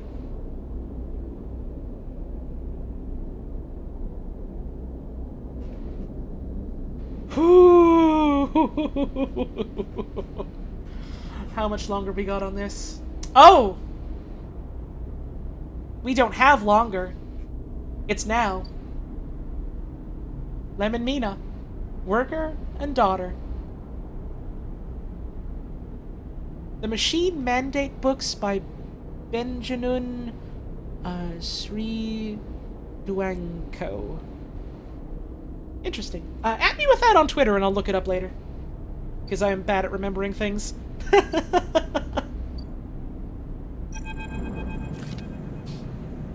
The crowds have already gathered by the time you get to the shipyard. And you recognize faces among them. People you've worked alongside on the sidereal. The intervening cycles have turned their excitement into anxiety. And a few of them smile at you. Oh, and few of them smile at you. Instead, the nervous energy of the crowd fills the space, creating a feedback loop of growing tension. Am I gonna stream the new Mario Kart DLC? No, I'm streaming Citizen Sleeper. You pick out Lem and Mina and work your way over to them, pushing through the crowd. He silently raises his eyebrows at you, his anxiety obvious. But Mina flashes you a huge smile, unaware of the tension. "Robot!" she shouts, reaching out to you. Oh, hug her. She gratefully accepts your hug, leaning against your chest. And Len smiles, seemingly glad to share the weight of Mina for a moment. Quite the turnout, huh? Len glances around, pulling Mina close. I don't think patience is one of this crowd's strengths. The sound of an argument towards the back catches your and Lem's attention. He's putting it lightly. This place seems set to explode. Yeah, this isn't good. Lem doesn't dare answer, but the look in his eyes suggests he agrees. This is Aster Enghart of the Celis Foundation. The announcement echoes from the speakers at the shipyard entrance, and shouts of "Quiet!" rapidly follow. I'm sorry I can't be there to meet you all, and thank you, on behalf of Sandra Celis, for the work you have done on the Sidereal Horizon.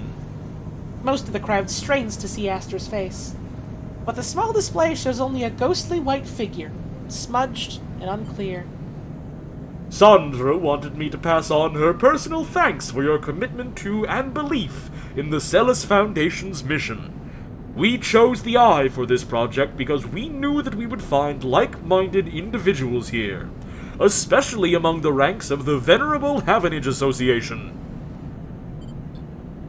Unlike most of the Corps, we neither believe Erland's Eye to be a threat or a rogue state, but instead an embryo for the formation of a new, decentralized social structure. One where each citizen might be the master of their own destiny. A ripple of impatience runs through the crowd. They didn't come here for a sermon. You are all pioneers. Just like those core citizens who the Sidereal Horizon will carry, in cryosleep, to the planet that will become the Foundation's first frontier world, Celis 1. At the mention of the destination world, excited conversations break out among the crew workers, or the workers. Wonder who the proxy Hardin was with, and if it's this guy? No, the proxy was from a different corporation. This is different completely. There, our citizens will be able to create their own innovative bottom-up economic order, aligned with the principles set down by Sandra Celis herself: freedom, resilience, and self-sustenance. This is all thanks to your tireless efforts in the Havenage Yards. As a reward for those efforts, you may know that we are offering a select group the opportunity to join the caretakers of this vision, the staff of the Sidereal Horizon who will maintain this vessel during its multi-decade transit through interstellar space. Lem turns to you, his eyes bright. This is it. This draw has been performed at random by the central AIs of the Foundation, and is final and binding. Please note, only licensed contractors of the Foundation are eligible for this draw. I know you've all been eagerly awaiting this day, and without further delay, I will now read the Celis identification numbers of those chosen for this great honor. This has me terrified that they're not gonna pick Mina because Mina's not a worker. She's a baby.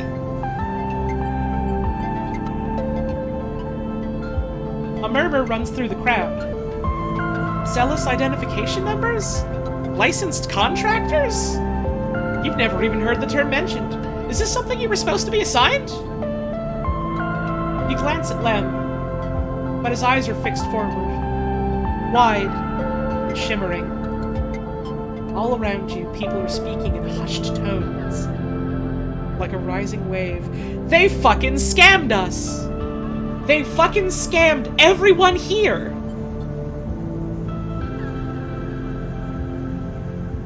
Aster starts reading out sequences of numbers and letters, and panic begins to set in. No one seems to know what is happening. Somewhere near the front of the crowd, someone shouts in celebration and everyone pushes forward. Lem? You turn to see Lem still staring forward. Mina is scared now as the shouts start. Daddy? Someone throws something at the entrance and it rattles against the shipyard doors. You see, for the first time, Havenage security stood on either side, scared, arguing between themselves. You feel the anger rising in the crowd. Lem, let's go. He doesn't move. I'm just... They might call out names. I can't. Mina tugs at his dog tags.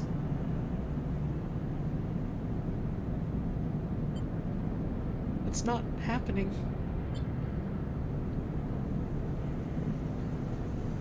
Lem blinks rapidly, and then turns to you. He opens and closes his mouth and looks down at Mina. He sees the fear in her eyes. Understands. It's time to go. You lead Lem and Mina out, shoving people aside. As you do, you hear the sound of scuffles emerging at the front of the crowd, of metal canisters bouncing off the shipyard walls. You keep your head down and walk away, the sound of Aster reading off the ciphers echoing above the chaos, like some strange mantra. When you turn to Lem, there are tear tracks running down his cheeks. And Mina is sniffling into his jacket. You feel the sadness rising in you, too. They screwed you. Screwed all of you. You were never even on the list. The feeling is as unpleasant as it is familiar. No one contracted is actually eligible like implied. Right, and none of the dock workers were contracted. Everyone here was fucked. They did this because they wanted the labor. You stare ahead into the tunnel as the security sirens sound out, a signal for the coming violence. Drive. Failed.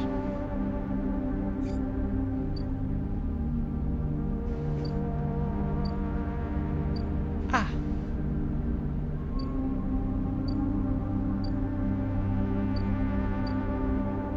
But I'm in Mina's unit.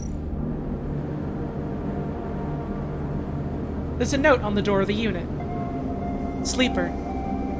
Gone to find work. Lem. Right, and because they did it in the eye, there's no fucking consequences for anything they've done.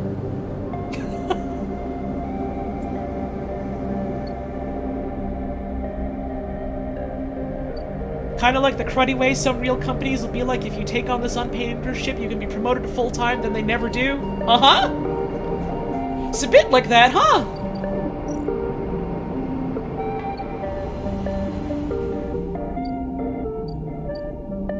Can we bash libertarians on the stream? Libertarians are like the coward centrists, right? I don't fucking remember the names of a lot of American political parties. I almost misread what you wrote as librarians at first, and I was like, why the fuck would you be smack-talking librarians?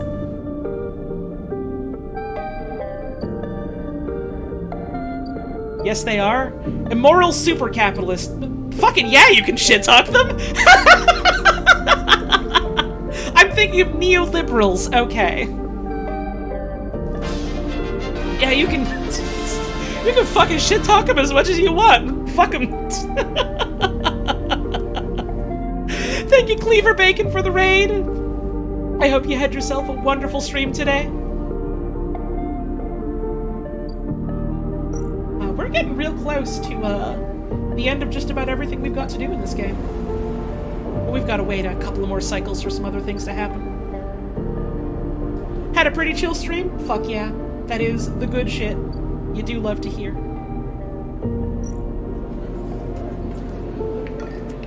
Well, might as well fucking gamble.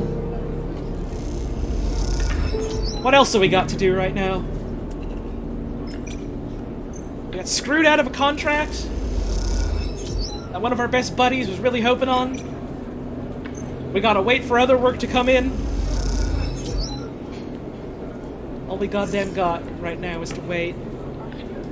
Libertarians also tend to be the types of fuckers that like crypto and NFTs. Ah! Yeah, you can shit-talk them as much as you want. Again, point stands.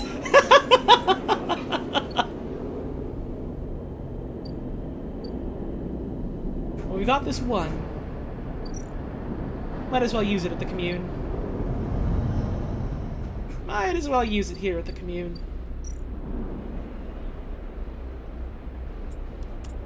There we go.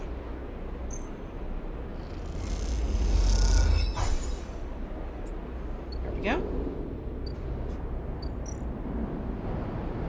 Now we do just kind of have to wait a couple of cycles. So I suppose let's do that.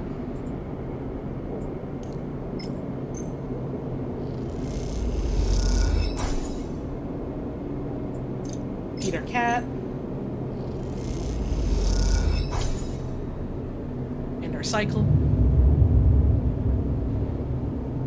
Also, yeah, it sure started ringing some alarm bells when they were explicitly like, oh yeah, thank you all so much for volunteering for this. We're so glad you all understand our vision for a bold new economic future in this new colony where you can establish an economic system however you please. And it's like, you're really focused on the economy part of that, huh?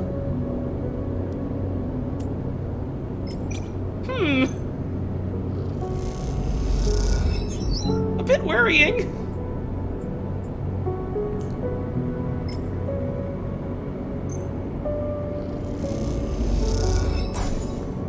At first I was like, oh yeah, self-sufficiency, that just means they're going to, like, you know, make sure that the colony has everything it needs, and now in retrospect I'm like, oh, they probably meant self-sufficiency as in you'll never need us to get anything for you ever again, so don't fucking ask.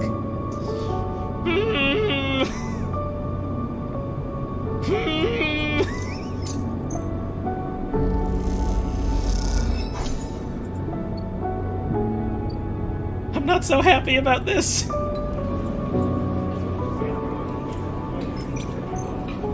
What are we talking about? The video game that I'm playing?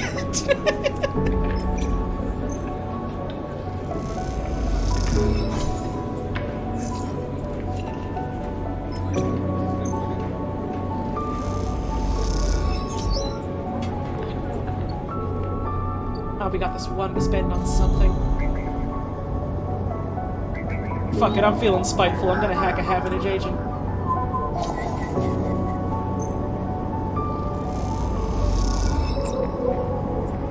Why are we talking about economics?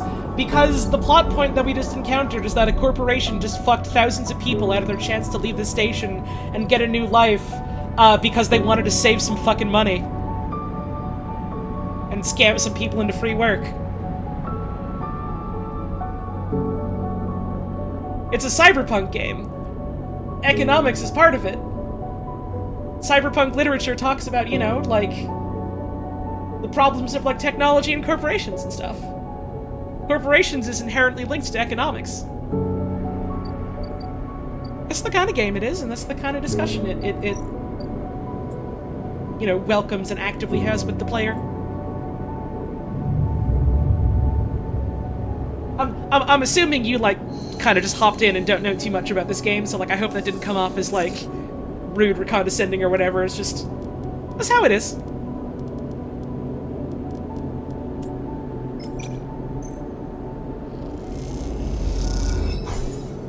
Let's feed our cat. Kitty! Don't know much about Cyberpunk? I suppose I can't blame you too much because a lot of folks nowadays who are like, oh yeah, we're making a cyberpunk thing, mostly just want to make something using the aesthetics of cyberpunk and not, like, you know, any of the thematic things that cyberpunk is about. And so they mostly just want, like, wow, cool neon and, like, you know, overcrowded cities and robots, and it's not actually having anything meaningful or useful to say. This, though. This is good cyberpunk, by which I mean it is actual cyberpunk.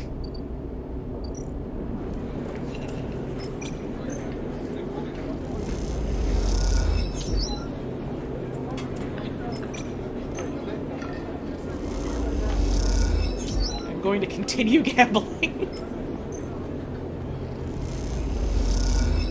Here, take this data.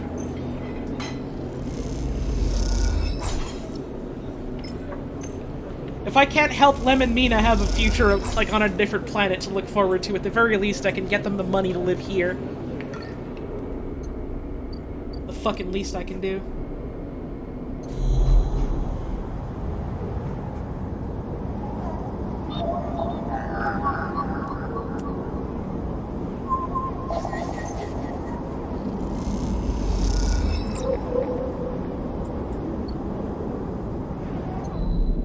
Yeah, cyberpunk for sure is very much inspired in a lot of ways by film noir.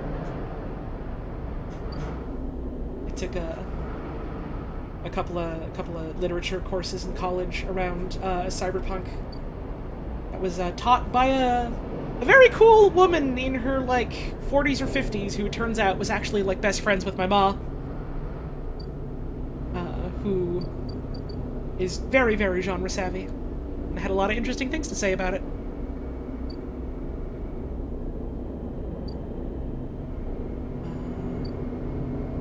Also was very into Battle Angel Alita. I wonder how she felt about that movie that came out ages and ages ago. I guess it wasn't ages ago, but, you know, a while-ish ago. I feed my cat. The manga's still going? Huh. I had no idea. Alright. We have some Bobo rolls today.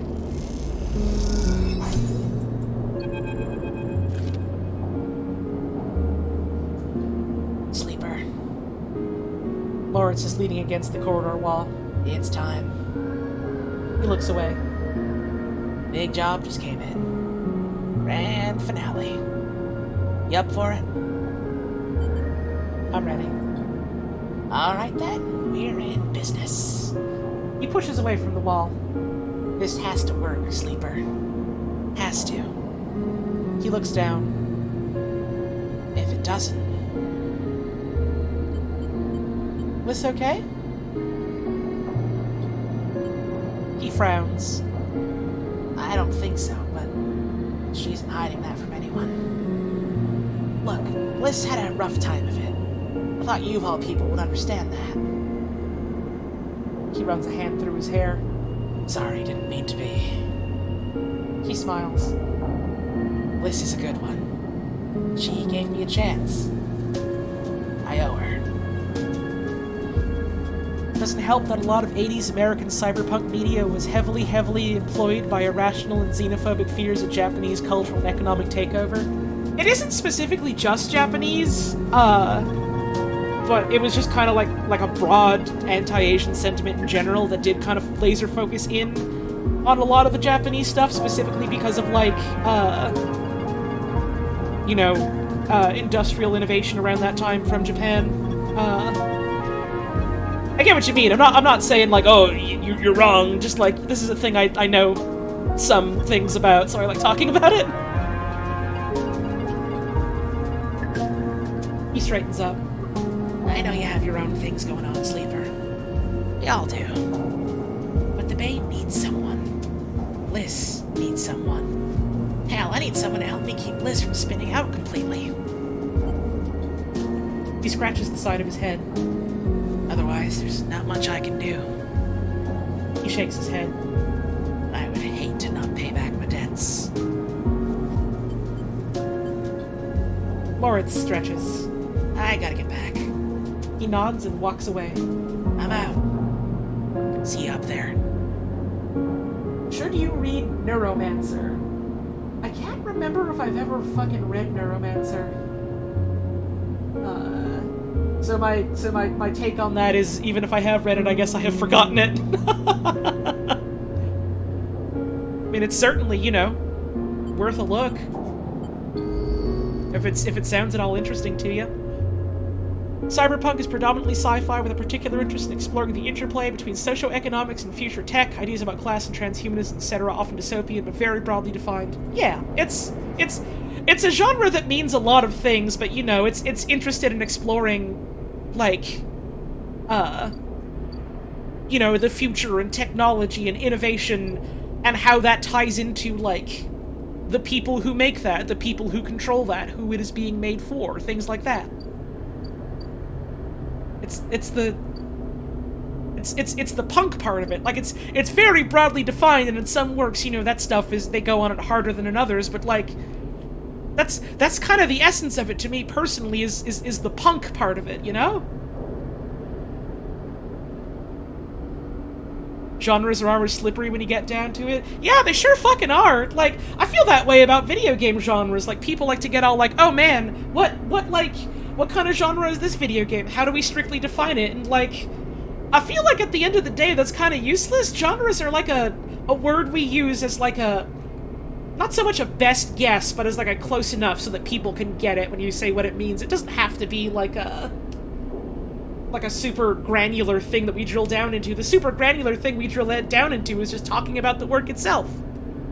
You know? I'm in Mina. There's no answer when you buzz Lem's unit. But the door's open. You push the door and find Mina, sitting in the middle of the floor, playing with Bun Bun. Consider Metal Gear Rising to be one of the best cyberpunk games. I feel like Metal Gear in general, in some games more than others, but in general, Metal Gear I feel like is pretty effective cyberpunk. And like, it also just gets to be this like weird, over-the-top goofy thing, which I think is interesting. Genres aren't strict boxes, they're conversations. That's a very eloquent way of putting that. That is so much more eloquent than anything I said, so thank you for that! One of these days I want to get around to playing more of the Metal Gear games. I've really only played like 3, and I really liked that one. Anyways, you push the door and find Mina, sitting in the middle of the floor, playing with Bun Bun. Hi, Mina. Hi, robot, says Mina sullenly, waving Bun Bun's paw without looking up. Oh no! How are you? Bun Bun is sad, says Mina, nodding the toy's head in agreement. like Daddy. You look around the unit. It's a mess. Dishes and glasses on the side. Some of Mina's clothes piled up in a corner. Mina's sitting by her bag, just spilled out across the floor. Her drawing slate cracked and dark. I think I should help tidy up her own place. You start with the kitchen units, piling up the dishes in the auto wash and wiping them down. You pile the clothes up next, folding them neatly.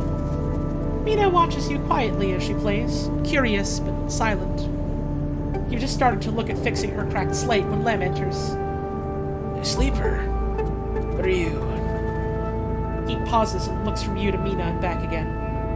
Never mind. He drops a bag by the door and slumps onto the couch. Everything okay? Usually put it that labels are more like tools than strict boxes. They can be useful for things but aren't really the point. It's kind of like when I talk about like identity and stuff, and you know, people are like, oh, how did you figure out like your gender, your pronouns and things like that? It's hats. It's hats. You find the hat that you like the most that fits the best. Genres is kind of like that. You know? Maybe not as this quite the same analogy, but kind of applicable, I suppose. Lem lets out a weak laugh. You forget the past few cycles now, too. Wish I was so lucky. He looks away at the open door. Look, now's not a good time. I want to help. Help? Unless you have a sidereal ticket or two on you, I don't think there's much you can do here. He pinches the bridge of his nose. You understand they never even put us on the list, right? I've been all around the rim looking for work, and I've run into more than a few from the crews. Turns out only long-time Havenage members were issued those Celis ID numbers. They never planned to consider us. Havenage says they didn't know that was what they were going to use to make the draw, and who knows? Maybe Celis pulled the wool over their eyes. What does it matter? All those hours in the yard for a hand-to-mouth wage and nothing else. He slams his hand down on the sofa. That can't be it. Well, it is. He looks at the open door again. They're moving the sidereal up the hub now, you know. He says without meeting your eye. That's where it'll depart from. Bringing in a ship with all their cryo-sleep pioneers, Transferring them up there in microgravity before loading the crew. We could sneak aboard. You think they're just gonna let people on board? The security they'll have has to be impossible. He looks over at Mina. Look, we'll be fine. We always have been. I just need a little time. He sighs. We had our heart set on that trip is all. Mina comes over and climbs into his lap. He smiles. What if I got you on board? I missed you these past few cycles. I missed that optimism. Lem strokes Mina's hair. Look, you want to go up to the hub and ask around? Be my guest. I can't get up there with Mina down here, and I'm sure the Sidereal will be bringing in a crowd. But be careful. That kind of thing always attracts scammers and thieves. You find any way on board, you take it. You need help to get there? Ask me. But for now, me and Meanie here are sticking to the eye. She looks up at him and smiles. Thanks, Lem. No. Thank you, Sleeper, for coming by. You stand to leave, and Mina grabs your hand, eager to give you one more smile. Then you're out, back in the walkways at the low end, already thinking of plans to make this right. Whew, okay. I gotta get up and take a break, actually. So, I will be right back. Get up and have yourself a stretch as well while I'm gone.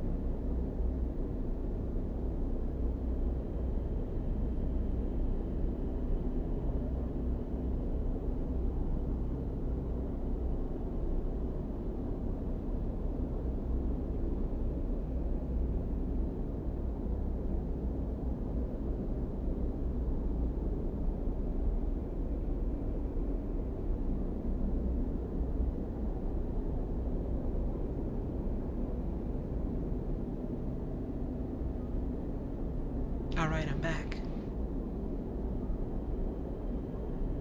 I kind of want to just hop right back to it, so that's what we're gonna do. Oh boy. There is, some tomfoolery afoot, huh?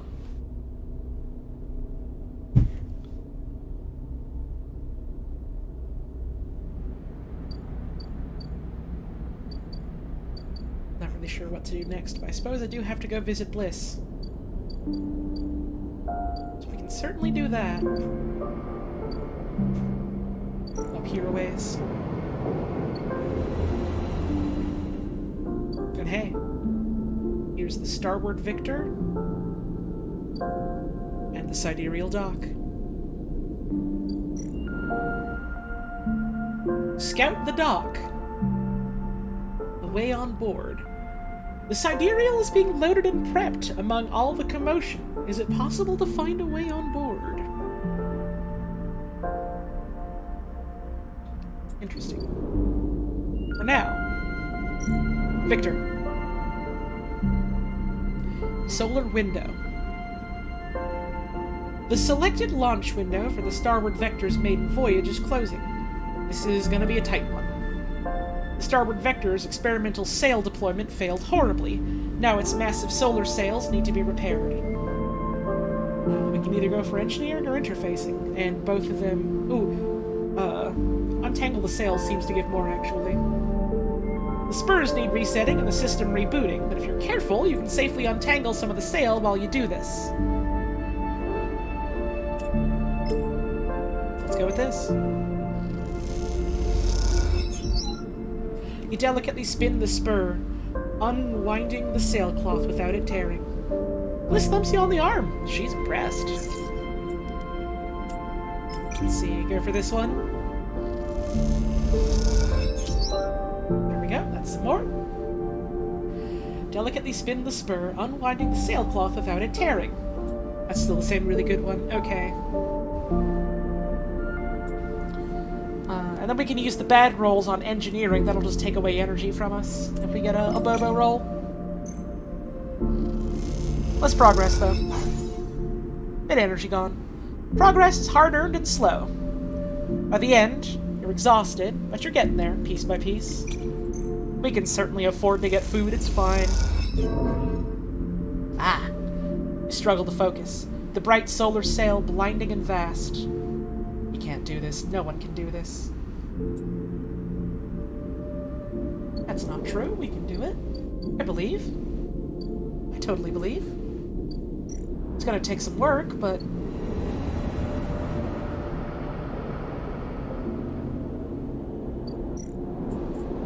Yeah, I always thought solar sails was a neat concept for a thing.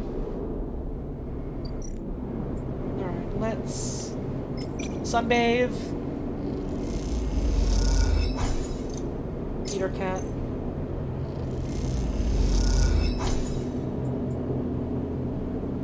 And end our cycle.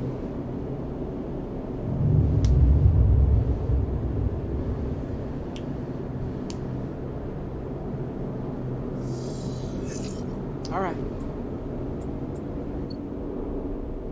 Rolls. Not as great today. Bit of a shame. We can try and work with it. No time limit on the Sidereal Dock from the looks of it, though, so that's good. Get that big roll here. Alright, there you go. Ooh, alright. Another big roll here. Hope for the best on the patching. Not bad, not bad. Hope for the best on patching again. We are bottomed out on energy. Okay, we need to go eat again.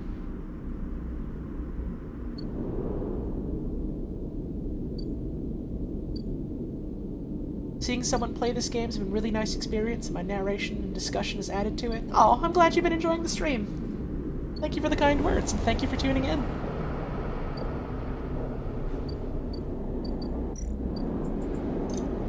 we get food. Yeah. I'm coming back tomorrow for breakfast, too.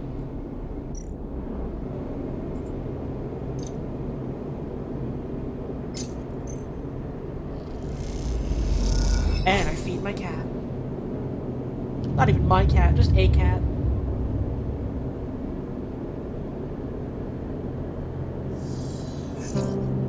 There we go. That's good rolls.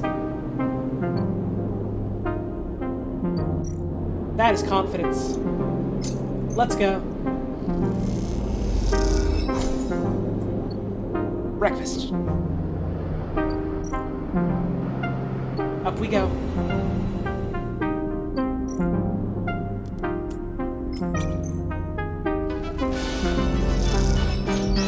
Thank you, Seymour Disapproves, for giving that gift sub out to Dominic Terrison. Awful generous of you. Very much appreciated.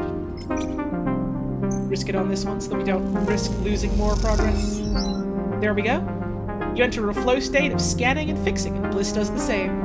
You can both do this. You know it. And it is done.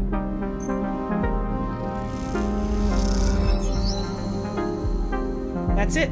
You're done. Somehow the end is here. The atmosphere in the airlock is euphoric. You and Bliss keep grinning at each other like idiots. Exhausted, blinded, sore, and aching idiots. Sleeper, that was incredible! She punches you on the arm. I never thought we were gonna make it.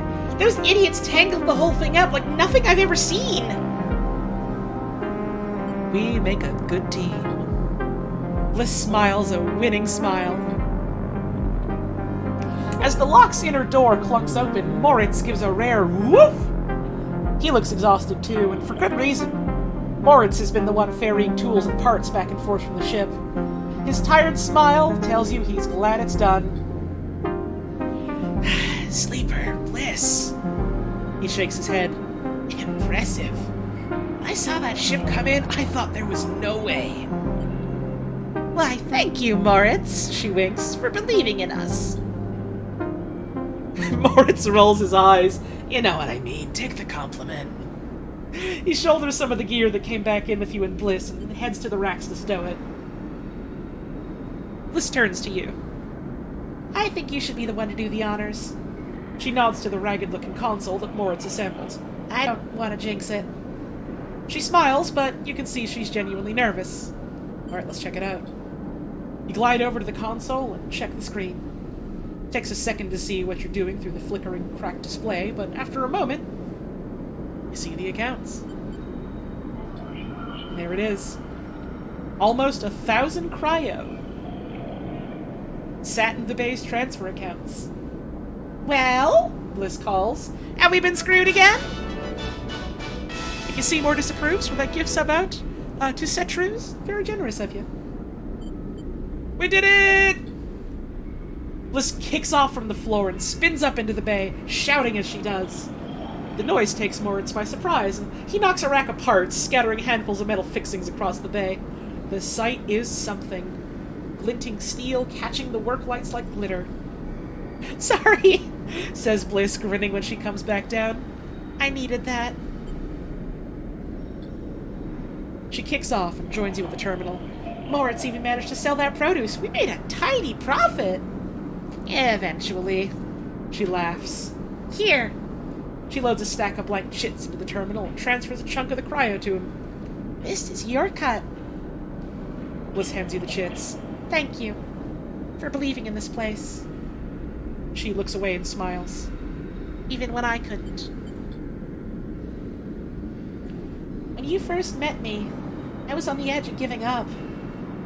All it would have taken was one more push. But now this place is sparking again. Work is coming in. There are funds in the accounts. Even Moritz has a spring in his step.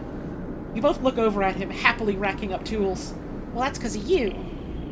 She punches you on the arm. He likes you. He's a good kid. He isn't bad, is he? She leans in closer. You know how he came here looking to rob the place? I gave him a job instead. She laughs. Don't tell him I told you that. I just thought it might help you understand the kid. Moritz turns to look at you. Both Bliss and you awkwardly wave. Maybe it's time to change the subject. Aw, he is a good kid. I'm glad Bliss gave him a chance. You gonna be okay? Me? Always. Here on out, it's gonna be a little easier. I'm gonna look for some component contracts, stuff that'll keep us inside the bay, not out in the black. No need to risk our necks if we don't have to. You want to cash out? That's fine. There'll always be work for you here when you need it. I'll probably be back. I will probably be back. She smiles and then, out of nowhere, quickly gives you a hug. She steps back and glances around reflexively. Take care, she says softly. You too. Oh. You turn to leave. And Sleeper? Yes? She smiles. Don't spend that all at once. I have nothing to spend it on. I have nothing to spend it on. I could take the fucking cryo discount option. I have nothing to spend my money on. I could take Hard to Kill, but I have so much freaking stabilizer.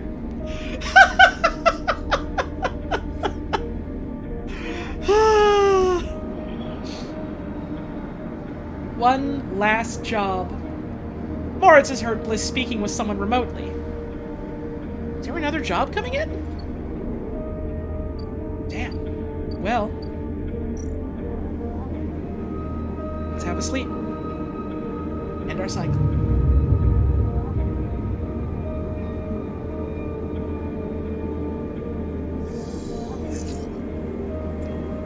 Alright. We can do some snooping around here. It's risky. But we got 5 here if we do this. You watch the loading crews going back and forth, noting their paths and entryways. Could this work? Could this work?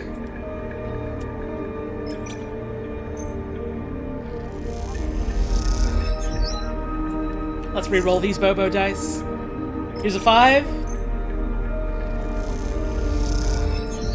Yo! Holy shit, it's Castor!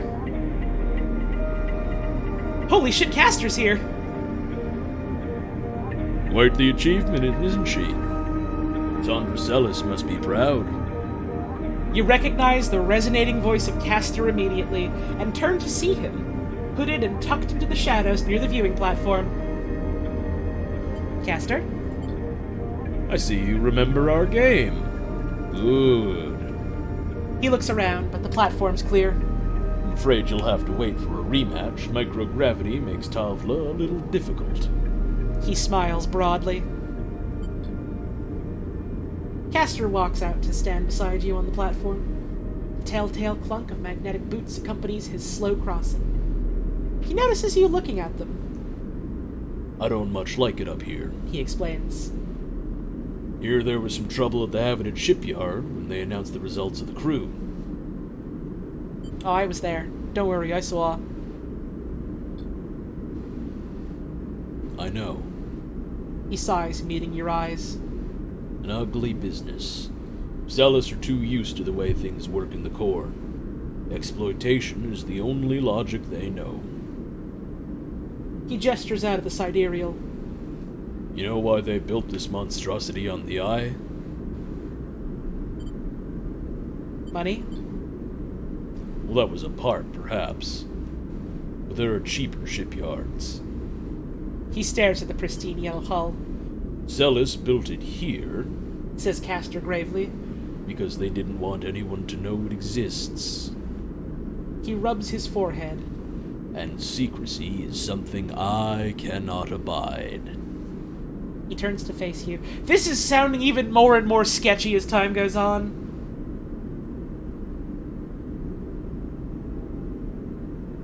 There are people being loaded onto that ship as we speak. Sleeping people. Locked in cryo-sleep like the person that you were emulated from. There are hundreds of them, and Celis wants to send them out to a planet at the edge of the settled system without anyone knowing where it is. But you, Sleeper, can do something about that. You are like me. You deal with data. You can read it right out of the air. With someone like you on that ship, secrecy isn't a problem. You can ping back whatever I need whenever I need it. As long as you're aboard.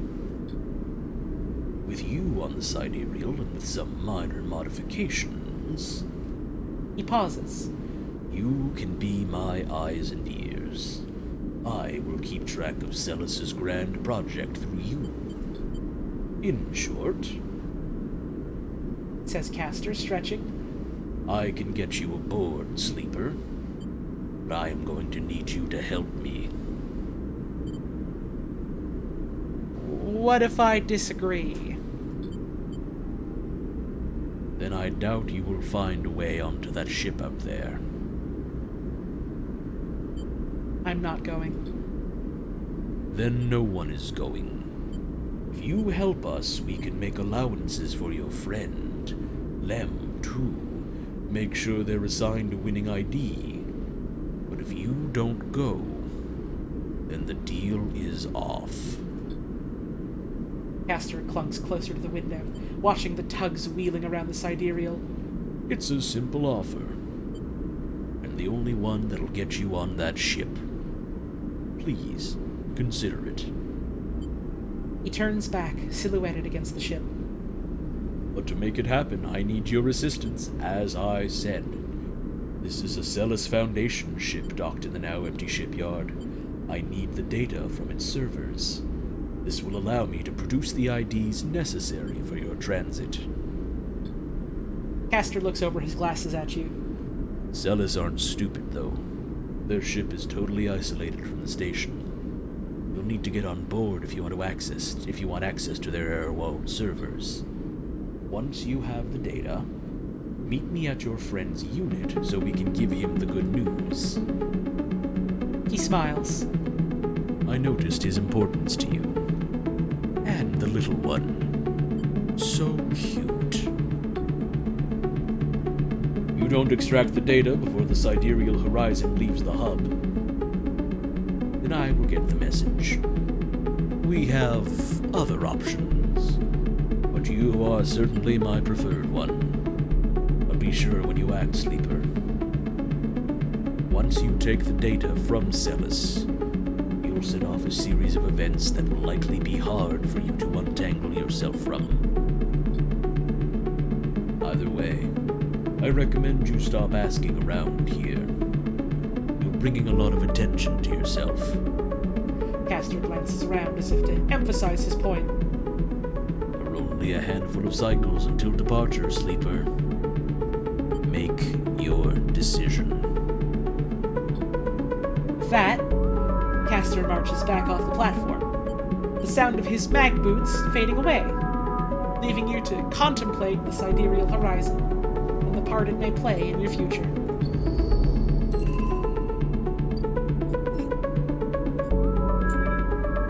Castor's offered a second chance.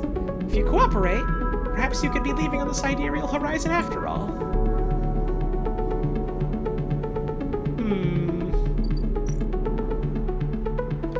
In several cycles, the sidereal horizon will set out.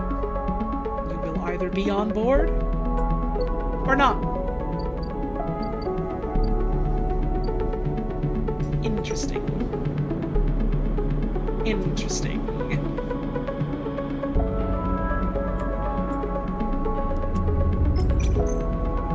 Interesting. Moritz gives you a filter cleaning job to do while he goes through the racks. The quiet and focused atmosphere is relaxing.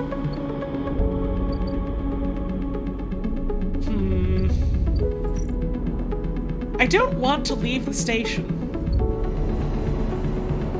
And I know Lem and Mina have talked about, or at least Lem has talked about, you know, wanting to try and give his daughter, like, a better future. I don't know if this is really better, given all that we know about Celis now.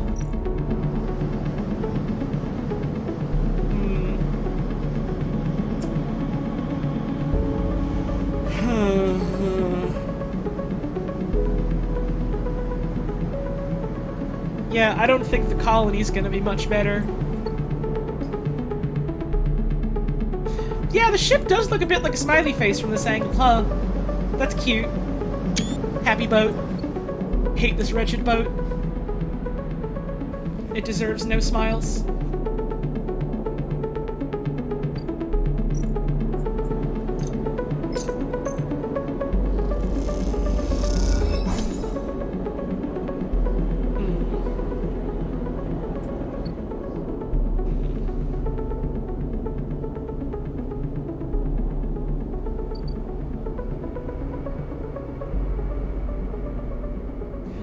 Oh, Queer Oddity, this is less about necessarily, wanting to pack up and move somewhere less shitty. This is, I want my child to live on an actual planet with, you know, like, actual air and skies and like, ground instead of some, like, weird, you know, station. Like, I can kind of get that, honestly. But also at the same time, like, I don't know. I don't think that this specifically is necessarily going to be terribly good for them. But also, who am I to make that choice, you know? I don't know. Ooh.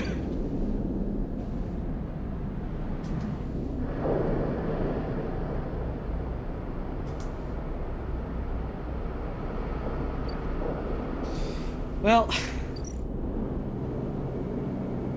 let's feed our cat. There we go.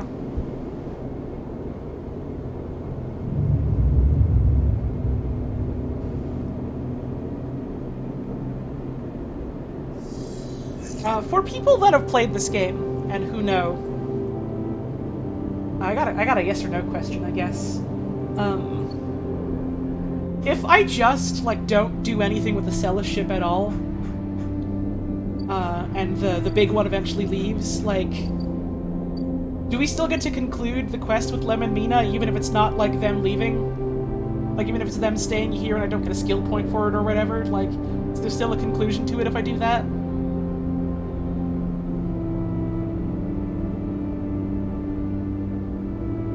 Because I would like to see, you know, more of them, but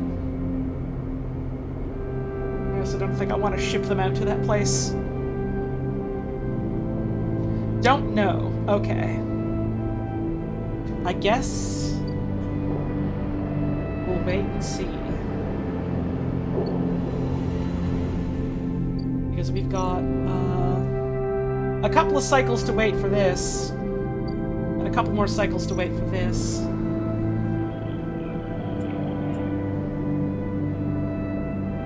Conclusion: if you go through the hacking and then turn back.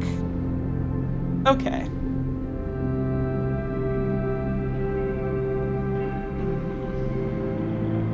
No, it's not a matter of, oh, I want to make the right choice. I know the choice I want to make, I just want to know how to make it in the video game. Like, is it a matter of just, like, not interacting with to have them stay here? Is it a matter of just not interacting with the little smiling ship at all? Or do I go through with that and then, like, there's something I can do to say, actually, fuck this?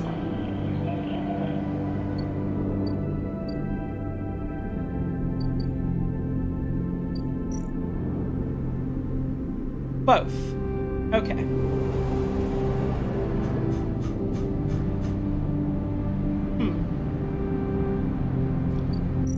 In that case, let's fucking snoop. In that case, let's snoop a little. For fun. For fun. Let's do this critical action here.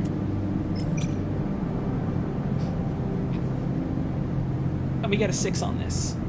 The fastest way to get to know the ship is by pretending to work there. A plan so bold, it might even work.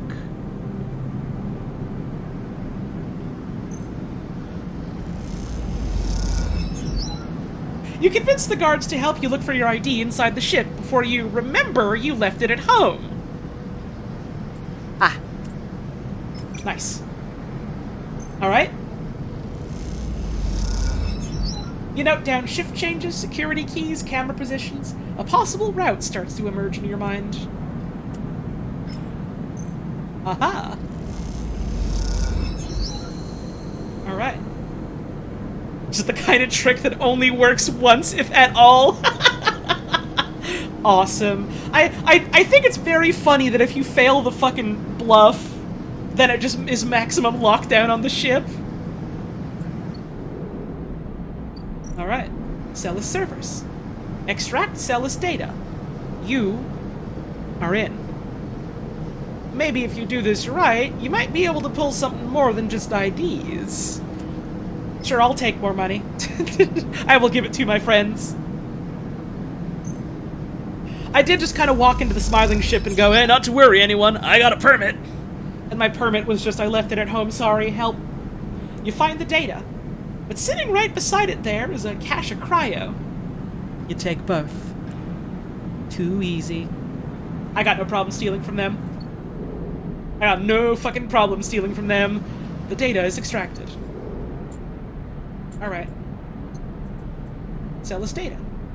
Unassigned Celis IDs. Golden tickets for the sidereal.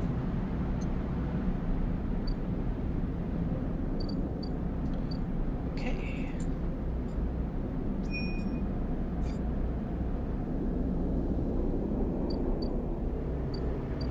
Castor. When you arrive at Lemon Mina's unit, Castor's already waiting outside, leaning beside the door. Forgive me, Sleeper, but Celis is already buzzing with news of the breach. I was expecting you. I don't like you tracking me. That's unfortunate, Sleeper, because that's exactly what I will be doing for the foreseeable future. Castor reaches into a pocket and produces a sleek green and white hand terminal. The data, please. What is that? Something I acquired from Celis while you were busy on that ship. Castor pushes up his glasses. I haven't been waiting for you the entire time. You hand over a drive with the data, and Castor fishes around for a converter cable to hook it up. He slots it into the terminal, and after some whirring, a set of two transparent films marked with numeric sequences are produced. 2 tickets to an uncertain future. Castor smiles to himself. The child will go with Lem, of course. He pockets them. These are yours, but first... He holds out a white cube. Your side of the deal. What is it? Something to help us make use of you. He passes you the square, and you rest it in your palm. A small, white, perfect cube. Suddenly, you feel a sharp pain and flinch. The cube jumps from your hand and rattles along the walkway. You look at Castor apologetically. Castor smiles. Not to worry. It has done its job. Now it is for you to do yours. You look down and see a tiny pinprick in the center of your palm. Nothing sinister. Castor puts the terminal away. This way we can keep track of you in the sidereal horizon. I didn't agree to this. You did, Sleeper. Castor adjusts his glasses. You have to understand that I could have done this without you knowing. This way, everything is on the table, so to speak. Castor hands you the transparent films, and you see shimmering portraits of you and Lem flickering beneath the surface. Oh, give them the good news. And he reaches across and buzzes the unit. Lem slides open the door, half dressed in his gear. Sleeper, what brings you up here? Come in. He beckons you inside. You look to the side expecting to see Castor, but the wall's empty. The unit's cleaner, better organized than last time. Lem sits at the thin bar and gestures for you to sit down.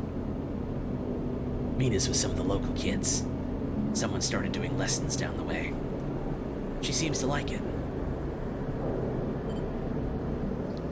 Sit. You sit at the bar. What's up, Sleeper? Play for time. You look around the unit. You look at Lem. He looks better, softer, more full of life. It's as if a weight's been lifted from his shoulders. You think of Mina, a few units down, learning with other children. You falter. Is the sidereal horizon better than this? It's not! Lem starts to look a little nervous. Well, you in trouble? Dead? Nothing. Forget about it. You sure are acting funny. Lem squints at you. You sure nothing's up? I'm good. Just tired. I hear ya. Lem nods. Been taking shifts moving freight at the midline. Hard work, but makes use of my Conway drone training. He pats you on the shoulder. He continues, but you barely hear him. What is holding you back? It's now or never. Will you leave together, or are you better off on the Eye?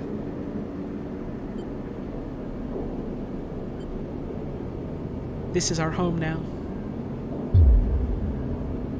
You make a decision. Lem and Mina are better off here. You are better off here. Castor can go hang. Lem notices you aren't listening and stops. Fancy staying until Mina gets home? She'd be thrilled to see ya. Sure. It's not long until the Sidereal leaves, you know. I was thinking of taking Mina to see it off when it does. What do you think? Are you sure? I think so. It still hurts. The way I see it, you can't hide from these things. Lem looks across the tiny unit. Holding on. That's all we can do, right? Just hold on a little. He turns to you and smiles. The buzzer goes. That'll be her. Lem gets up and opens the door, and Mina, a bundle of energy and life, rushes into the room. Robot! She shouts. I learned how to draw a tree today! Lem laughs. Show me! Mina suddenly grabs her slate, now half obscured by shiny black tape, and brings it over. I never even saw a tree, says Mina. Oh, Mina, we gotta take you to the Greenway someday. We gotta take you there. But Esther showed me. She starts with a line, then she draws a V, splitting it in two directions. Then she splits those lines again. She keeps doing this, keeps splitting and splitting the lines until before long the whole slate is filled with branches. She sets it down proudly and hands you the pen. Your turn, she says. And a while later, when you leave, you don't even think to check for Castor by the door until it's too late. You stop and turn, halfway down the walkway. But there's nothing there. Even that little white cube is gone.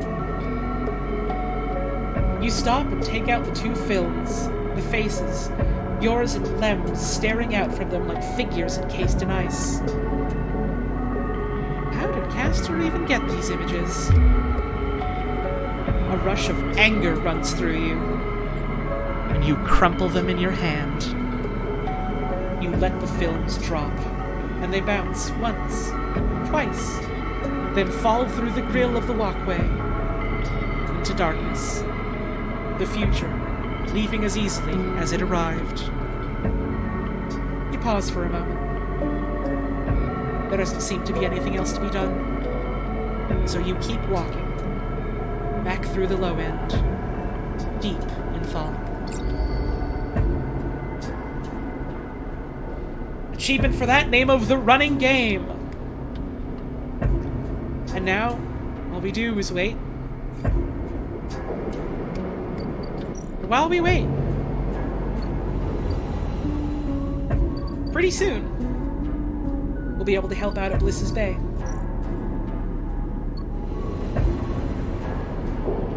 I wonder how things will turn out. But no matter what, we got a cat to feed.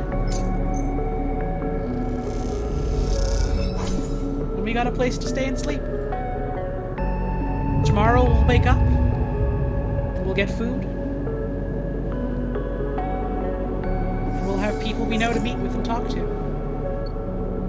Just like any other day.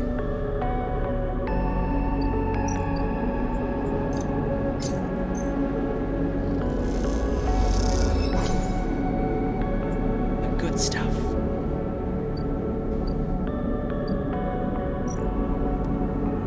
Why not work a couple shifts here at the Banteon? Let's go for these Bobo ones first. Take some energy away, but that's okay. Let's try again. Dang. Maybe this big one will get us some back, though. It's just cryo. Not bad, though. We got good tips. Not much else to do while we wait.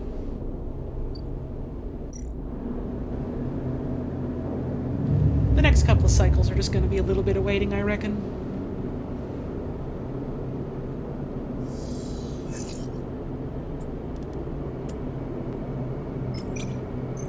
Hell, we could honestly just sunbathe here.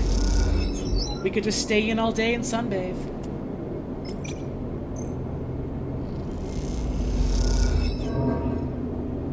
Feed our cat.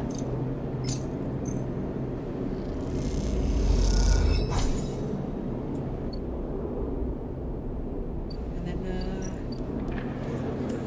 get our game on a little, why don't we?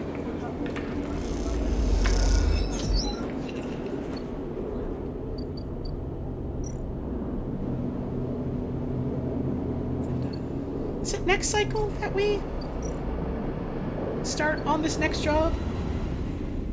No, 2 more cycles. Okay, so I'll wait until next cycle to repair.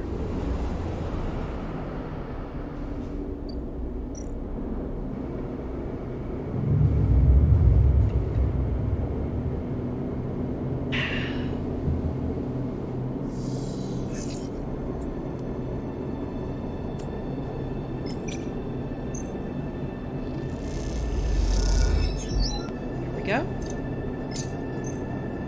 Fed.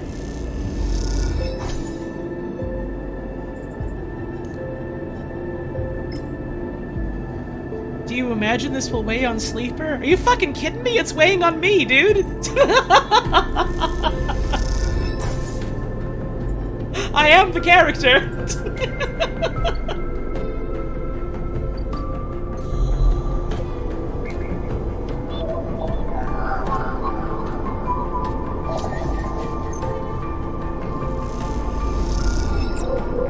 Why not just do this for a bit of funsies? Just for the hell of it.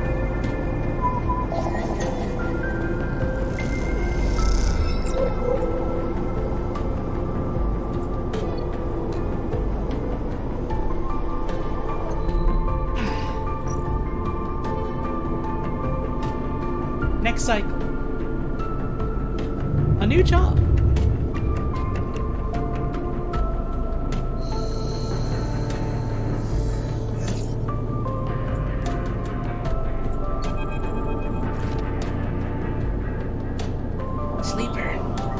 Long time. Moritz is smiling at you when you leave, clearly happy to see you again. Moritz! Good to see ya! Same. He rubs his hands on his jacket. How you been? Think you just KJ things for the raid? Hope you had yourself a wonderful stream today. Well, you know, working hard. I bet. He grins. Well, you are always welcome to hang out at the bay if you want. He glances around. Actually, that's what I'm here about. I know Bliss said she didn't want to take any more big jobs, but she's changed her mind or something. He grins. Because now we have someone looking for a refit of their ship in our bay. You would not believe it. They want their entire ship disarmed. Cutting out defense arrays, weapon lockers, ship-to-ship countermeasures. The whole lot. He leans in. We'll be able to start an arms dealership with all the hardware we'll have up there when we're done. He laughs. Anyway, it's a massive job and we need some hands. Bliss said to go get you. So come on up. Bliss is waiting on you to accept the job. He pauses. It'll be good to have you up there again. Grins. Like old times. How goes the game? Really fucking good. Really fucking good. We're just about wrapped up with like all that there was to do.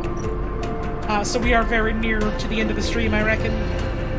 But I have been adoring my time with this game. Let's talk to Bliss. When you enter the bay, it's weirdly quiet. Moritz must be out on some errand, and maybe Bliss is prepping the kit? Oh my god! Oh my god, it's Ankita! Holy shit. Holy shit. Her story wasn't over. That's the fucking ambergris! Sleeper. Ankita's drifting at one side of the bay. You missed her completely when you came in.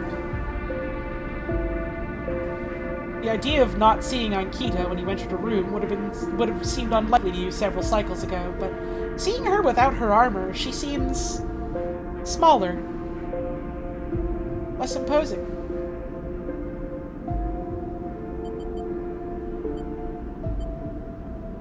What are you doing here? Well, I was about to ask you the same thing. She kicks off from the wall and comes a little closer. So, what is this? She asks. Come to avenge Ashton or a sleeper, or just looking for another payout? Her anger's familiar, but quieter than before. Restrained. Don't start. Start what? You are the one following me up here! She looks away. You can tell her anger isn't directed at you in particular. It radiates off her like fire. You better be ready to sign, comes a shout from the bay entrance, because I got my best repair tech coming up here especially, and they are going to... Bliss glides in and suddenly stops herself when she sees you and Ankita standing off. Oh, Sleeper, you're already here. Miss Cassetta, this is the tech I was telling you about. Best on the hut. She stops, looking between the two of you. Wait, do you know each other? You and Ankita look at each other. We worked together. Bliss squints at you both before continuing. Bliss produces a slate. Now, Miss Cassetta, if you'd like to sign our damage waiver here, we can start on the decommissioning. She looks at you. My tech here is eager to get started, as am I. Ankita scrawls her signature across the slate. Thank you. Bliss pauses. And everything's okay with the special payment terms we discussed? She gives Ankita a strange smile. All fine, says Ankita, giving you another hard look. Then she kicks off and drifts to the entrance. I'll be in the gimbal, she says, and leaves. Special payment terms?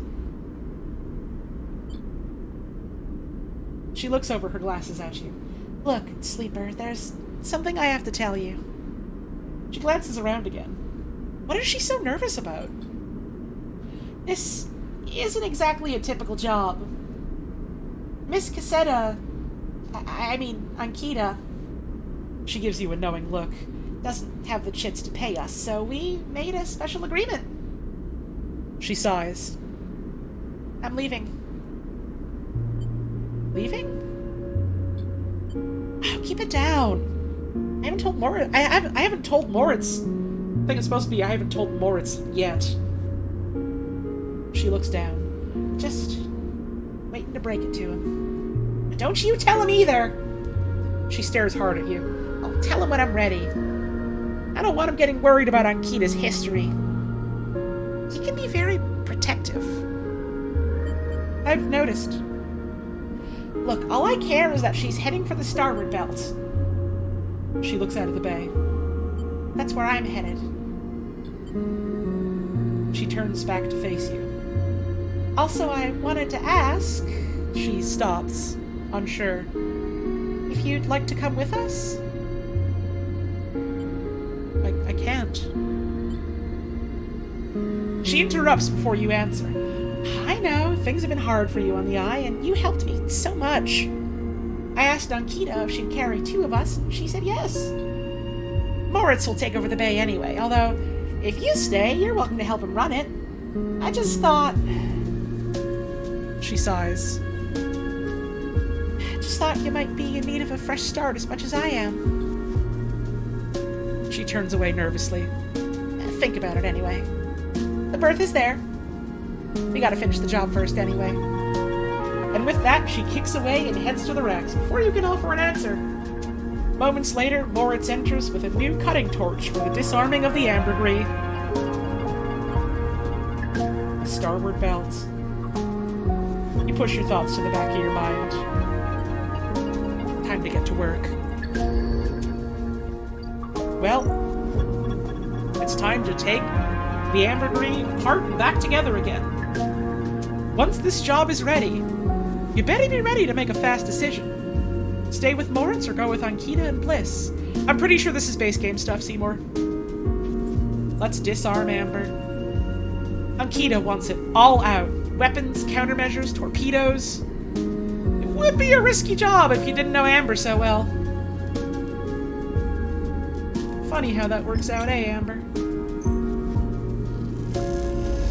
Been a while. Working on Amber again is a joy. You know, every inch of the hull, after all. Or, you know, every inch of this hull. After all, you fitted half of it. Yeah, I'm gonna probably wait a while until more of the DLC stuff is out so I can just, like, you know, have it all fresh in my mind, go through a bunch of it all at the same time. I think that could be fun. So I am aiming to finish up base game stuff today.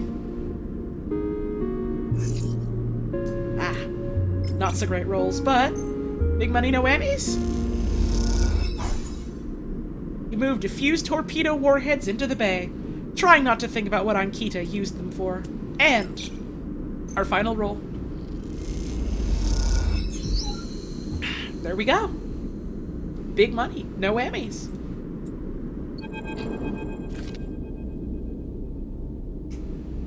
Amber looks better than she ever has before. Bliss has done an incredible job at cleaning up the hull, and despite the exterior changes being limited, she has the impression of being lighter, somehow sleeker than before. Moritz drifts by. He's been loading up the final equipment onto Amber. It turns out Ankita will be taking her weapons, but packed and ready to sell at the first starboard belt port she hits. Now that Moritz is done, he seems in a kind of daze, floating back and forth aimlessly. Yeah, there's lots of different ways that you can get off the station if you want to, which is neat. You okay, Moritz? What's that? He turns. Oh, right, yeah. Packed and stacked. He smiles a weak smile. Was hoping Miss Cassetto would let me keep a warhead. For what? He shrugs. I don't know, just might be a cool thing to have around. Come on, bud. That's a weapon. Hey, Sleeper. He looks down. Did you know Bliss was leaving? You understand now. She told him. That's why he's like this. I did. He nods distractedly. She said this place is mine. He looks up around the bay like it's suddenly some vast space he doesn't know what to do with. You'll do a great job. He looks down at you. Hey, thanks. He smiles. I appreciate you saying that. Not many people believed in me before now. First Bliss, then you. A dark look suddenly crosses his face. Hey, Sleeper. There was something Bliss said. He meets your eye. are you going to? Before you can answer, Ankita glides into the bay, a massive crate on her shoulder. Sleeper, you coming or what? Bliss is already on board. She stops by the terminal, holding herself in place. Moritz looks at her with a dazed expression. You look at Ankita. She's keeping it together now. She's packed all those bad feelings down someplace where you'll never see them and built a tough foundation on top. She may not be a mercenary anymore, but you imagine most people would think twice before trying to cross her. Well, she looks at you. Not eager to spend another moment of my time on this station unless I have to. She pauses, looking between you and Moritz. She sighs. I'll give you a minute. She kicks off with the crate, taking it to the end of the bay, where the Amber sits docked. You look back at Moritz. I think similar to the mushroom one, I want to see what the going ending is like, but what I want to pick is staying, so we'll go back and pick that one after we see what this is like. I'm going. Moritz looks like he might pass out. I get it. He steels himself. It's the right decision. Hey, look. He moves a little closer. You gotta find what you need. I did. Bliss, this place, you. This was everything I needed. He sniffs. I was in a bad place. This pulled me out. He looks away. You go find it. Akita comes back across the bay. The final crate stowed. You coming then, Sleeper? I'm coming. She nods. Well, okay then. Come on over with your things and I'll get you settled. She pauses. I'm sure Amber will be happy to have you. You both glide away from Moritz, his eyes wet, but a smile on his face. He waves as you go, dwarfed by the vast bay. And you hope he'll make it, even though you know, somehow, that he will.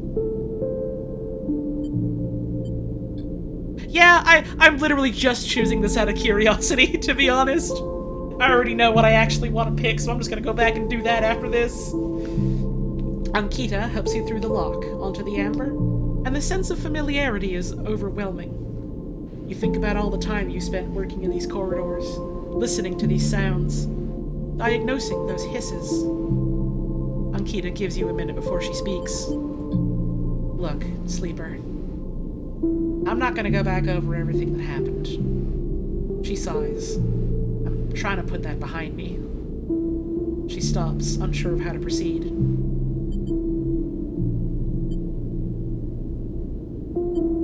I need to learn to trust you again. She nods. I understand. She stops. You don't ever need to trust me again if you don't want to. She shakes her head. I mean, take your time. I get it. She sounds pained. Tired. As you move off down the corridor towards the berth, she tries again. I don't think it was that I thought the wrong things about who or what you are. I just think I didn't think of you, I mean. I didn't think about how things might affect you. And I realized I've been like that for a long time. Focused. Stubborn. Willing to get the job done at any cost. She pauses. This is hard for her. But you don't want to interrupt. Well, I'm sick of paying the cost. Sick of being used as an extension of something bigger, something crueler than me. And having that cruelty, that violence flow through me. I just want to be me for a while. She looks down. Or at least figure out who that is. She takes a deep breath. So what I'm saying is you can get off at the first port we hit in the belt. I wouldn't blame you. It's a smart move. She pauses. Or you can stick around and we'll see if we can find a way to make space for all of us. She looks away, her energy exhausted. Thank you. She nods. Nothing else. This is you. She turns you to a small room with a bunk and a porthole to the flickering lights outside. The outside wall is sloped like a roof, and tucked beneath it is a small desk and terminal. Bliss is next door. Though I think she's in the hold right now. Said she wants to make sure the warheads are locked down tight. Ankita observes your nervous response. I mean, they are, obviously. She gives you a look. Ankita slips away and you look around the room. You go over to the porthole and place a hand on the wall. Feel Amber purr. You think you're gonna like it here. You stay like that for a while, looking out the porthole, one hand on the wall, feeling the ship. It's through that porthole that you'll watch the eye getting smaller and smaller, drowning in the black. At some point, it'll become so small that you can hold it between your thumb and index finger, and then it'll wink out, and you won't be able to see it anymore. And it is at that moment that you will finally exhale and collapse onto your bunk. In moments, you will be asleep. When you wake up, it will be among friends, on your way to somewhere new.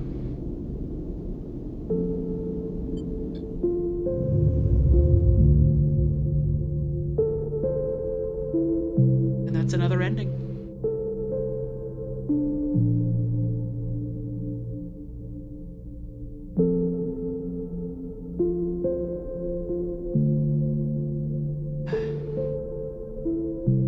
I think if I hadn't done any of the shipyard stuff with, like, Lem and Mina,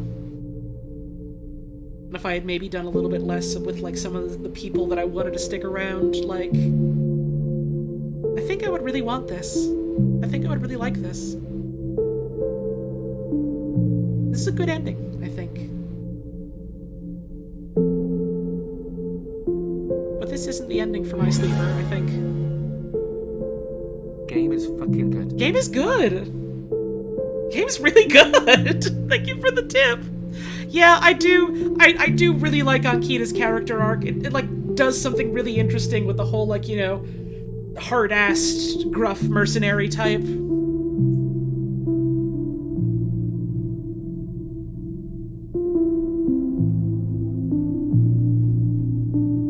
I like her.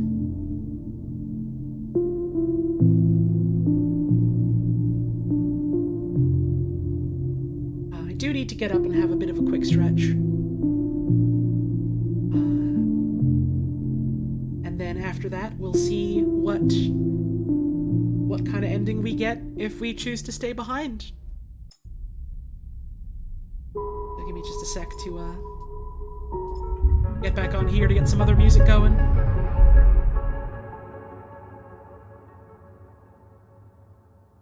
Wait for this to load.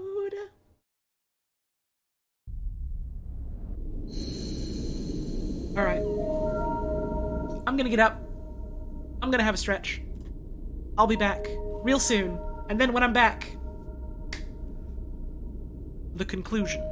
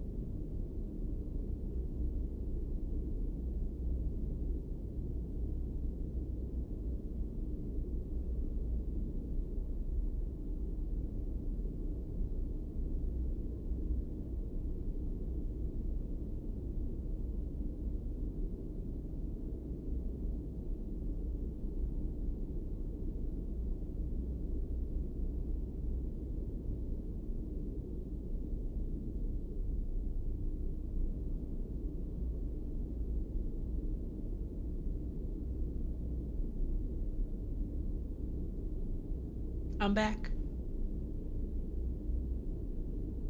We're real close to the end now, so I reckon we just get back to it. Hope y'all have been enjoying the stream tonight. I'm having a real good time with this. I'm excited to see what our ending is gonna be. The actual ending I would like to aim for. And feeling very satisfied with my time with this game. I suppose is the best way to put it. I adore this game.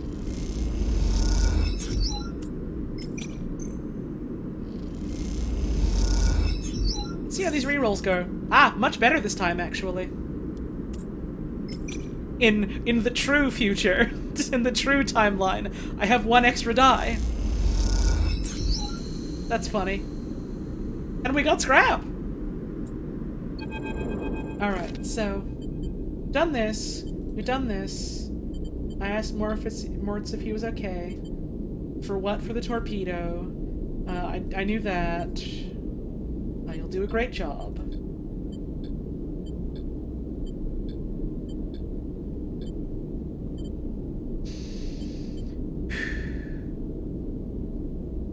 I'm staying. Moritz looks like he might pass out. Sleeper, are you sure? Are you doing this for me? I'm staying for me. Moritz nods. Alright then. You're staying. He grins. Ankita comes back across the bay, the final crate stowed. You staying then, Sleeper? I'm staying. She nods. Well, okay then. One less mouth to feed.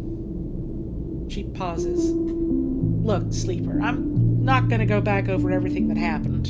She sighs. I'm trying to put that behind me, but I hope you find what you're looking for here.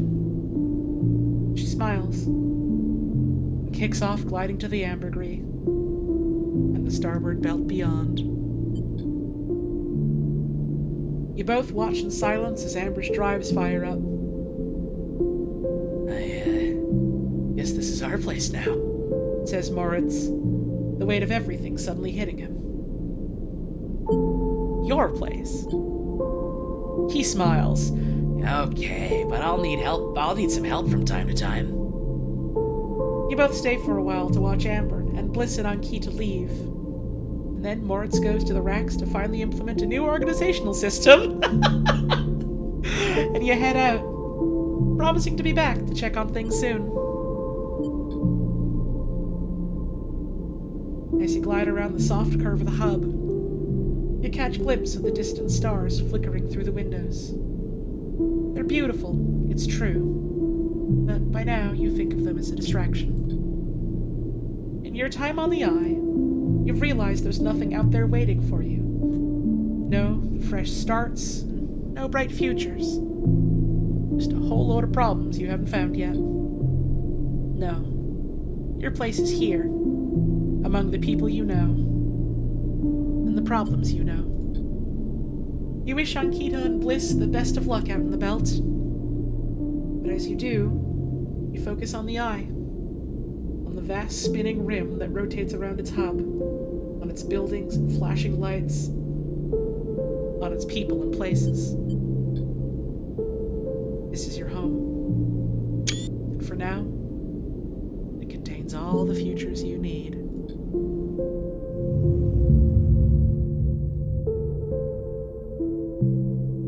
I think it makes more sense that her goodbye isn't as heartfelt in this one, given that, like,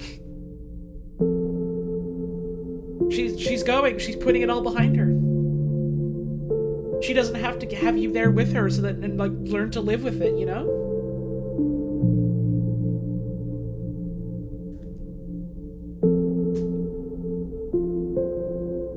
I think it makes sense that it's definitely, like, there's not as much Ankita-wise to this ending. The one thing I'm a little bit sad about with these two endings is I wish there was a little bit more from Bliss in them. We didn't really get much, aside from, like, you know, the bits of her signing off the contract and stuff. I like Bliss. And it makes sense that she wants to get the hell out, given, you know, the ex-boyfriend thing. I imagine there's quite a lot of baggage. So I hope she finds a place for herself out there where she can be happy. And I am gonna miss her. Yeah, it's been cool seeing how, like, some of the characters near these, like, little ending bits, like, are kind of coming together in ways, like, their stories sort of either intermingling or, you know, like, crossing each other. I really like that. But speaking of stories, we have one more.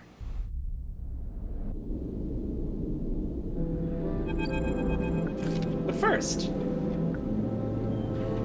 next round is yours. Morris arrives at the table with a couple steel drink canisters, typical of the Hub's only bar, the Gimbal Lounge. He settles into the webbing beside the table and clunks them down onto the magnetic table.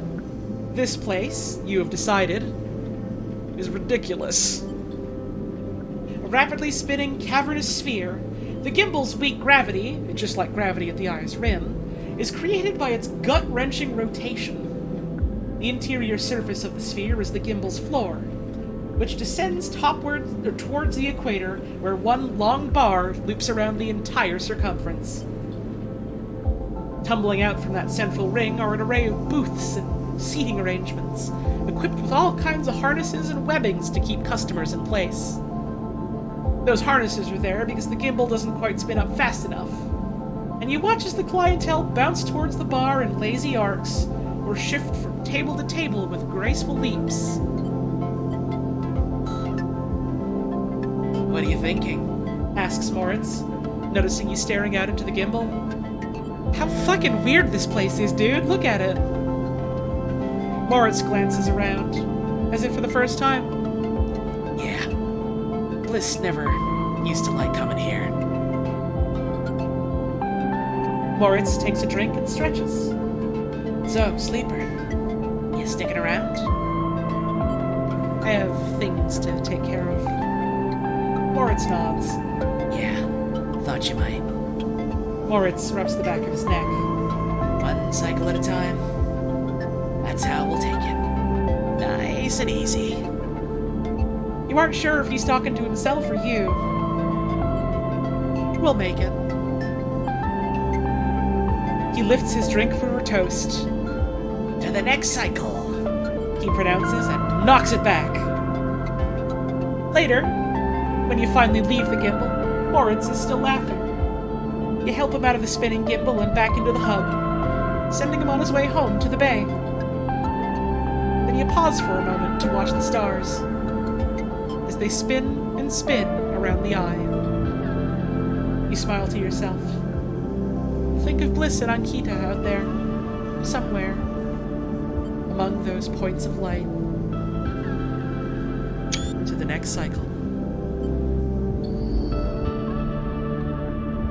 I am fucking begging you to stop saying "among" in chat every time it comes up in dialogue. Come the fuck on!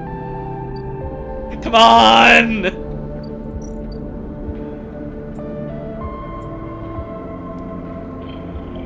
The Bay is taking on low-scale repair contracts now. Moritz is happy to offload some of the work to you. Neat. We're going down.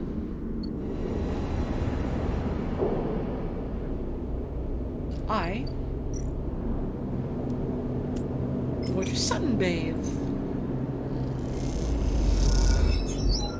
All we have left now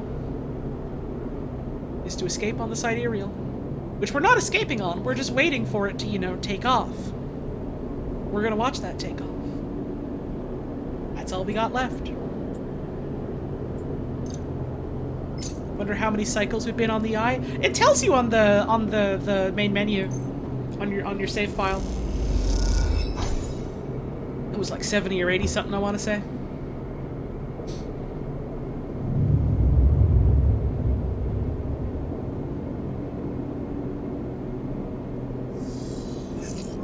All right, here we are.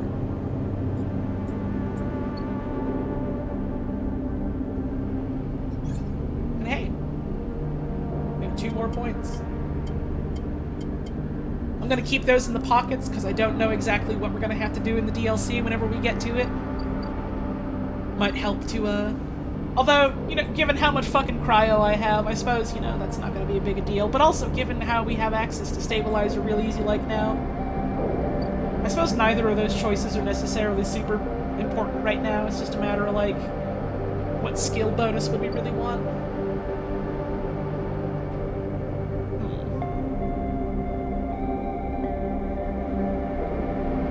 We do have 777 cryo, that's true. Fucking nice, you'll have to see it. Excuse me, I had a hiccup. I'm gonna immediately get rid of that and make some more money. It's kinda cute that it still says Bliss's Bay.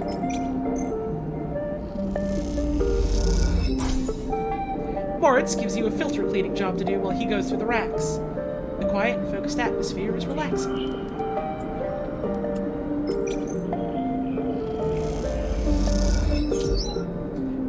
Manage an M2 converter rewire in record time, giving you and Moritz some spare time to chat about recent business. Thank you, Goofcat, for the 27-month resub. Dodges. Fucking picks you up and punts you. None of that. Thank you for the resub.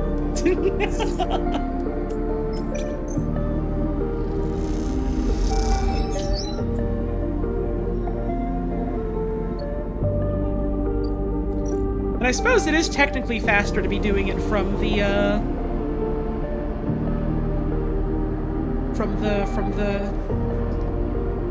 condo we have up there. I would like to feed my cat.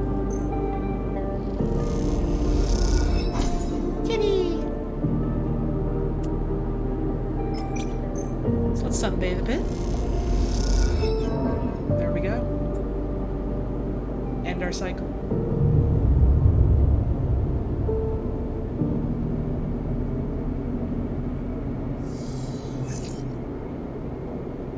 Do we ever know why Moritz is so loyal to Bliss? Yeah, they talk about it. He came in and tried to rob her, and she felt bad for him. Because, you know, he was clearly like a down on his luck poor kid. So she wanted to take a chance on him. And she did. She was apparently like one of the only people in his life to ever do that to him.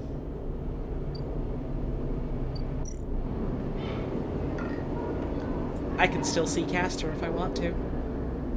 I don't know if he knows. He might not even knows. He probably knows, given how he's been fucking tracking us everywhere.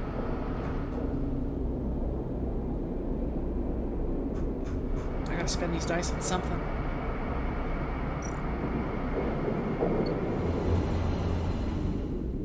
One more cycle to go.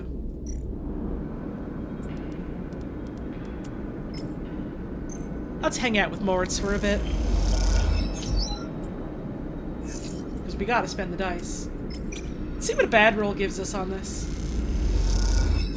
Never mind, we're not getting a bad roll. Let's see what a bad roll gives us on this. We're literally too good at fixing things to get a bad roll. We're too good at mechanical things now.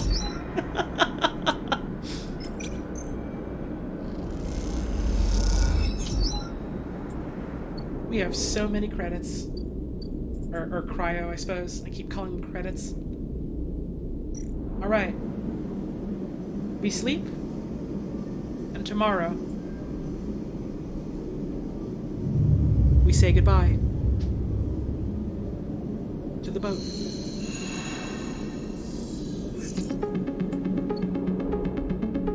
Here it is. Lemon Mina.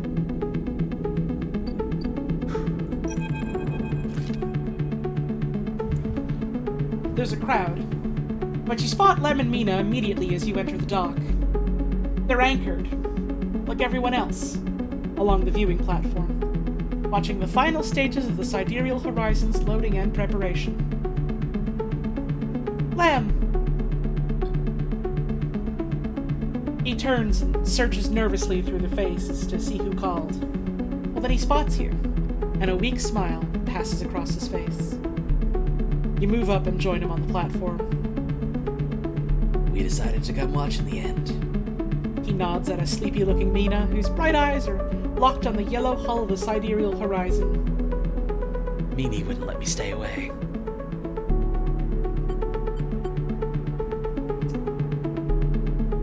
I'm glad.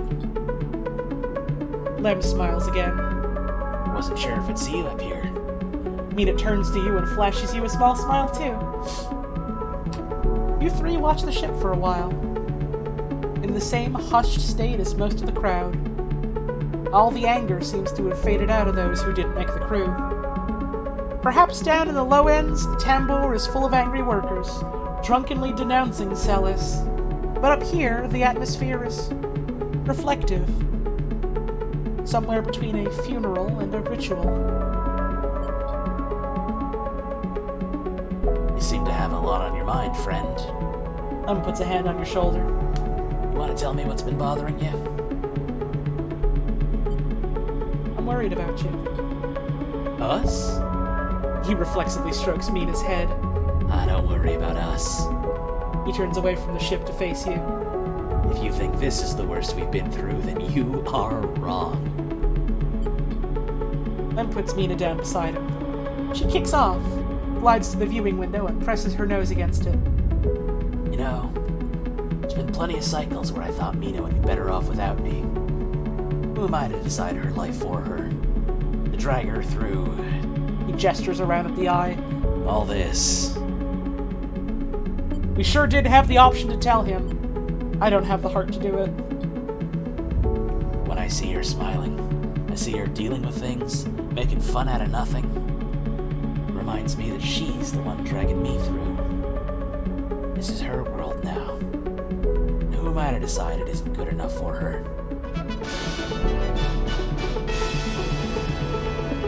Thank you, Polanagui, for that brand new sub. I appreciate it. You ever hear the three-body problem? No? It's a physics thing. The idea is that once you have three bodies moving in space, affecting each other, the results can't be predicted. It's chaos. Lem starts trying to demonstrate with his hands, wheeling them around each other as he speaks. That's how I see us. Me, Mina, and, well, you now. We're all bodies in space. We can't see how that's gonna work out for us. But the important thing's we're all affecting each other, right? It's not just one of us calling the shots, making the decisions, shaping the others. Each one's equal. Pushes and pulls and is pushed and pulled in turn.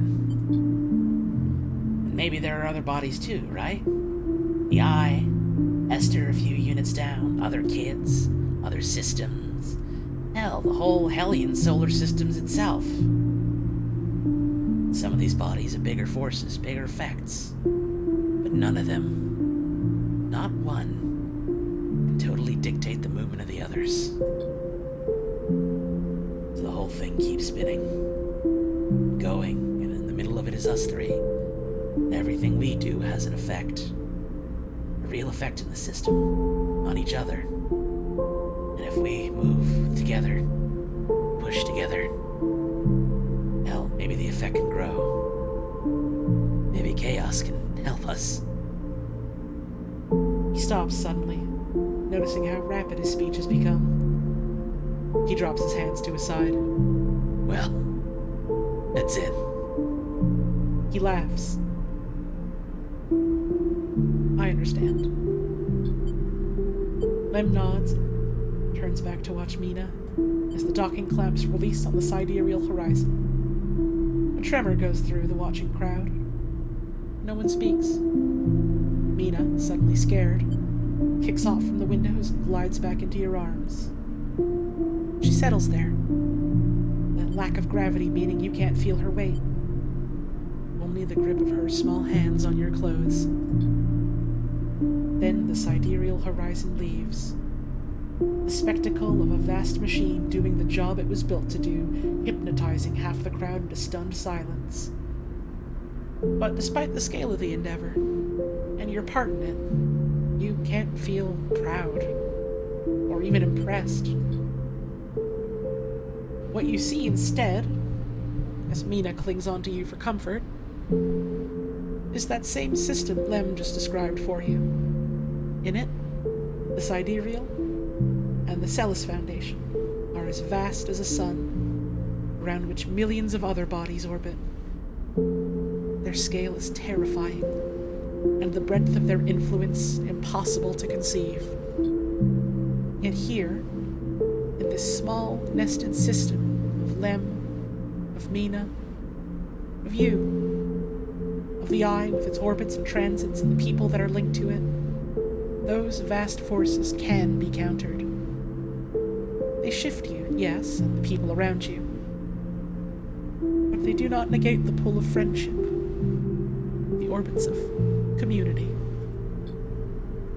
As the sidereal moves away from the dock, you think of the bodies on it, those thousands of cryo-sleepers that, like the person you once were, have given themselves over to that system.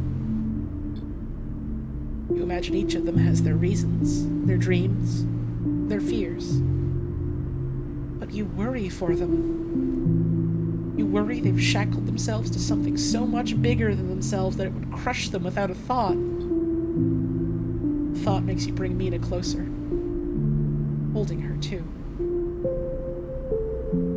And as you do, Lem puts an arm around you both. You stand together like that for a while, until the bright spots of the sidereal horizon's drives have faded into the dark, and it is time to go home.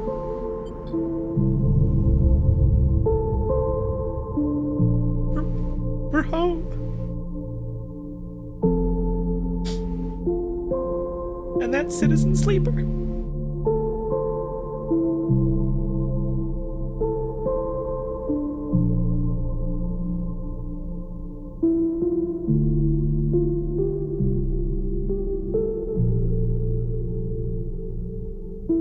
I really like this game.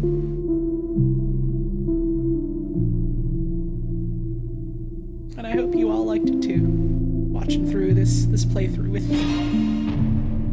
Thank you for the gift subs, that's very generous of you.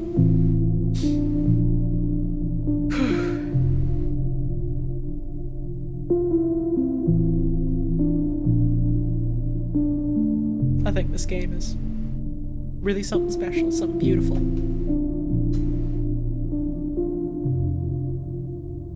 And I'm glad we got to experience it together.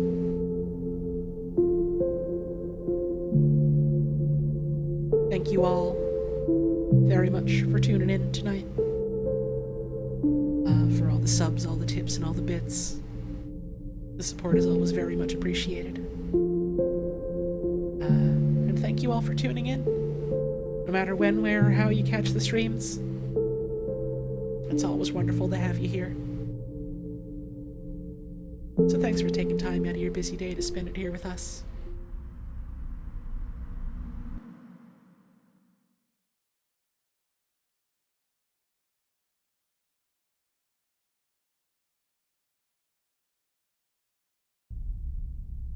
Let's see if there's more. No. No, there we go. One last little bit before our good night for the night. A strange choice. Castor stands beside you at the rail, watching the pinpricks of light from the sidereal horizon's drives disappear. But perhaps not unexpected. You turn to look, and Castor is beaming at you with an unsettling warmth. Aren't you angry? About what? He squeezes your shoulder. I only wish for you to exercise that strong drive of yours. If it happens to align with my own, then that is pleasing to me. But if it does not, I cannot punish you. What about the sidereal? Castor looks out to the stars. I will do my best to follow its progress.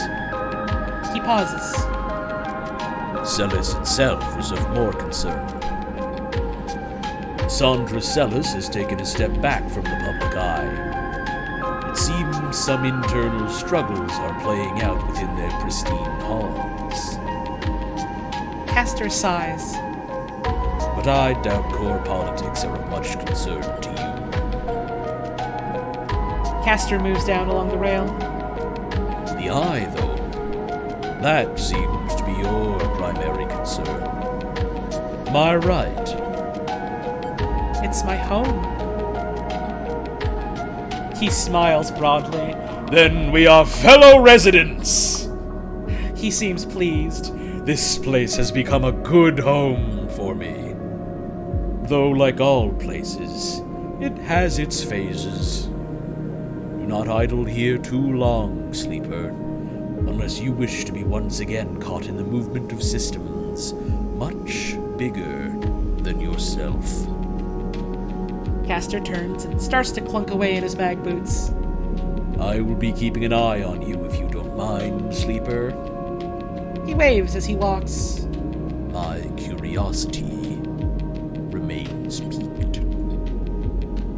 Once he leaves, you stay a little longer at the rail, watching the stars, thinking about all those people out on the sidereal horizon, drifting towards an unknown future.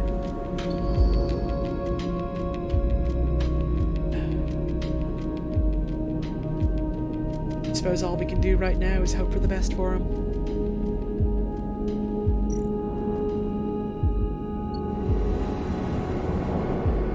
Now we've got a future for ourselves. We can come here and hang out with Mina! Lem and Mina like it when you visit and always make you feel welcome in their little unit. Even if Lem's cooking is a little suspect. One last roll for the night then.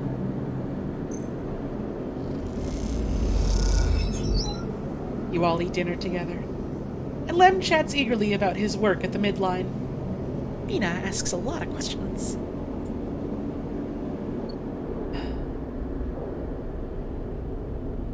We have friends here. We have family here. We have stability. For however long we have it. We have a roof. We have a cat.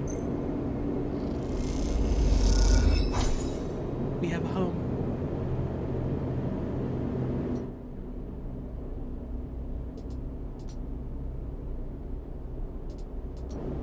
And that's going to be Citizen Sleeper. 78 cycles.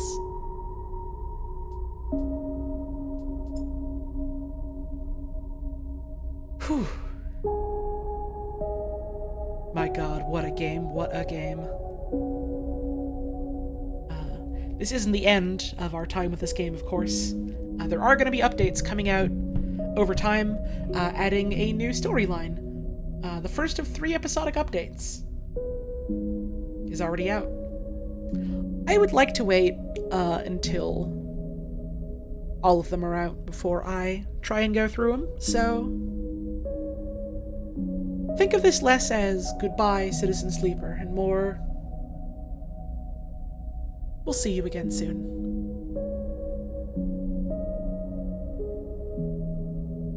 If you enjoyed the stream, if you've enjoyed any of these streams of this game, have they said how many they plan to make? I mean, it says right here on the title screen, the first of 3 episodic updates, so at least 3. If you've enjoyed the streams, if you have had a good time with them, and you haven't already, consider picking the game up for yourself. It's on PC. It's on the the Switch, it's on the Xbox. It's a real wonderful time, and it was certainly worth the price of admission for me. And remember, we couldn't do these streams without the games like this to play, so support your local indie devs when you can. Hell, maybe you could check out the DLC before I do. And then you could all be a bunch of sickos when I go through it. But that is going to do it for our stream tonight. I know I did my goodbyes already, not realizing there'd be a post-credits, but again, thank y'all very much for tuning in, for all the subs, all the tips, all the bits. Means a lot that folks enjoy the streams enough that they'd be willing to toss a couple of bucks my way to help me keep on doing what we do, as well as, you know, other stuff along those lines. You were sickos, it was fun? Hell yeah. It's always fun to experience something that you've read or watched or played before through new eyes, through someone else. That always does make me happy. So I'm not sure what I'm gonna do next week on Friday then. I'll have to think about it. I was originally just gonna do more Citizen Sleeper, but we're done, so I'll think on it. And it's still a little bit too early ways to be doing stuff with my partner. She's still busy at the moment, so that'll be a bit later as well. We'll find something. That's what matters. So I might be live tomorrow, and if I am, we're going to be doing some Cloud Gardens. A game I'm also very close to finishing, so might finish that. Maybe this is just a week where I bang out and finish a bunch of games. Hey, hell yeah. But I'm still not sure if I want to go live. I'll think about it. Maybe I'll see you then. Or maybe I'll see you around some other time, certainly next week. But no matter what happens, before we head off, I'd just like to say, have a wonderful rest of your evening. Thank you all very much for tuning in. Make sure you're taking care of yourselves and taking care of the folks around you. And I hope to see you again soon.